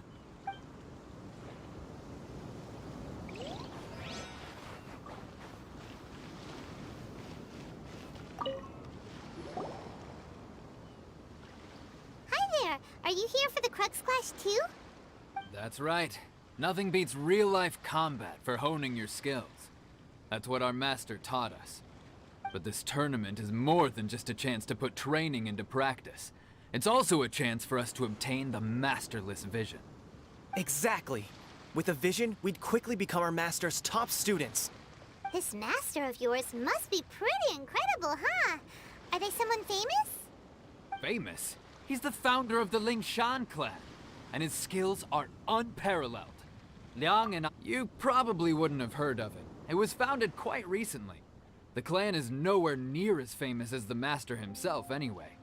He's got to be a grand master or something. He's created many different styles of kung fu, and countless other clans have borrowed extensively from him. To the Lingshan clan, he teaches a special technique known as force dispersal. Force dispersal? It's a type of breathing exercise where you can train yourself to harness the energy around you and neutralize attacks without moving an inch. For example, our master can use it to alter the path of an attacking fist, or change the direction of an incoming stone, all without breaking a sweat. One time, he sent a challenger flying into the air without lifting a finger. It sure is, but it's extremely difficult to cultivate this ability. We've been training for ages and we're still getting to grips with the very basics. There's no way we could use it proficiently yet. We're clearly not that naturally gifted, or we would have at least gotten the gist by now. If we don't start making progress soon, we'll probably run out of money to pay the tuition fees and still have nothing to show for all our training. There's a tuition fee? Of course! This is a Grand Master we're talking about here. He doesn't have time to waste. If you want face-to-face training, you've got to show you're sincere about it. But here we are, having trained under him directly all this time without even a hint of improvement. Master is getting increasingly impatient with us. Recently, though, we heard that a vision bearer joined the Guhua clan and made pretty much instant progress in their training. So, if we can get our hands on a vision too, maybe we can finally make our master proud. Well, we have to try something new. Otherwise, we're stuck in the same situation. Exactly. It can't hurt to try. And if it turns out it does work, the Lingshan clan will go down in history. Folks will come from far and wide. Heck, we could even become the dominant martial arts clan in all of Liyue. See you in the arena.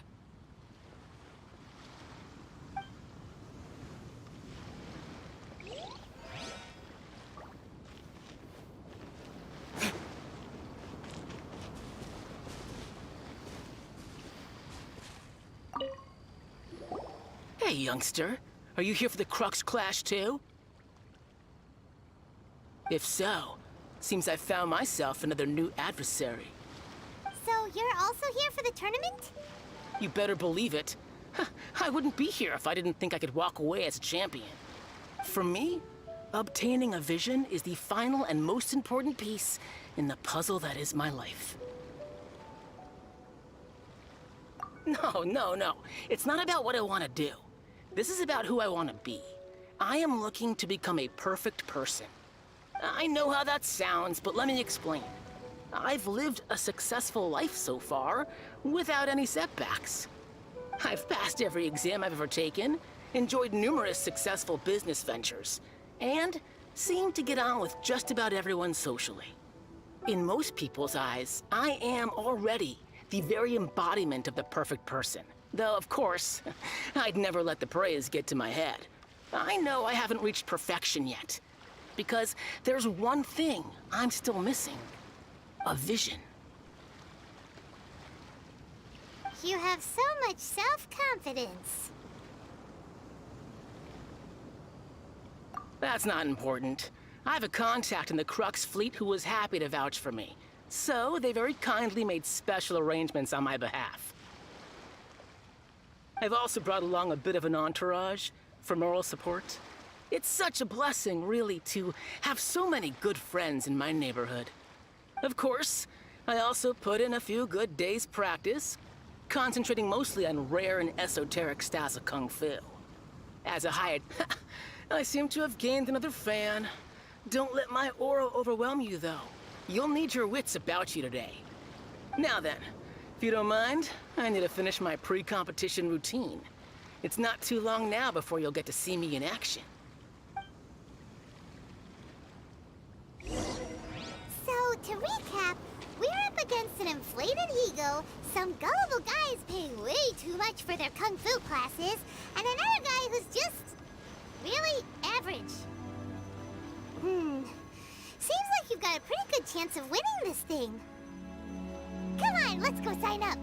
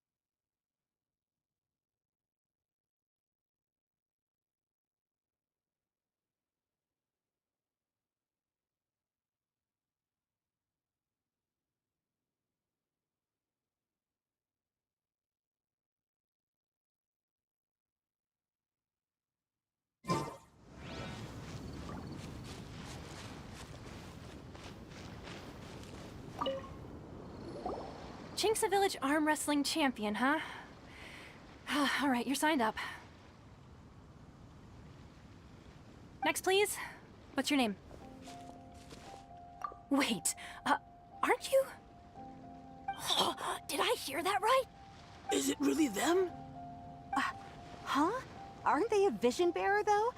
Why are they trying to enter the clash? I have to ask, aren't you the traveler that helped Liyue fight off that ancient god? Oh, it's really him! The one that spoke with Lady Kuching at the rite of parting. Oh, I wonder if I can get his autograph later. I trust you are aware that, only those without visions can enter the tournament? Really? But from what I've heard, the things you're capable of in combat are nothing short of extraordinary. You walk into the most dangerous situations imaginable, face off against all sorts of monsters, even the Fatui, and always come out on top. Yep, he still doesn't have a vision though. See for yourself. My apologies. I didn't mean to be rude.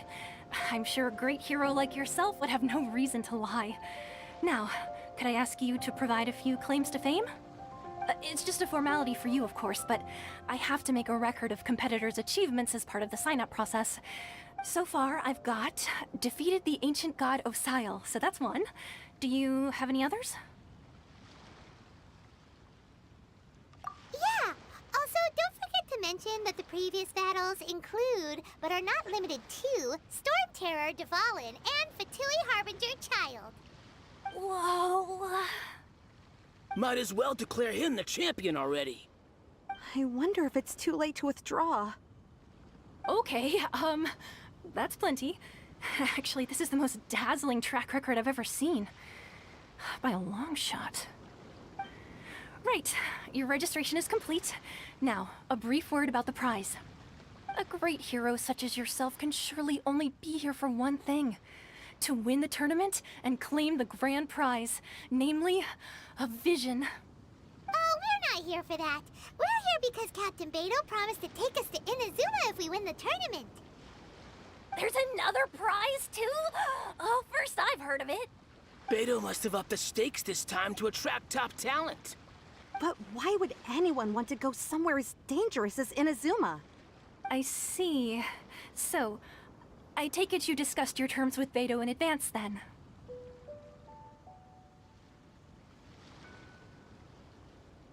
Well, nobody expected you to sign up to a tournament like this. I can hardly believe it myself, to be honest. Anyway, the qualifying rounds are about to begin. I'll leave you to your preparation. Hey, so Paimon's thinking about that whole no vision bearers rule in this tournament.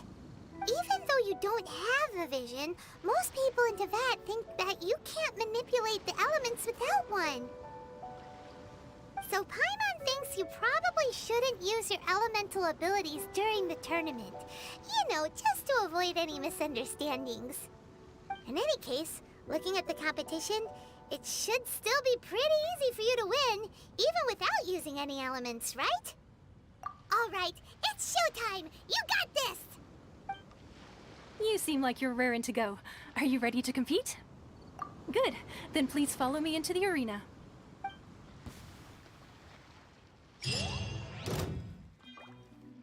Our next competitor is seen by many as the favorite to win this tournament.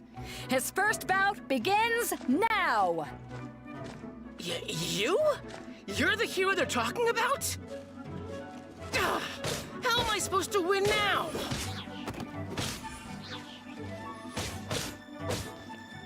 What a strange guy. Why was he so confident to begin with? Well, now that we've won, let's go and see Beto.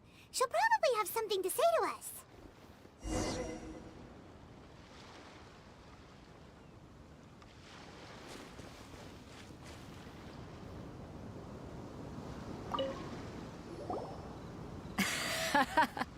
I knew I wouldn't regret introducing you as the favorite.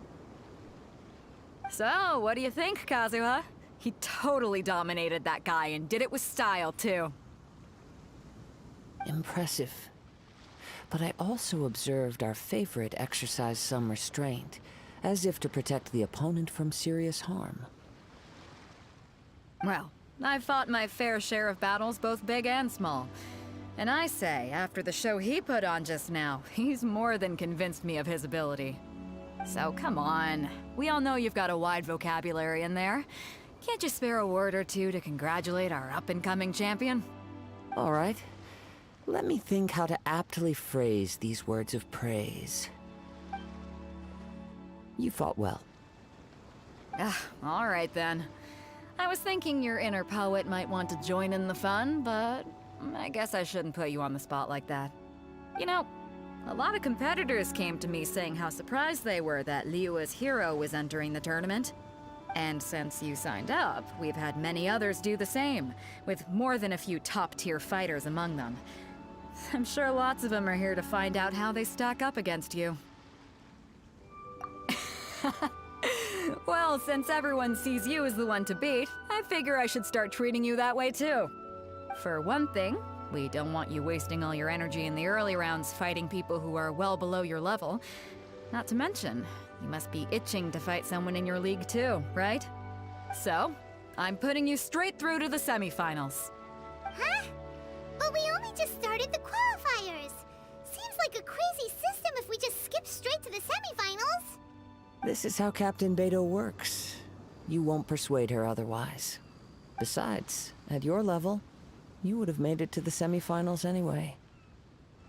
Huh. To be fair, Paimon was thinking that too. All right, I'm gonna watch some more of the tournament. If there's any potential contenders for you out there, I want to know who they are and what they're about.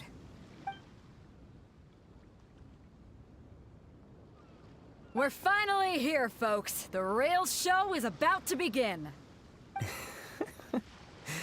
The captain seems to have high hopes for this tournament. I have not seen her so excited in quite some time. Your opponent has fought many rounds to get to the semifinals. This makes him a seasoned warrior. You may well be stronger than him, but this should not give you cause to lower your guard.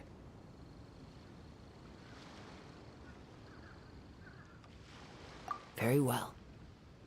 Show me that you are ready to push through the storm that lies ahead. All right, that's enough chit-chat for now. The audience is waiting. Go find the crew member that signed you up. She'll take you into the arena.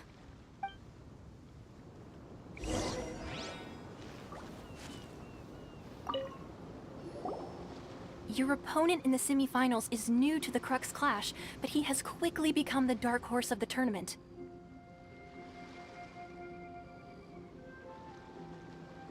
I do not doubt your abilities, but I would suggest that you make sure you are fully prepared before you begin. Relax. My guy's at the top of his game. He ain't gonna lose. Okay, follow me.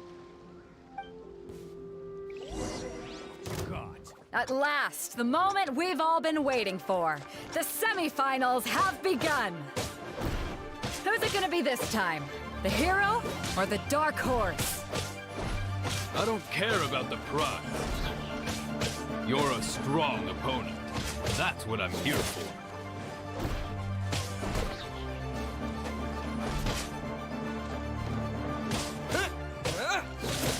This is a fury. You're Pretty good. I'm sweating all over. It's a good feeling. Congratulations. I was beaten by the best. I need to train harder. Right. For a moment there, Paimon was a little worried. If you had a vision, you'd definitely be one of the strongest around. I wanted a vision once, when I was a kid. People said that if you're strong enough, you'll have your chance to get one. But mine never came. I lost interest eventually. You can't depend on a vision like you can your own body. I've fought and won against vision bearers before. The power they have was given to them by the gods. I don't envy it. Huh?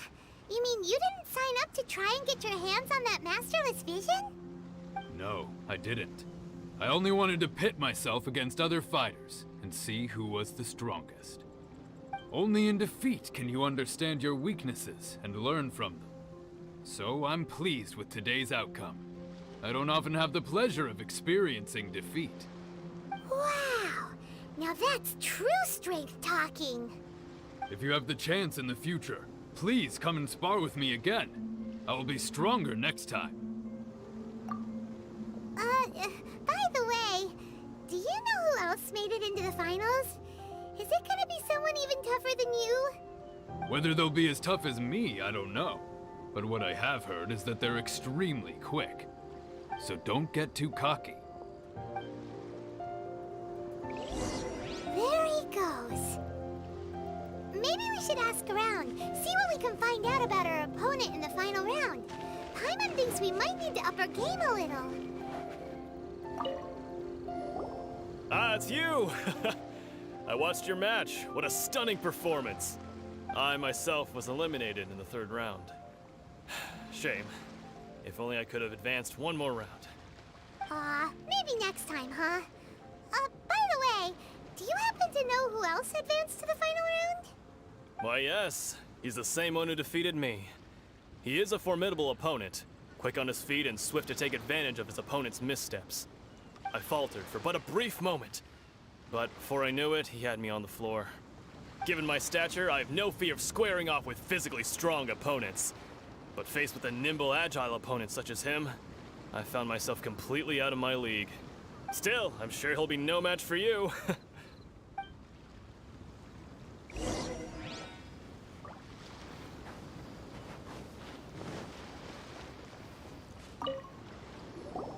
Hey there! Well, where did the other guy go? He tried to use force dispersal to deflect a punch, but instead he took it straight to the nose. There was blood all over the place. His opponent was pretty freaked out by it. He kept asking him, "Why didn't you dodge?" But he was pretty much out cold by that point and couldn't reply. "Why don't you dodge?" they ask. Because to not dodge is the very essence of Lingshan clan kung fu. It's just that he hadn't quite mastered it yet. Don't even get me started. I spent all my energy helping him get from here to the boat to take him back to the harbor. But by the time I got back, my scheduled match time had already passed and I had to forfeit. I don't dare tell my master about this, otherwise I'd never hear the end of it. Sorry, I shouldn't be complaining in front of you like this. I'm afraid I'm still a bit out of sorts at the moment, so I probably won't be able to help you with whatever you were here to ask me about. Oh, all right then. Hope your buddy makes a swift recovery. Hang in there. Thanks, I'll do my best. We still haven't got any useful information yet. Maybe... You gave an outstanding performance. Truly commendable. I could sense that you're not familiar with bouts of this kind, and it could have cost you the match. But you were quick to adapt, and managed to claim victory over your opponent. That is a most invaluable skill. In fact, I discerned this not from what I saw, but what I heard. The ground beneath your feet, and the pattern of your breathing. But it is nothing remarkable, for I discerned nothing more than Captain Beto did. He's right. But in my case, I was purely relying on previous experience. I guess not using your elemental powers must be quite new for you, huh? We wanted to ask about who our opponent will be in the final round. Do you think they'll be stronger than the one we faced in the semifinals? Not exactly. Contenders that reach the finals aren't necessarily stronger. They tend to have something unique about their style. As for the guy you'll be facing, his skill lies in his speed, and he has superior form. It's also obvious that he's seen his fair share of battles. What's the matter? Worried that you've bitten off more than you can chew this time? If that is the case, then I have a proposal for you. Let's go somewhere a little quieter, shall we? I haven't properly introduced myself yet. In the land of Inazuma, I was a wandering samurai. Yeah, we could tell that from your getup. But at the same time, when you talk, you don't really sound like someone who's used to waving a sword around. It is true that I am versed both in literary and martial traditions. But on the straggling path of a wandering samurai, is there harm in acquiring a surplus skill? I do not mean to flaunt my martial prowess, but I myself have witnessed reputable fighters hailing from across the lands. I do possess some knowledge regarding your opponent's particular skill set. Given your talents, a few hints from me will be all that's necessary to bring your opponent down. Hang on. Don't you think you're bending the rules a bit there? Gathering intelligence is an essential part of any duel. You must know your enemy. Besides, our favorite here has fought many battles on their journey from Mondstadt. Such impressive feats require more than just bravery alone. You betcha! Wait a second. We never told you that we've been to Mondstadt. Does one not leave a trail when traveling through the wild? In return, nature also leaves its traces upon you. However, there is only so much that can be discerned from these traces. I sense that many things about you elude me still. These are the things I am curious to know about. Come with me. Some post-match entertainment is in order.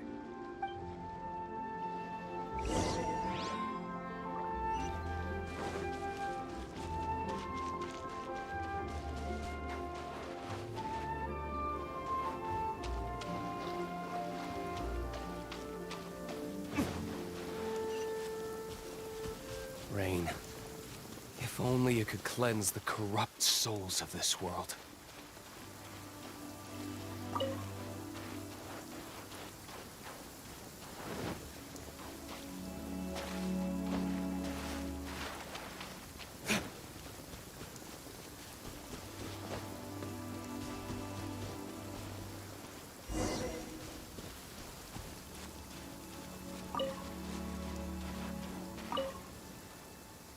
Now that we're alone, let me cut to the heart of the matter. You are skilled in manipulating the elements, and not just a single element, but multiple. Is that correct? Paimon knew that you were hinting at something from the moment we met. You've known all along. That's right. If the other contenders were to catch wind of your elemental abilities, let's just say it would cause some unwanted misunderstandings. If I'm not mistaken, you share these considerations, given your reluctance to use elemental skills even in the heat of a match.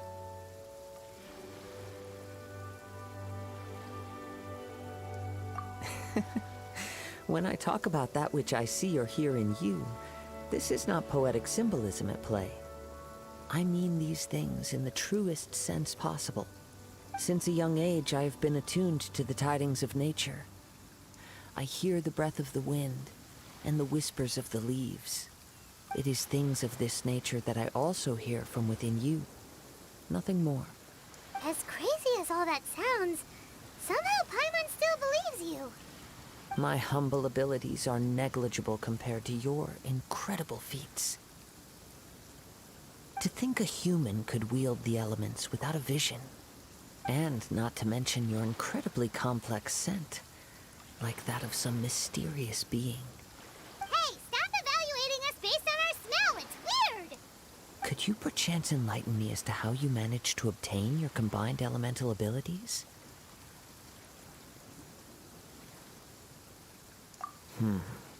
Extraordinary. So then, might I be so bold as to inquire how exactly it is that you learn to channel elemental energy and even wield it in combat?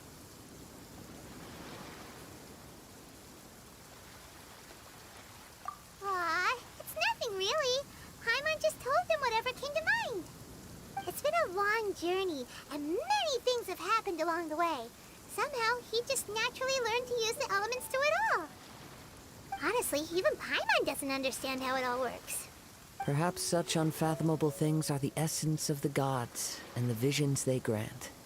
However, I still wish to have the honor of seeing how you wield the elements. Perhaps it may yet reveal something to me. Of course, I too shall share with you all that I've learned. That will make it a fair exchange. Now then, let's test your skills, shall we?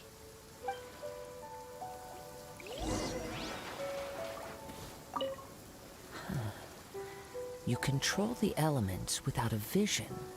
That means... Oh, pay no attention to me. I was just talking to myself. I will be sure to observe your battle intently.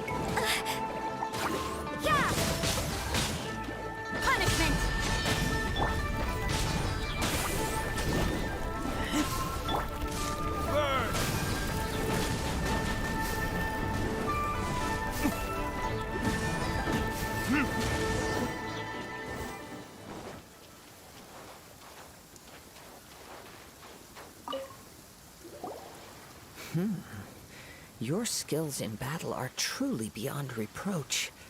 Even with your opponent's speed, he shouldn't be able to overwhelm you.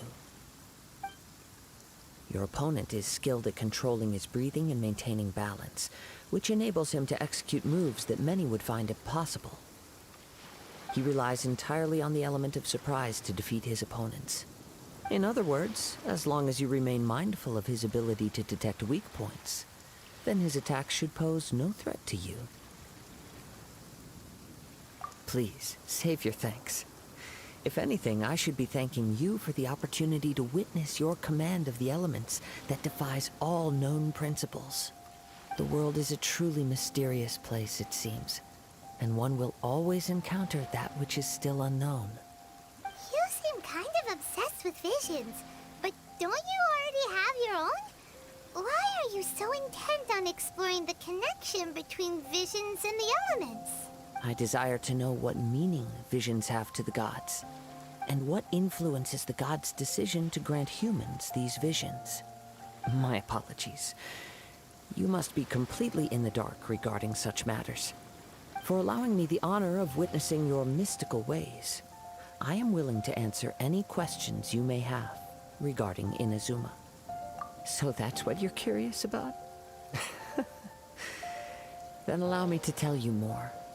As you well know, a vision hunt decree is currently underway in Inazuma. Visions are a gift bestowed by the divine. People that have accepted this gift are now having their visions confiscated inexplicably. Sometimes in circumstances that leave their original recipients dead.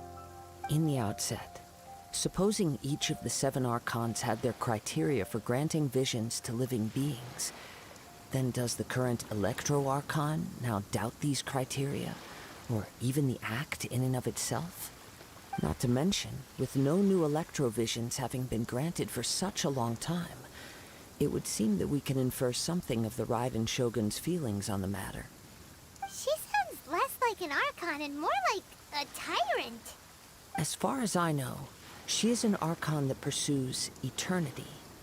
She will relentlessly carry out her will with no regard to what others may think or feel. Liyue's contracts are meant to benefit all who reside within Liyue. But what does Inazuma's pursuit of eternity bring to its people? It goes without saying that the people locked within Inazuma do not fare well these days. Sounds a lot like something the god you encountered in the beginning would do. Oh?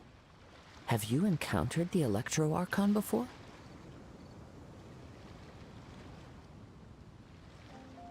With time, we will change. But the Shogun will remain the same. If you wish to find her, she will forever be there. There will come a day when I too shall wish to understand the answers to eternity from her. Ah, the time for your match is approaching. Oh, right! We got so distracted talking about Inazuma that Paimon forgot all about the tournament! If you have no other matters to attend to, then we can return together. Very well. Let's go. I wish to see who will obtain the vision.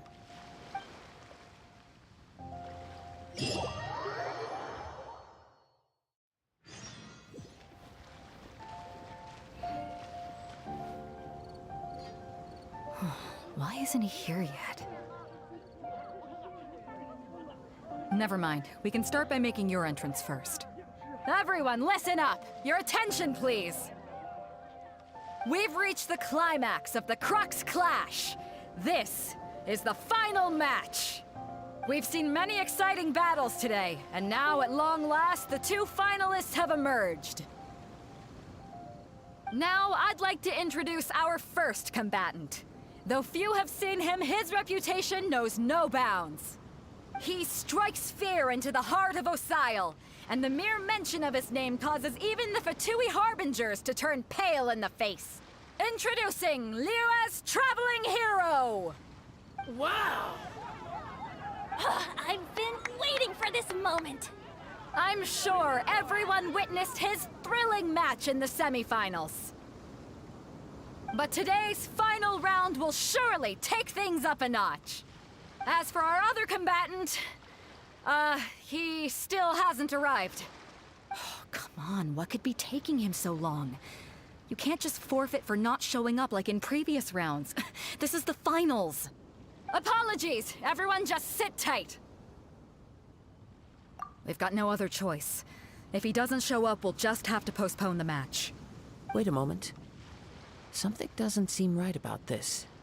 Captain Beto, perhaps we should check on the prize. Traveler, come with us.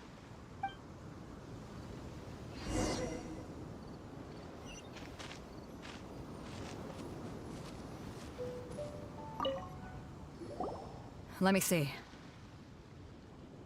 It's gone, all right. The vision is missing. Huh? Did somebody steal it? Who would dare do such a thing in broad daylight? We don't know when it was taken exactly. I never thought that someone here would have the guts to cross Captain Beto. No need to worry.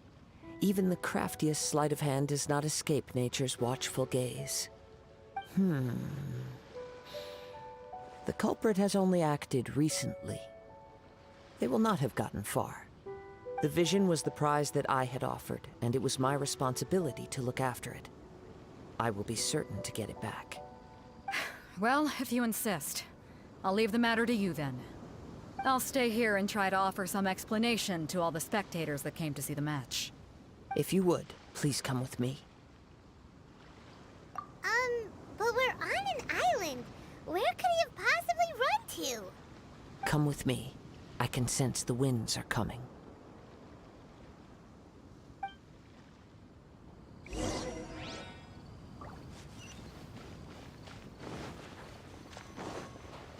Huh? A wind current? The winds have come at an opportune moment. Let's seize this chance. Ride the winds upward. From there, we can continue our search for clues.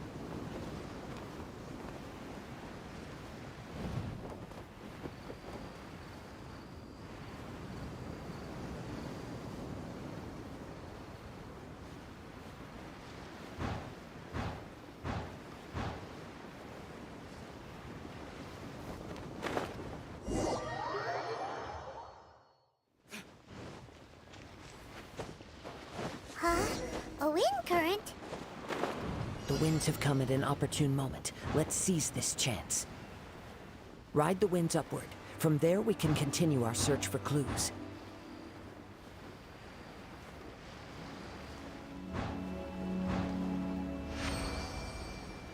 By the way, what made you suddenly think of checking the prize in the first place? I heard it the moment it was stolen. Well, then why didn't you stop him? You'll see, shortly.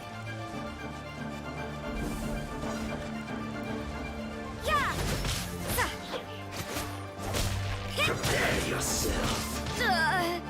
Judgment! Teamwork is dreamwork! Yeah! Lights out. No escape. Yeah, you can't run!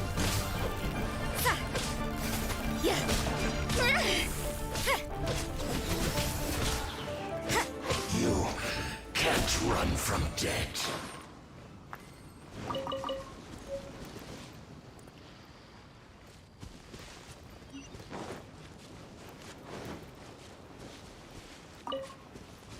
The winds are guiding us forward. The culprit is on the opposite shore now. You can hear that too? What does it sound like? Hubris. This way. Follow me. There may be an ambush waiting for us up ahead, but I trust that you are well prepared for such a scenario.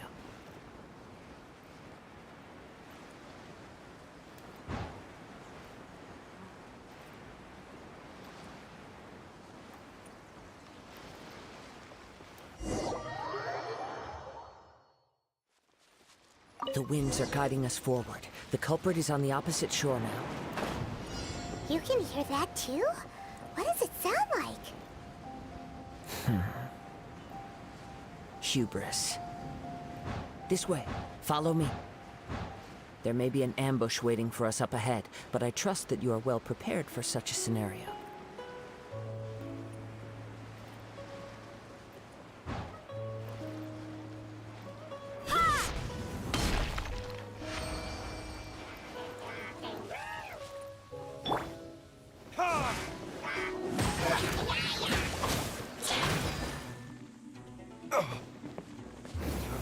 characters.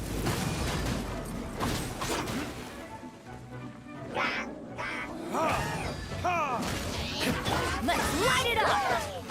I'm going in!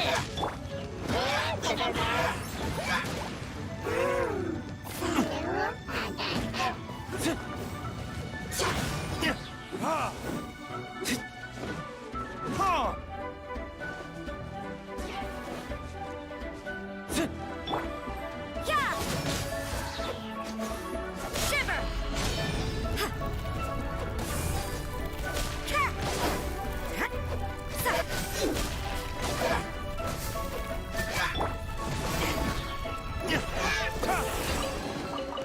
I suppose this will do.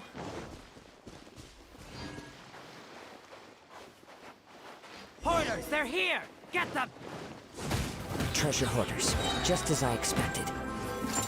In which case, please stand back.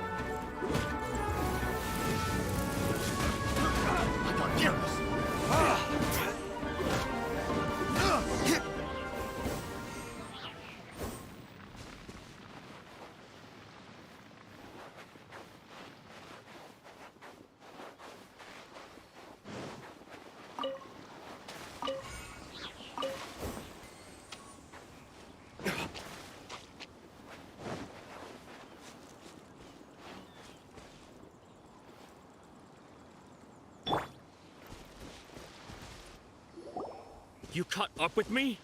How is that possible? I had even prepared a boat to ensure a quick getaway, and still you caught up to me! No boat could ever match the speed of the wind. The wind?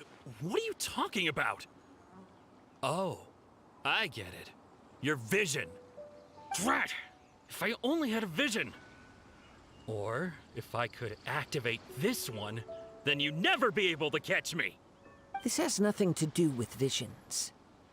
You may be skilled at vanishing from a crowd, but it seems you know precious little about how to conceal yourself from nature's gaze. Additionally, your chosen escape route was flawed for reasons that are too numerous to go into, and on top of that, I could hear your boasting and proud laughter in the wind as I was pursuing you. In other words, you failed to meet any of the basic criteria for a grand heist. Namely speed, stealth, and style. You... But most disappointing of all is the state of the vision in your hand. It appears that the vision doesn't respond to human desire indiscriminately. Fine. I admit it. I've had my eyes on this vision for quite some time now. I decided to register after hearing that this fighting contest was full of a bunch of lousy fighters. I fought my way to the finals and... Aha! So you were supposed to be our opponent! I'd intended to win the contest through skill alone all along, but then you showed up. After watching the semifinals, I knew that I didn't stand a chance. But I wasn't about to give up on the vision so easily after coming all this way. Since there was no use in trying to face you in the match, I decided to put my skills to good use while everyone's attention was on you and Beto. I was convinced I prepared thoroughly for my escape, but somehow, you still managed to catch up to me. After all I went through to get it? I think not. I know an empty threat when I hear one. Fine. But you'd better mean it. It didn't activate once I took it anyway. It's nothing but a useless shell to me. You know, according to the laws of the sea, the penalty for stealing is breaking the culprit's arms. Huh? You're not serious, are you? Not to mention that the item you stole was a prize. You didn't show up for the final match, and you damaged the reputation of the captain of the Crux fleet. It seems that it would be only fair to brand the word thief on your forehead with a hot iron. Whoa! We don't need to go that far, do we? I never would have guessed you could be so cruel. If this is where talking gets me, then forget it. I'll risk a fight.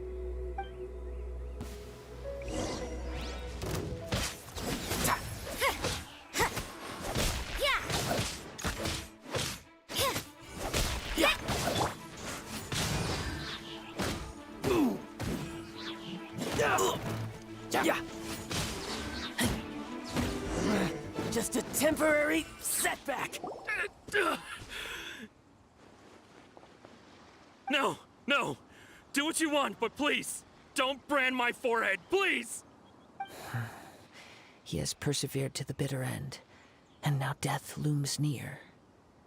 Yet still the gods do not bestow their favor upon him. Put down the vision and leave.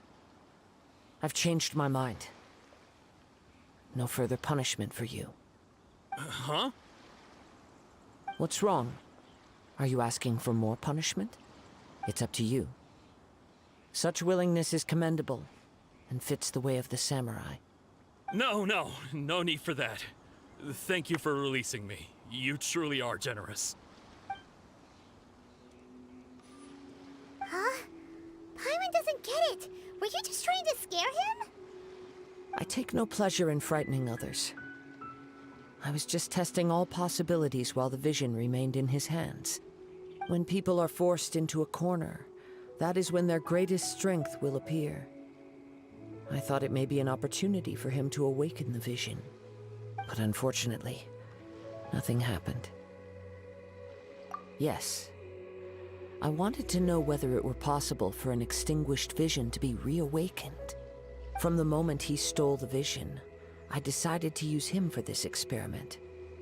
I've tried many other methods in the past, though few tales tell of a masterless vision reawakening.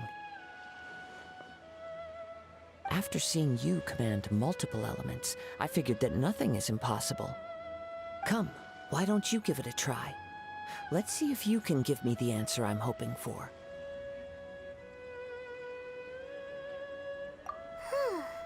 The vision didn't seem to respond at all. I see. So you are also unable to rekindle the vision. No matter. This was expected. I suppose this vision is still mine to take for now. Yeah, what's the story behind this vision anyway? The story begins with an old friend. He was once a good friend of mine. One day he asked me about a sword art of which he had heard, the Musono Hitotachi. I told him it can only be witnessed when divine punishment is administered. It is the pinnacle of the Ryzen Shogun's skill, a symbol of ultimate power. But he replied, there must be one who can withstand it. There will always be those who dare to brave the lightning's glow. Then, the Vision Hunt decree arrived. People's aspirations were stripped away as the Raiden Shogun began to construct her ideal of eternity. While I was fleeing from place to place, I heard that my friend had challenged the Vision Hunters to a duel before the throne. A solemn yet brutal challenge. The defeated face divine punishment, while the victors gain a second chance. Perhaps he thought he of all people should make a stand. Coming face to face with the Musono Hitotachi was all that he truly desired, after all. When I arrived at Tenshukaku, the duel was over. I heard his sentence of divine punishment, his severed blade hitting the ground. Perhaps that was the glory he had yearned to witness. In his last moments, what expression was on his face? Before I knew it, I had stepped forward and snatched the dying vision and was running from the scene. All I knew was that I mustn't let his hope, which burned so brightly, become buried among the ice-cold statue of a god. Perhaps one day, I may come to find that all I have done is meaningless. But as a wandering samurai, I find meaning in traveling and the sprawling beauty of nature that lies along the way, while still retaining the warrior way in my heart. Kazuha! It's just another way of saying I do as I please. All right then, it's time we returned. Allow me to gather the wind for us once more.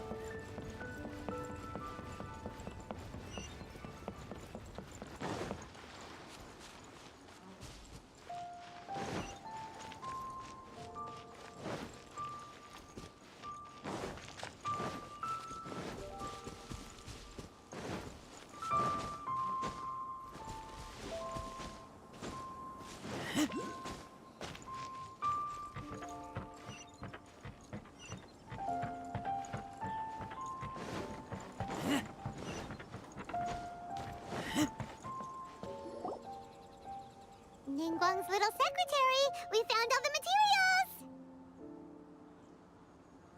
Oh, already?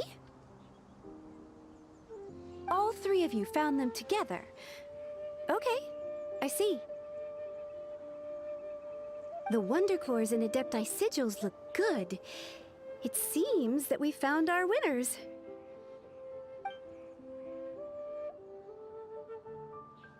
I hereby announce that the winners of this material procurement contest are the Traveler, Yunjin, and Beidou. What? It's over already? I haven't even found the Plustrite yet! I can't believe it. So close, but so far. I'd like to invite our three winners to please proceed to the Jade Chamber, where Lady Ningguang is waiting for you. Huh? Where's Beidou? She was right here! Captain Beidou has some business to attend to. She will join later. Please come with me for now. Alright then, guess we'll head on up to the Jade Chamber first. This has been a long time coming. The last time we went up to the Jade Chamber was ages ago.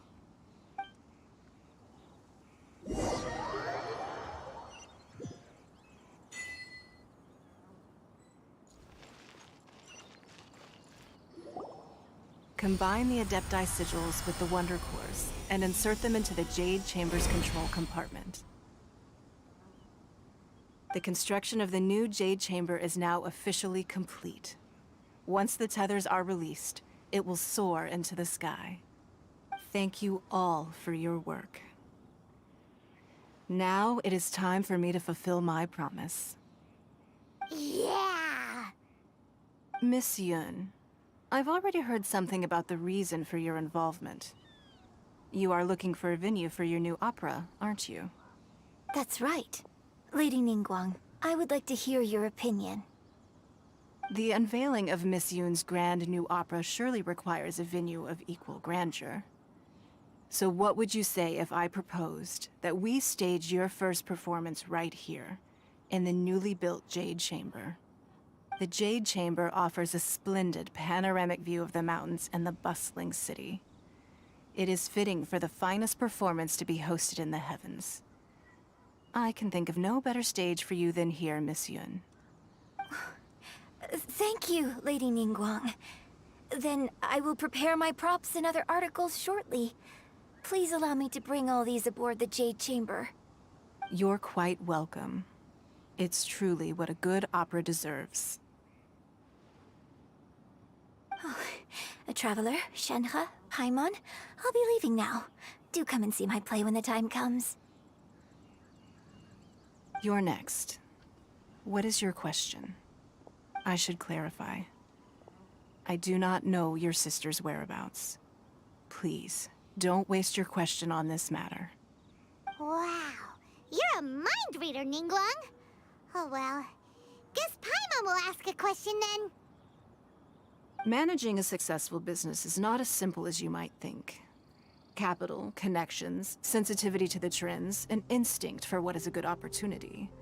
All of these traits are crucial. If you want to know how to make money, I will honor our agreement and give you an answer. But that is not to say that it will work for you. Wow, Paimon hadn't even asked the question yet. Your question was written all over your face. Now look, you helped me rebuild the Jade Chamber, and I intend to repay you handsomely for it. So I promise you that should you one day require financial assistance, you may seek employment here. I will pay you at the highest rate of remuneration.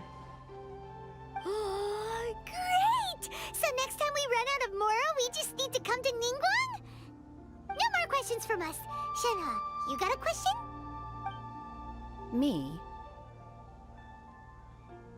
Yes, this is a group effort. Thank you. But I don't have anything to ask. Are you sure? This is a once-in-a-lifetime opportunity. I'd urge you not to squander it. Yeah, just don't waste it. Hold on a second. Paimon can probably think of another one. Lady Ningguang, do you think I can ever fit in Liyue Harbor? Now that is an interesting question. Liyue Harbor is very inclusive. As long as you respect the rules here, you will not be turned away. So, the key is whether or not you yourself can develop a sense of belonging in Liyue Harbor. Huh. A sense of belonging? Yes. To become fond of a place, to feel part of it, it always requires a reason. Perhaps someone you've met, or something you've experienced here. Or perhaps you enjoy the atmosphere of Liyue, and you will become accustomed to it. In short, everyone needs a reason to stay. I hope you can find yours soon. I see. Hey, what's going on? I just went to see the fleet a little later than expected. Come on, Beidou! It's your turn! Do you have a question for Ningguang? Me? Nah, I ain't got any questions. She forced me to help out, so I figured I may as well get involved with the contest. Ningguang, don't forget what we talked about. It's not gonna be easy to deal with. I don't think my fleet can take it on their own. Don't worry. I have made preparations. The wound dressings are ready, and the Millelith have set up an ambush. Glad to hear it. Watch your back. Stay alert. Beidou? Ningguang? What are you talking about? You'll see when the Jade Chamber ascends. However, it's not the most pleasant topic of conversation. Maybe it's better that you don't know.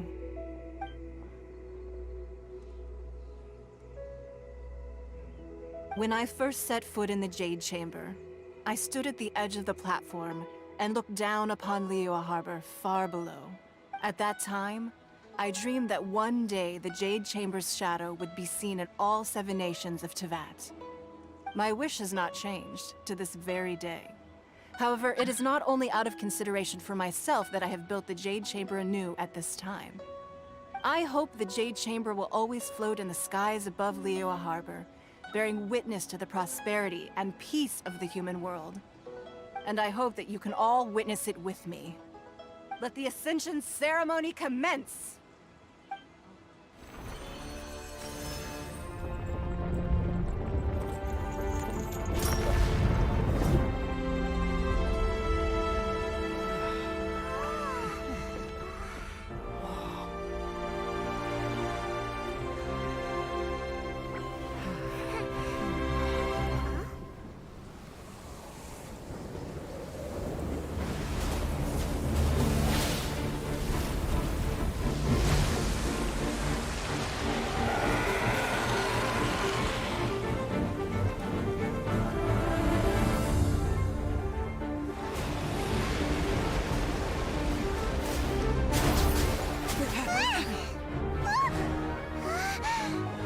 Right on cue.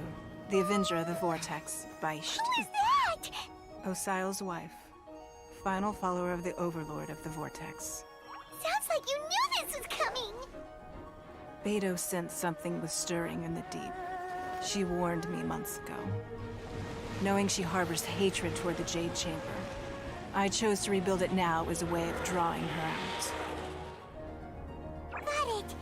Well, let's go fetch the Adepti. No. Huh? In this human age, the people of Liyue must find a way to overcome this crisis on our strength alone!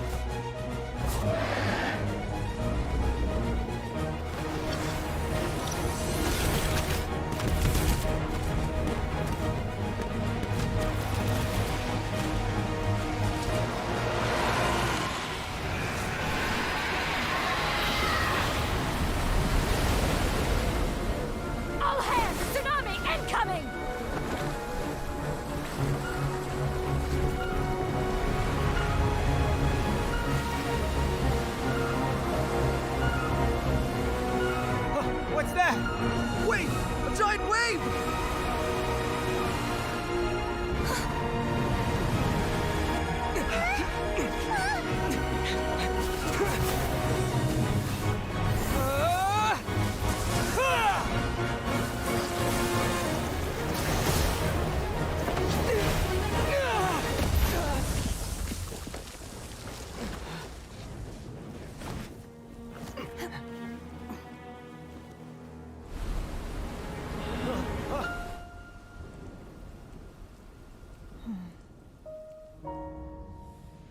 You are a cursed child. Your life brings nothing but disaster to us all. At least if you die, I can bring her back. The day you learn how to use your strength for the good of others is the day that you can truly become part of human society.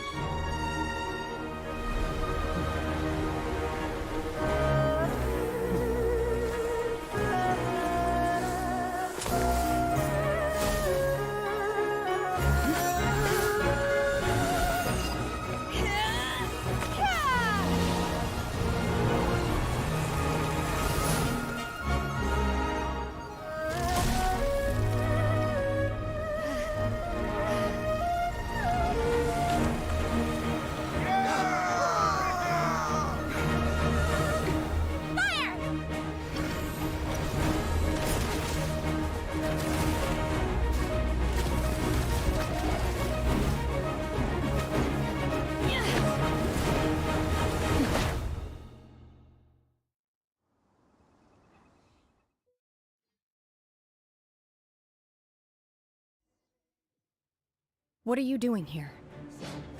We can't let you be the only one taking this risk! I hardly see this as a great risk. The people of Liyue Harbor are well prepared, and she is already badly injured. Only sheer willpower is keeping her alive. I may be nearing the end of my stamina, but in a fight to the death, I think I have the upper hand. We'll help too!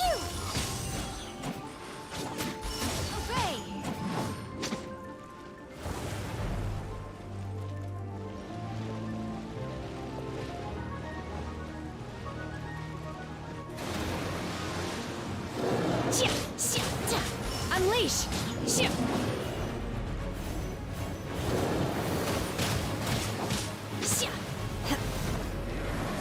You will regret this! Obey! Judgment!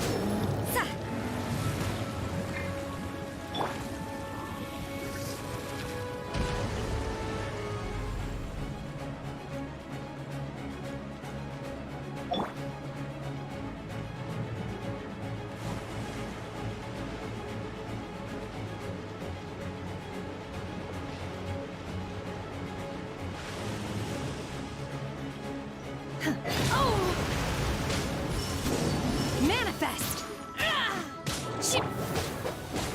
Everybody stand back!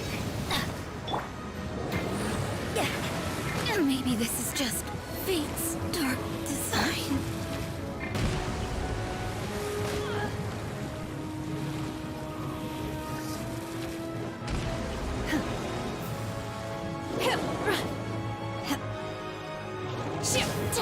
Unleash! Cryo Incarnate!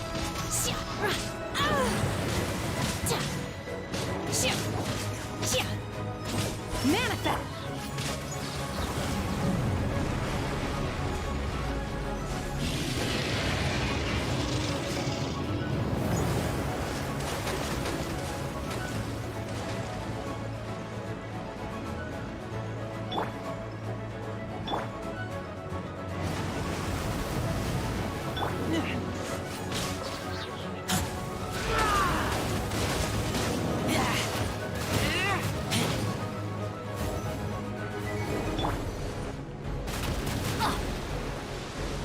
Didn't see that coming.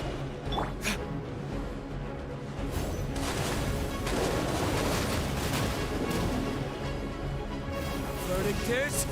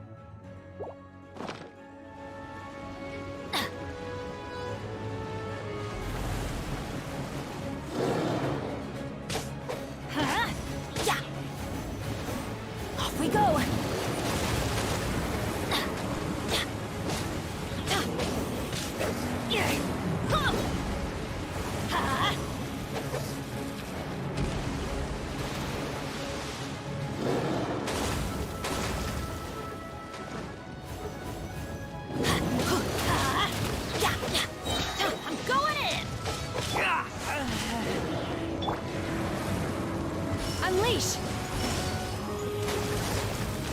In your dreams!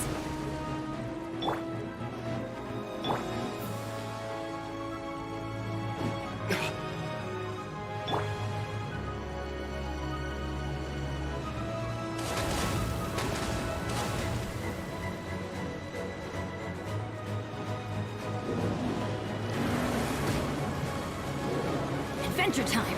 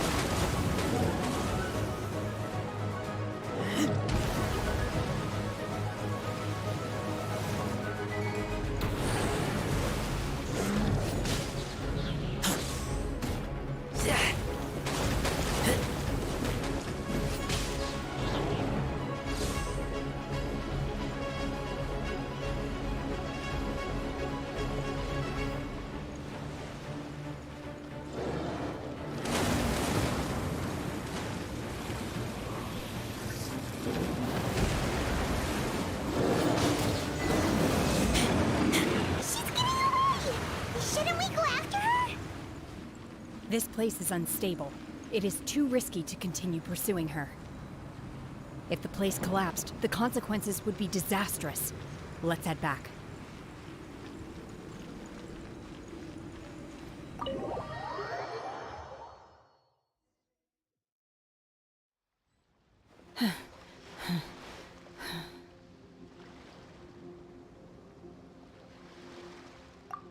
I'm just a little exhausted.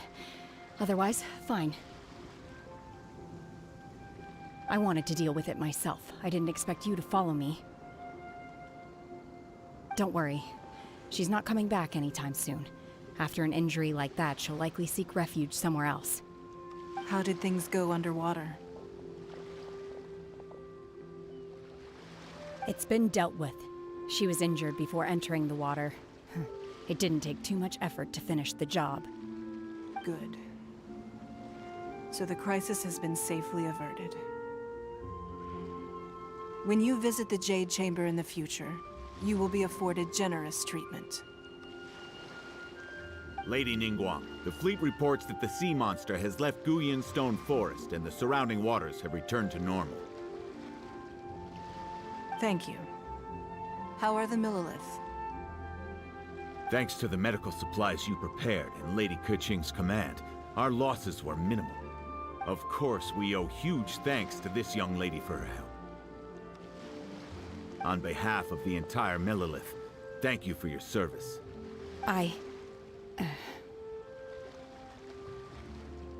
Great. Then next time I watch Miss Yun's opera, I'll be able to take the compliments. I wasn't trying to be a hero, though.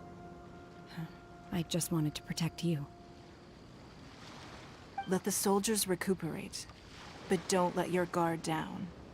If she returns with a vengeance, we must be prepared. Yes, ma'am. You've been monitoring us for some time now. I trust you've reached a conclusion. You wish to hear one's opinion. Well, things would have hardly gone so smoothly had it not been for Shenhe. That I do not deny. However, final victory was always going to be ours, even had things been a little more arduous. If it came to it, I could always destroy another Jade Chamber.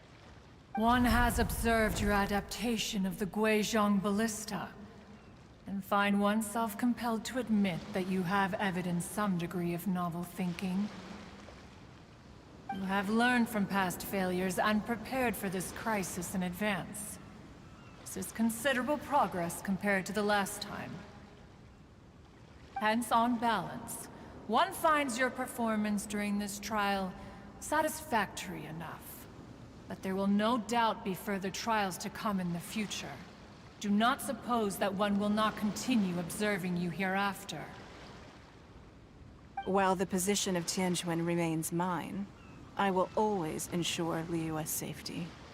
Shenhe, one saw you secretly venture out from the mountains a few years ago, and noticed the air of dejection in which you returned. Hopefully this trip to Liyue Harbor has been a different experience. Yes. I can't explain it, but I feel happier than I expected. Good. Traveler, please take good care of Shenhe. She is a dear child. In fact, one has many fond memories of Shenhe's childhood that she may be interested to hear about. There'll be no need for that. Oh. They are all like this. Fine. Since you care not to listen, one shan't be telling you. One shall be going homeward now. Please, have a good rest. Come to the Jade Chamber when you have recovered your energy. We must celebrate both the completion of the Jade Chamber and the fact that Liyue has weathered another crisis. This banquet must be the most spectacular ever.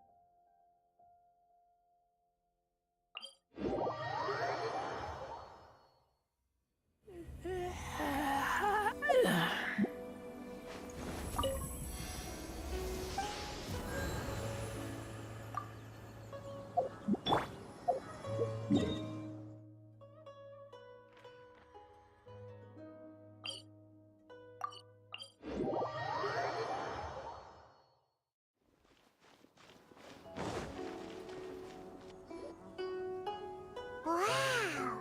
Everyone's already seated! It's Paimon's first time attending a banquet in the Jade Chamber. The food here looks amazing. All of you here are my distinguished guests. I am determined that each of you thoroughly enjoys yourself. Those who don't drink alcohol, please, help yourself to other beverages. Fine wine is a delight to the senses, but it is far from the only one. I trust you will find the marvelous view from the Jade Chamber to be an equally gratifying indulgence. Have you heard? Miss Yun's going to be performing today. Sure have. Honestly, it's the main reason I'm here. I've never missed any of Miss Yun's performances, and I don't intend to start now. I hear she's going to perform The Divine Damsel of Devastation today, the one written by her father. I've been so excited that I've barely slept the last few nights. Hey, look! Miss Yun is going on stage!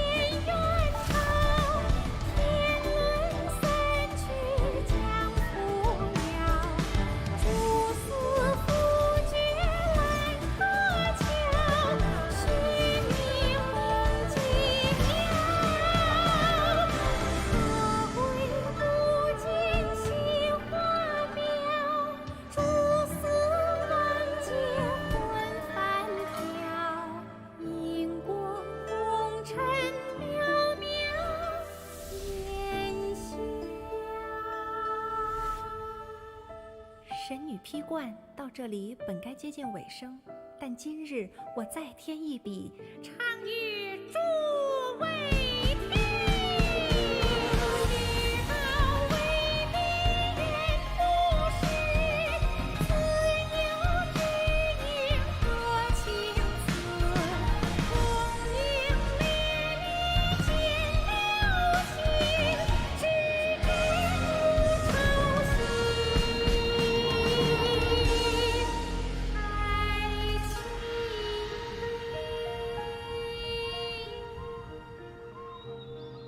彼时鹤归，茫茫天地无依靠，孤身离去。今日再会，新朋旧友坐满堂，共聚此时。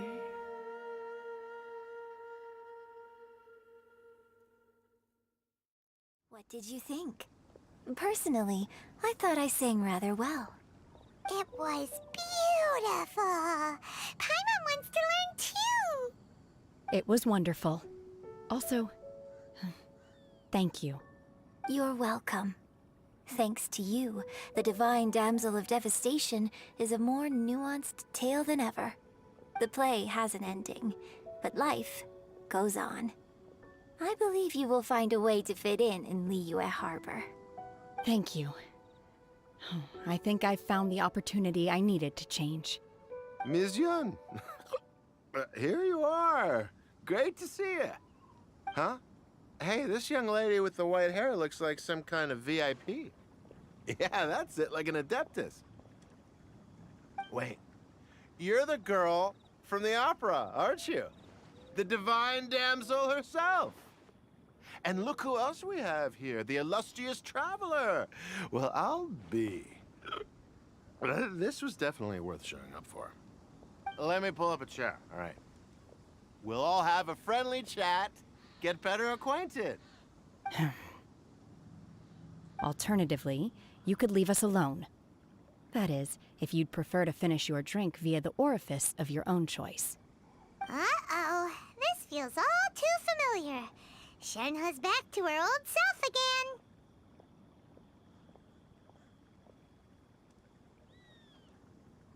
Hey, what are you doing? Calm down, Shenhe. Calm down.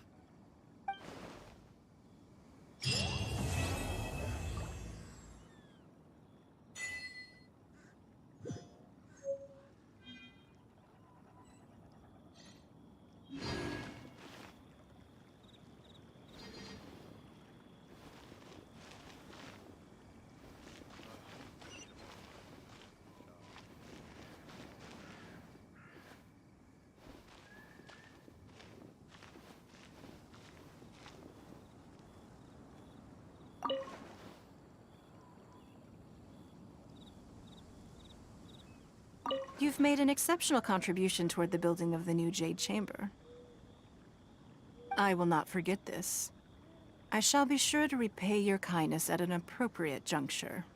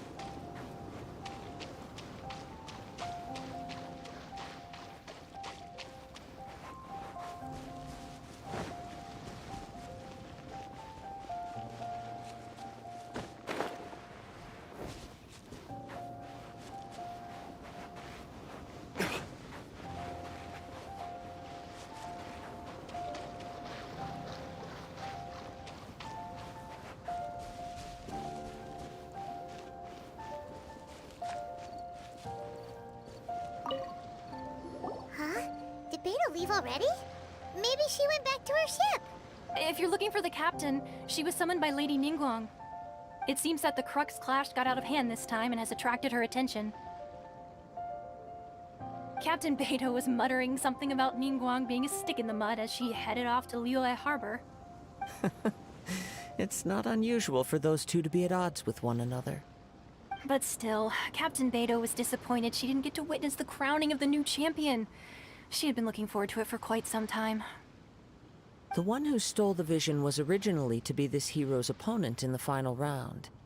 He knew he stood no chance of winning the match, thus the wicked idea of stealing the prize took hold in his mind. In which case, the Crux clash comes to a clear-cut conclusion. Huh? So that's what happened? If that's the case, then the rules stipulate that he is disqualified, and our hero here is the champion. Paimon thought we'd win and all, but not like this. It doesn't matter. As the saying goes, honor given is honor deserved. Now, let me go prepare the champion's medal to award you.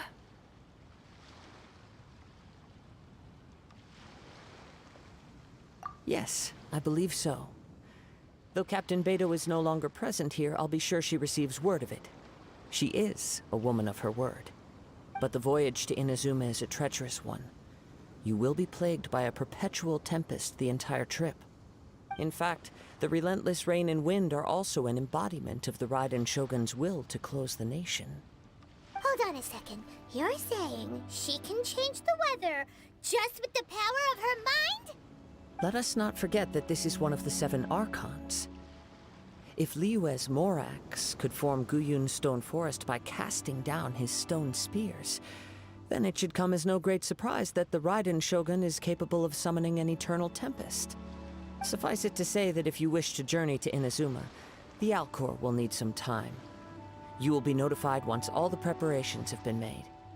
In the meantime, I intend to embark on a journey of my own. I will travel all across the vast lands of Liyue in the hope of finding a way to reawaken the vision. Paimon believes you'll find a way for sure. Thank you. May both our journeys prove meaningful.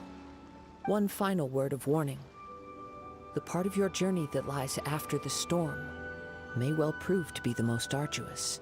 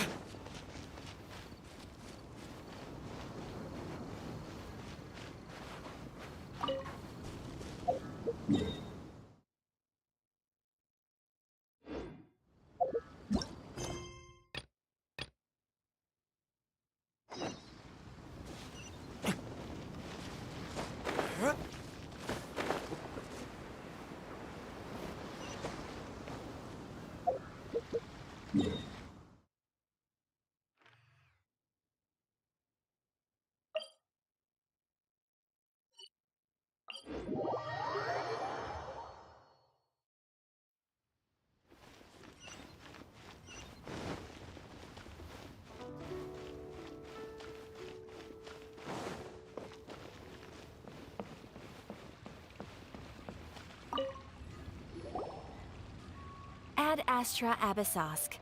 What can I do for you, traveler? Ah, yes. I've heard that you've already made arrangements with the captain of the Crux Fleet regarding your passage to Inazuma. Is that correct? Now that I think about it, it's been quite some time since I last visited those lands. Unfortunately, I don't have any current intel that would be worth sharing with you. There you are. You're the traveler that Beidou will be taking to Inazuma, right? Oh, is that right? Well, it's an honor to meet you. The fleet is nearly completed reprovisioning. Once the crews have taken a head count, we can get underway. Captain Beidou sent me to come get you. We'll weigh anchor as soon as you're aboard. Seems Beidou is the captain of her word. Of course! There are many things that the captain insists upon. I'm sure you'll see for yourself once you're on board. So you'll be heading off then? I suppose congratulations are in order. Whether the journey before you leads to the heights of the heavens or the depths of the abyss, each step you take is another achievement. Until we meet again, Ad Astra Abyssosk. Oh, it's kind of hard to say goodbye now. We practically see each other every day. Well, if that's how you feel, why not come and find me when you arrive? I'll be awaiting you on Narukami Island. So there's another Catherine in Inazuma? See? There's no need to get all sappy now. Well, I guess it's time for you to bid farewell to Liyue Harbor. Now that I've delivered my message, I'll be heading back. The ship is currently anchored off of Guyun Stone Forest. Okay, thanks for coming all this way to let us know. Just following orders. I'll see you two aboard the Alcor.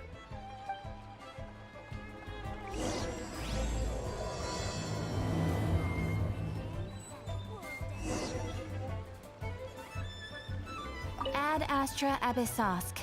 Welcome to the Adventurers Guild.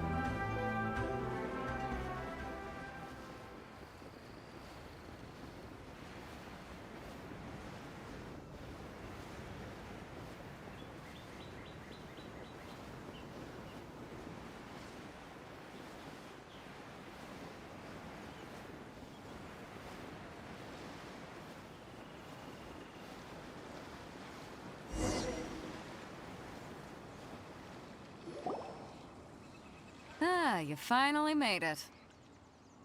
All these years, come rain or storm, the Crux fleet has never suffered a delay. If it were anyone else, I might have set sail already. Don't look too serious, I'm only joking. You're just on time. The crew have just finished making final preparations. Well, now that everyone's here, we set sail for the land engulfed by storm and tempest. The nation of eternity. Anchors away!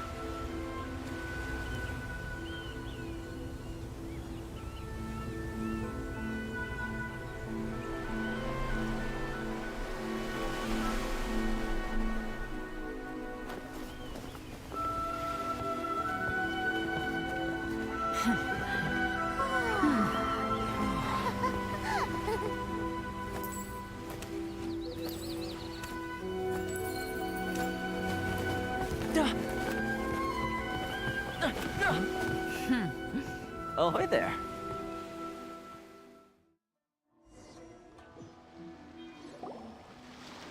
So, you finally made it. You sure kept me waiting, Captain. And it appears we have a couple of stowaways. Or perhaps I should say, honored guests. Shush! You can blame your almighty Shogun. The tempests around Inazuma have been growing all the more fierce lately. Though the fleet was fully up to the challenge, the inclement weather still caused some delay. Now then, let me introduce everyone. This is Toma, a trade partner that I've gotten to know recently. You don't know how long I've been waiting to see you. Toma, these two are... Oh, no need for introductions. Their reputation precedes them. Seems even the stormy seas can't keep rumors of these outlanders' sterling deeds at bay. Oh, it's sure nice to hear you say that. With any luck, it'll give you a head start here. Toma's resided on Rito for quite some time now. It wouldn't be going too far to say he's the fixer around these parts. If you run into any problems here, just talk to Toma. But if he tries to pull any moves on you, I'll be sure to deal with him personally the next time I'm around. No need to worry. I'm sure we'll get along just fine. Good. Then if it's all settled, I'll be going. I wouldn't want to be caught with my sails down here. I do have a wanted fugitive on board after all. Oh, right. Kazuha. Until next time, traveler. Remember to give it your all, no matter what perilous storms you may encounter. Fair seas, Captain Beidou. Bye-bye!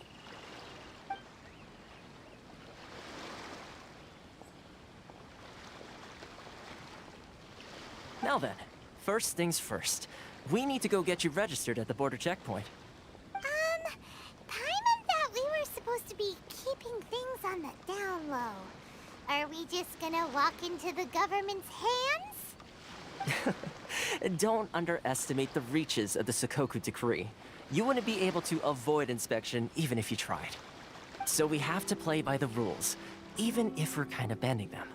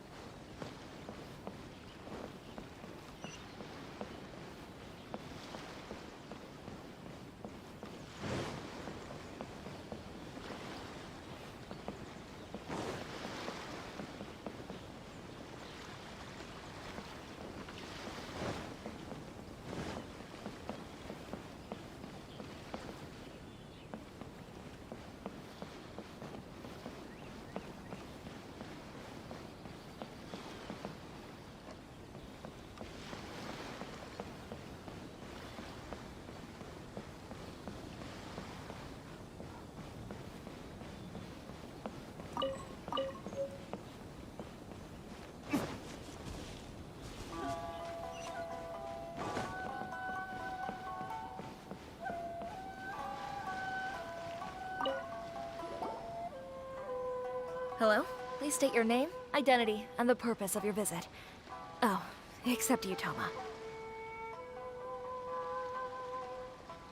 You must be new here. Excuse me?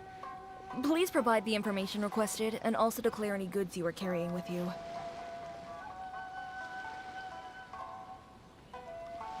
Currently, only members of the International Trade Association are authorized to engage in the import and export of goods. Do you have your trader's permits?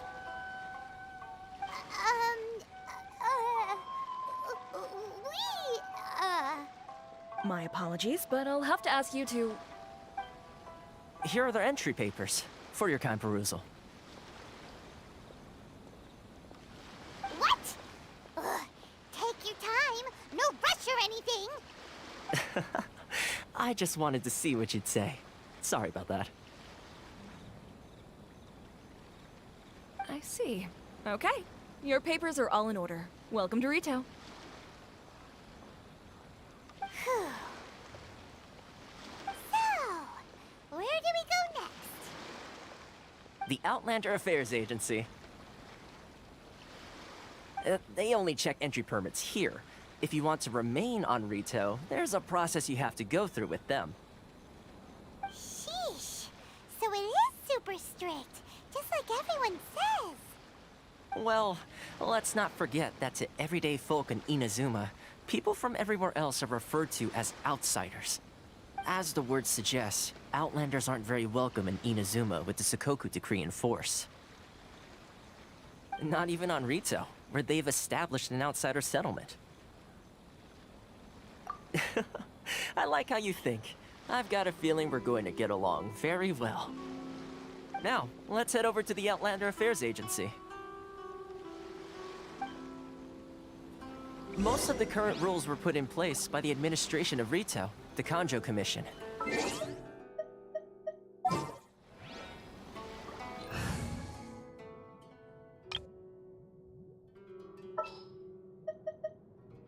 Just what will we come across this time? Please show some proof of Kanjo identification. Commission?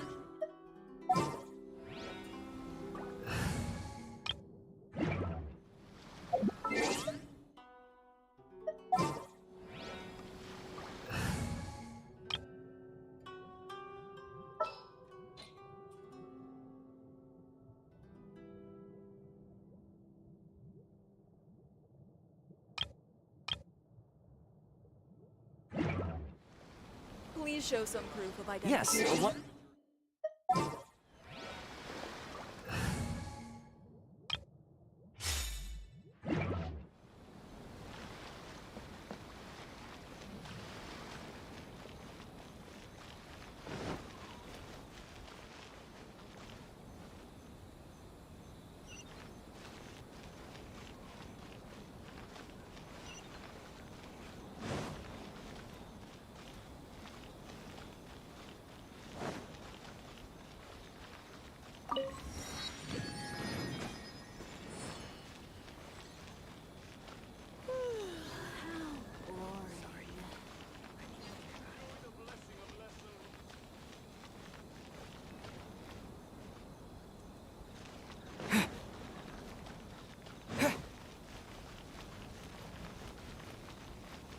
the Outlander Affairs Agency. Please have your documents and proof of identification ready.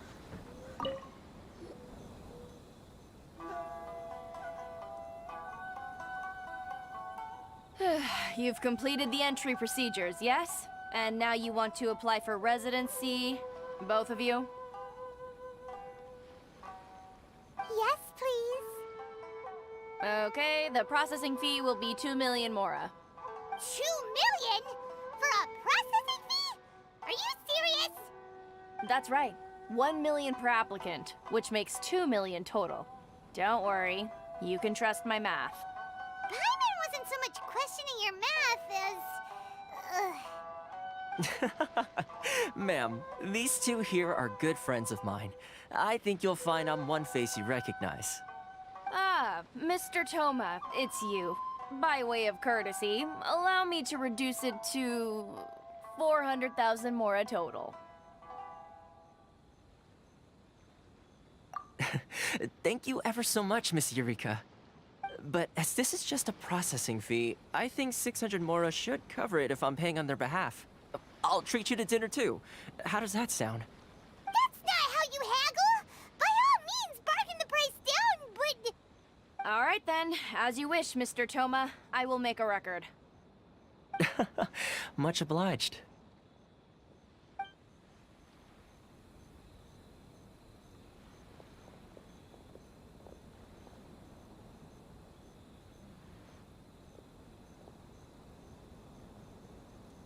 What? She went from 2 million down to 600? There's something seriously wrong with people's sense of finance around here! It's not as mind-boggling as you think. A processing fee is just a figure of speech. The way some here at the agency see it, the fees are easy money, so it becomes a question of how much they can make. So when the day comes that some poor merchant from overseas with more money than sense gets stuck here and needs to apply for residency... Then they'll milk them for all they're worth! Exactly. It's at times like this that having a local friend really comes in handy. Yes, but when you're an outlander in Inazuma, far from home in this closed nation era, there's very little that can be done about it. The most that overseas merchants can do to look after themselves is stick together. That's how the International Trade Association came about. So it's a trade association built by and for Outlanders? Yep. And as well as advancing commercial interests, the association provides help, support, and structure for Outlanders trying to survive on Rito. Essentially, it's an association devoted to both commercial excellence and survival skills. Sounds like just staying alive is an achievement when you're an Outlander in Inazuma. I see. So this is the real purpose of your trip. Yes, given that you are Outlanders, it's certainly a lofty aspiration. After all, the Ryzen Shogun is the most exalted and revered one in all of Inazuma. She is a deity who reigns on high, while all other life gazes up in awe. Huh. I was going to say nothing is set in stone when it comes to who you will encounter in this world. Who's to say you won't happen to run into the Ryzen Shogun one day after lunch? Uh-huh. And is that likely? Okay, I'll give it to you straight. I know of a way to introduce you to the Ryzen Shogun. Really? Wow! The Rito Fixer's better connected than we thought! I mean, it will take all the resources I have at my disposal, but it could be done. However, before we get there, connections come at a high price, you understand? Not you too! No. In this instance, when I say price, I'm not talking about Mora. In fact, there's no real cost as such. It's just that if this is something you really want, you'll have to agree to help other people solve some of their problems first. I like to do things in a way that keeps everybody happy. It's my own personal rule for dealing with situations like this. Sounds very reasonable to Paimon. You're the man in the middle, so you have to trade favors to keep everyone indebted to you.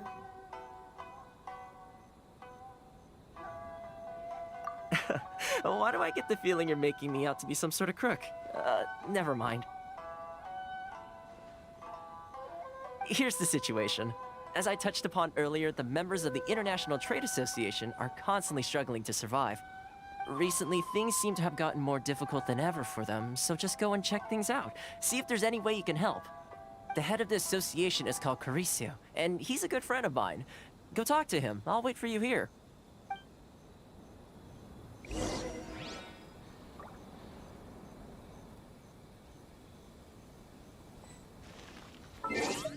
Why in the world can't I use my permit?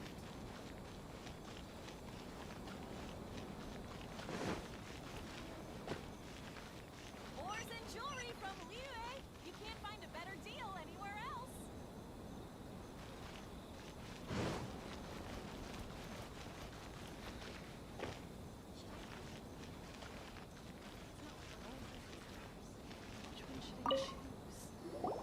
Huh? Hello there. You must be seeking refuge with the International Trade Association. The Outlander Affairs Agency took you for all you're worth, I suppose. Ah, good. That's a relief. You need to be careful, or you'll find yourself losing your savings all at once. We heard the association has been having some difficulties lately. Is that true? Yes. Left, right, and center. Obstacles at every turn. But that's nothing new for us. The Sakoku decree certainly makes things difficult for anyone who wants to come here from overseas. But it's not the root cause of our woes. The Sakoku decree might restrict our scope of activity, but in and of itself, it doesn't stop us from being able to enjoy a comfortable existence. No. What's really squeezing us Outlander merchants dry is those Mora grubbers from the Kanjo Commission. Oh, of the 3 commissions, that's the one that oversees everything on retail, isn't it? That's right. They impose astronomical tax rate, unbelievable regulations, and that's not the worst of it. They just issued a new tax decree recently that, for some reason, completely changes the way we pay our taxes. It used to be Mora, but now it's something called Crystal Marrow. Crystal Marrow? What's that? Something that most of us in the association had never heard of before either, until the new decree came along. Eventually, one of the older Liyue merchants recalled that he once shipped a batch of it to Snezhnaya in his youth. So, in order to pay our taxes, we began an arduous search for this Crystal Marrow. But then we found we'd only managed to create a bigger problem for ourselves.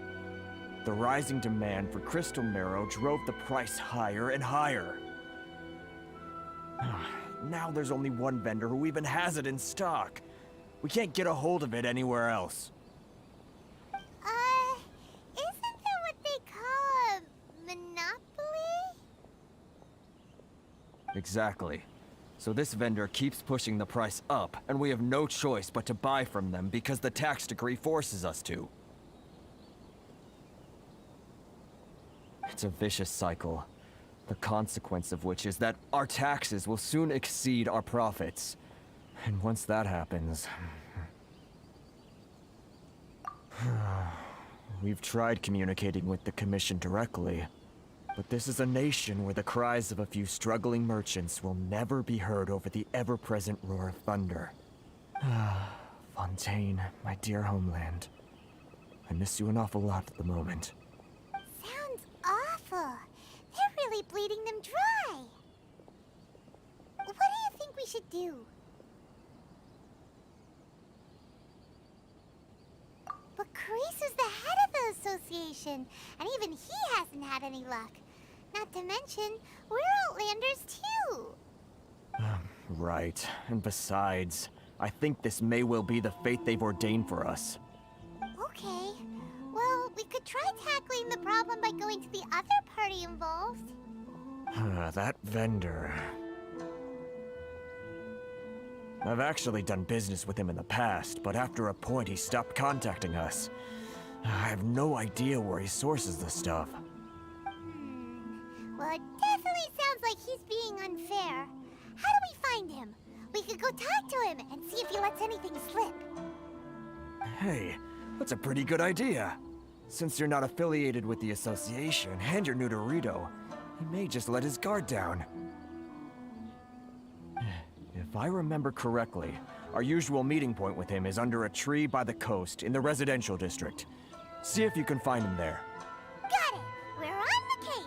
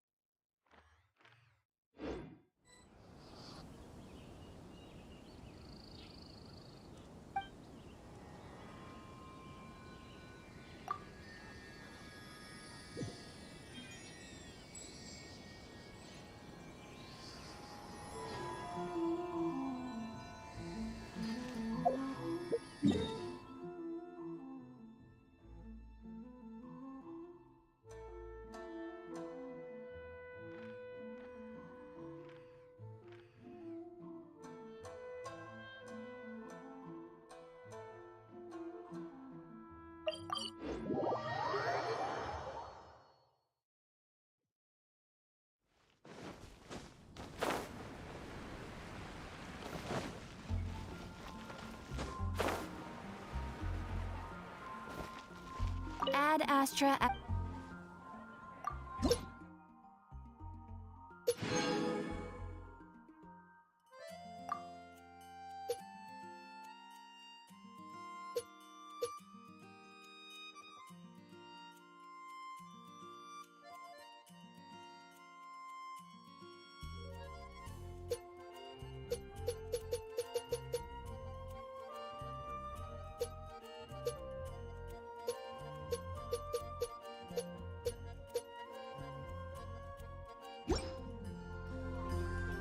Ad Astra Abyss.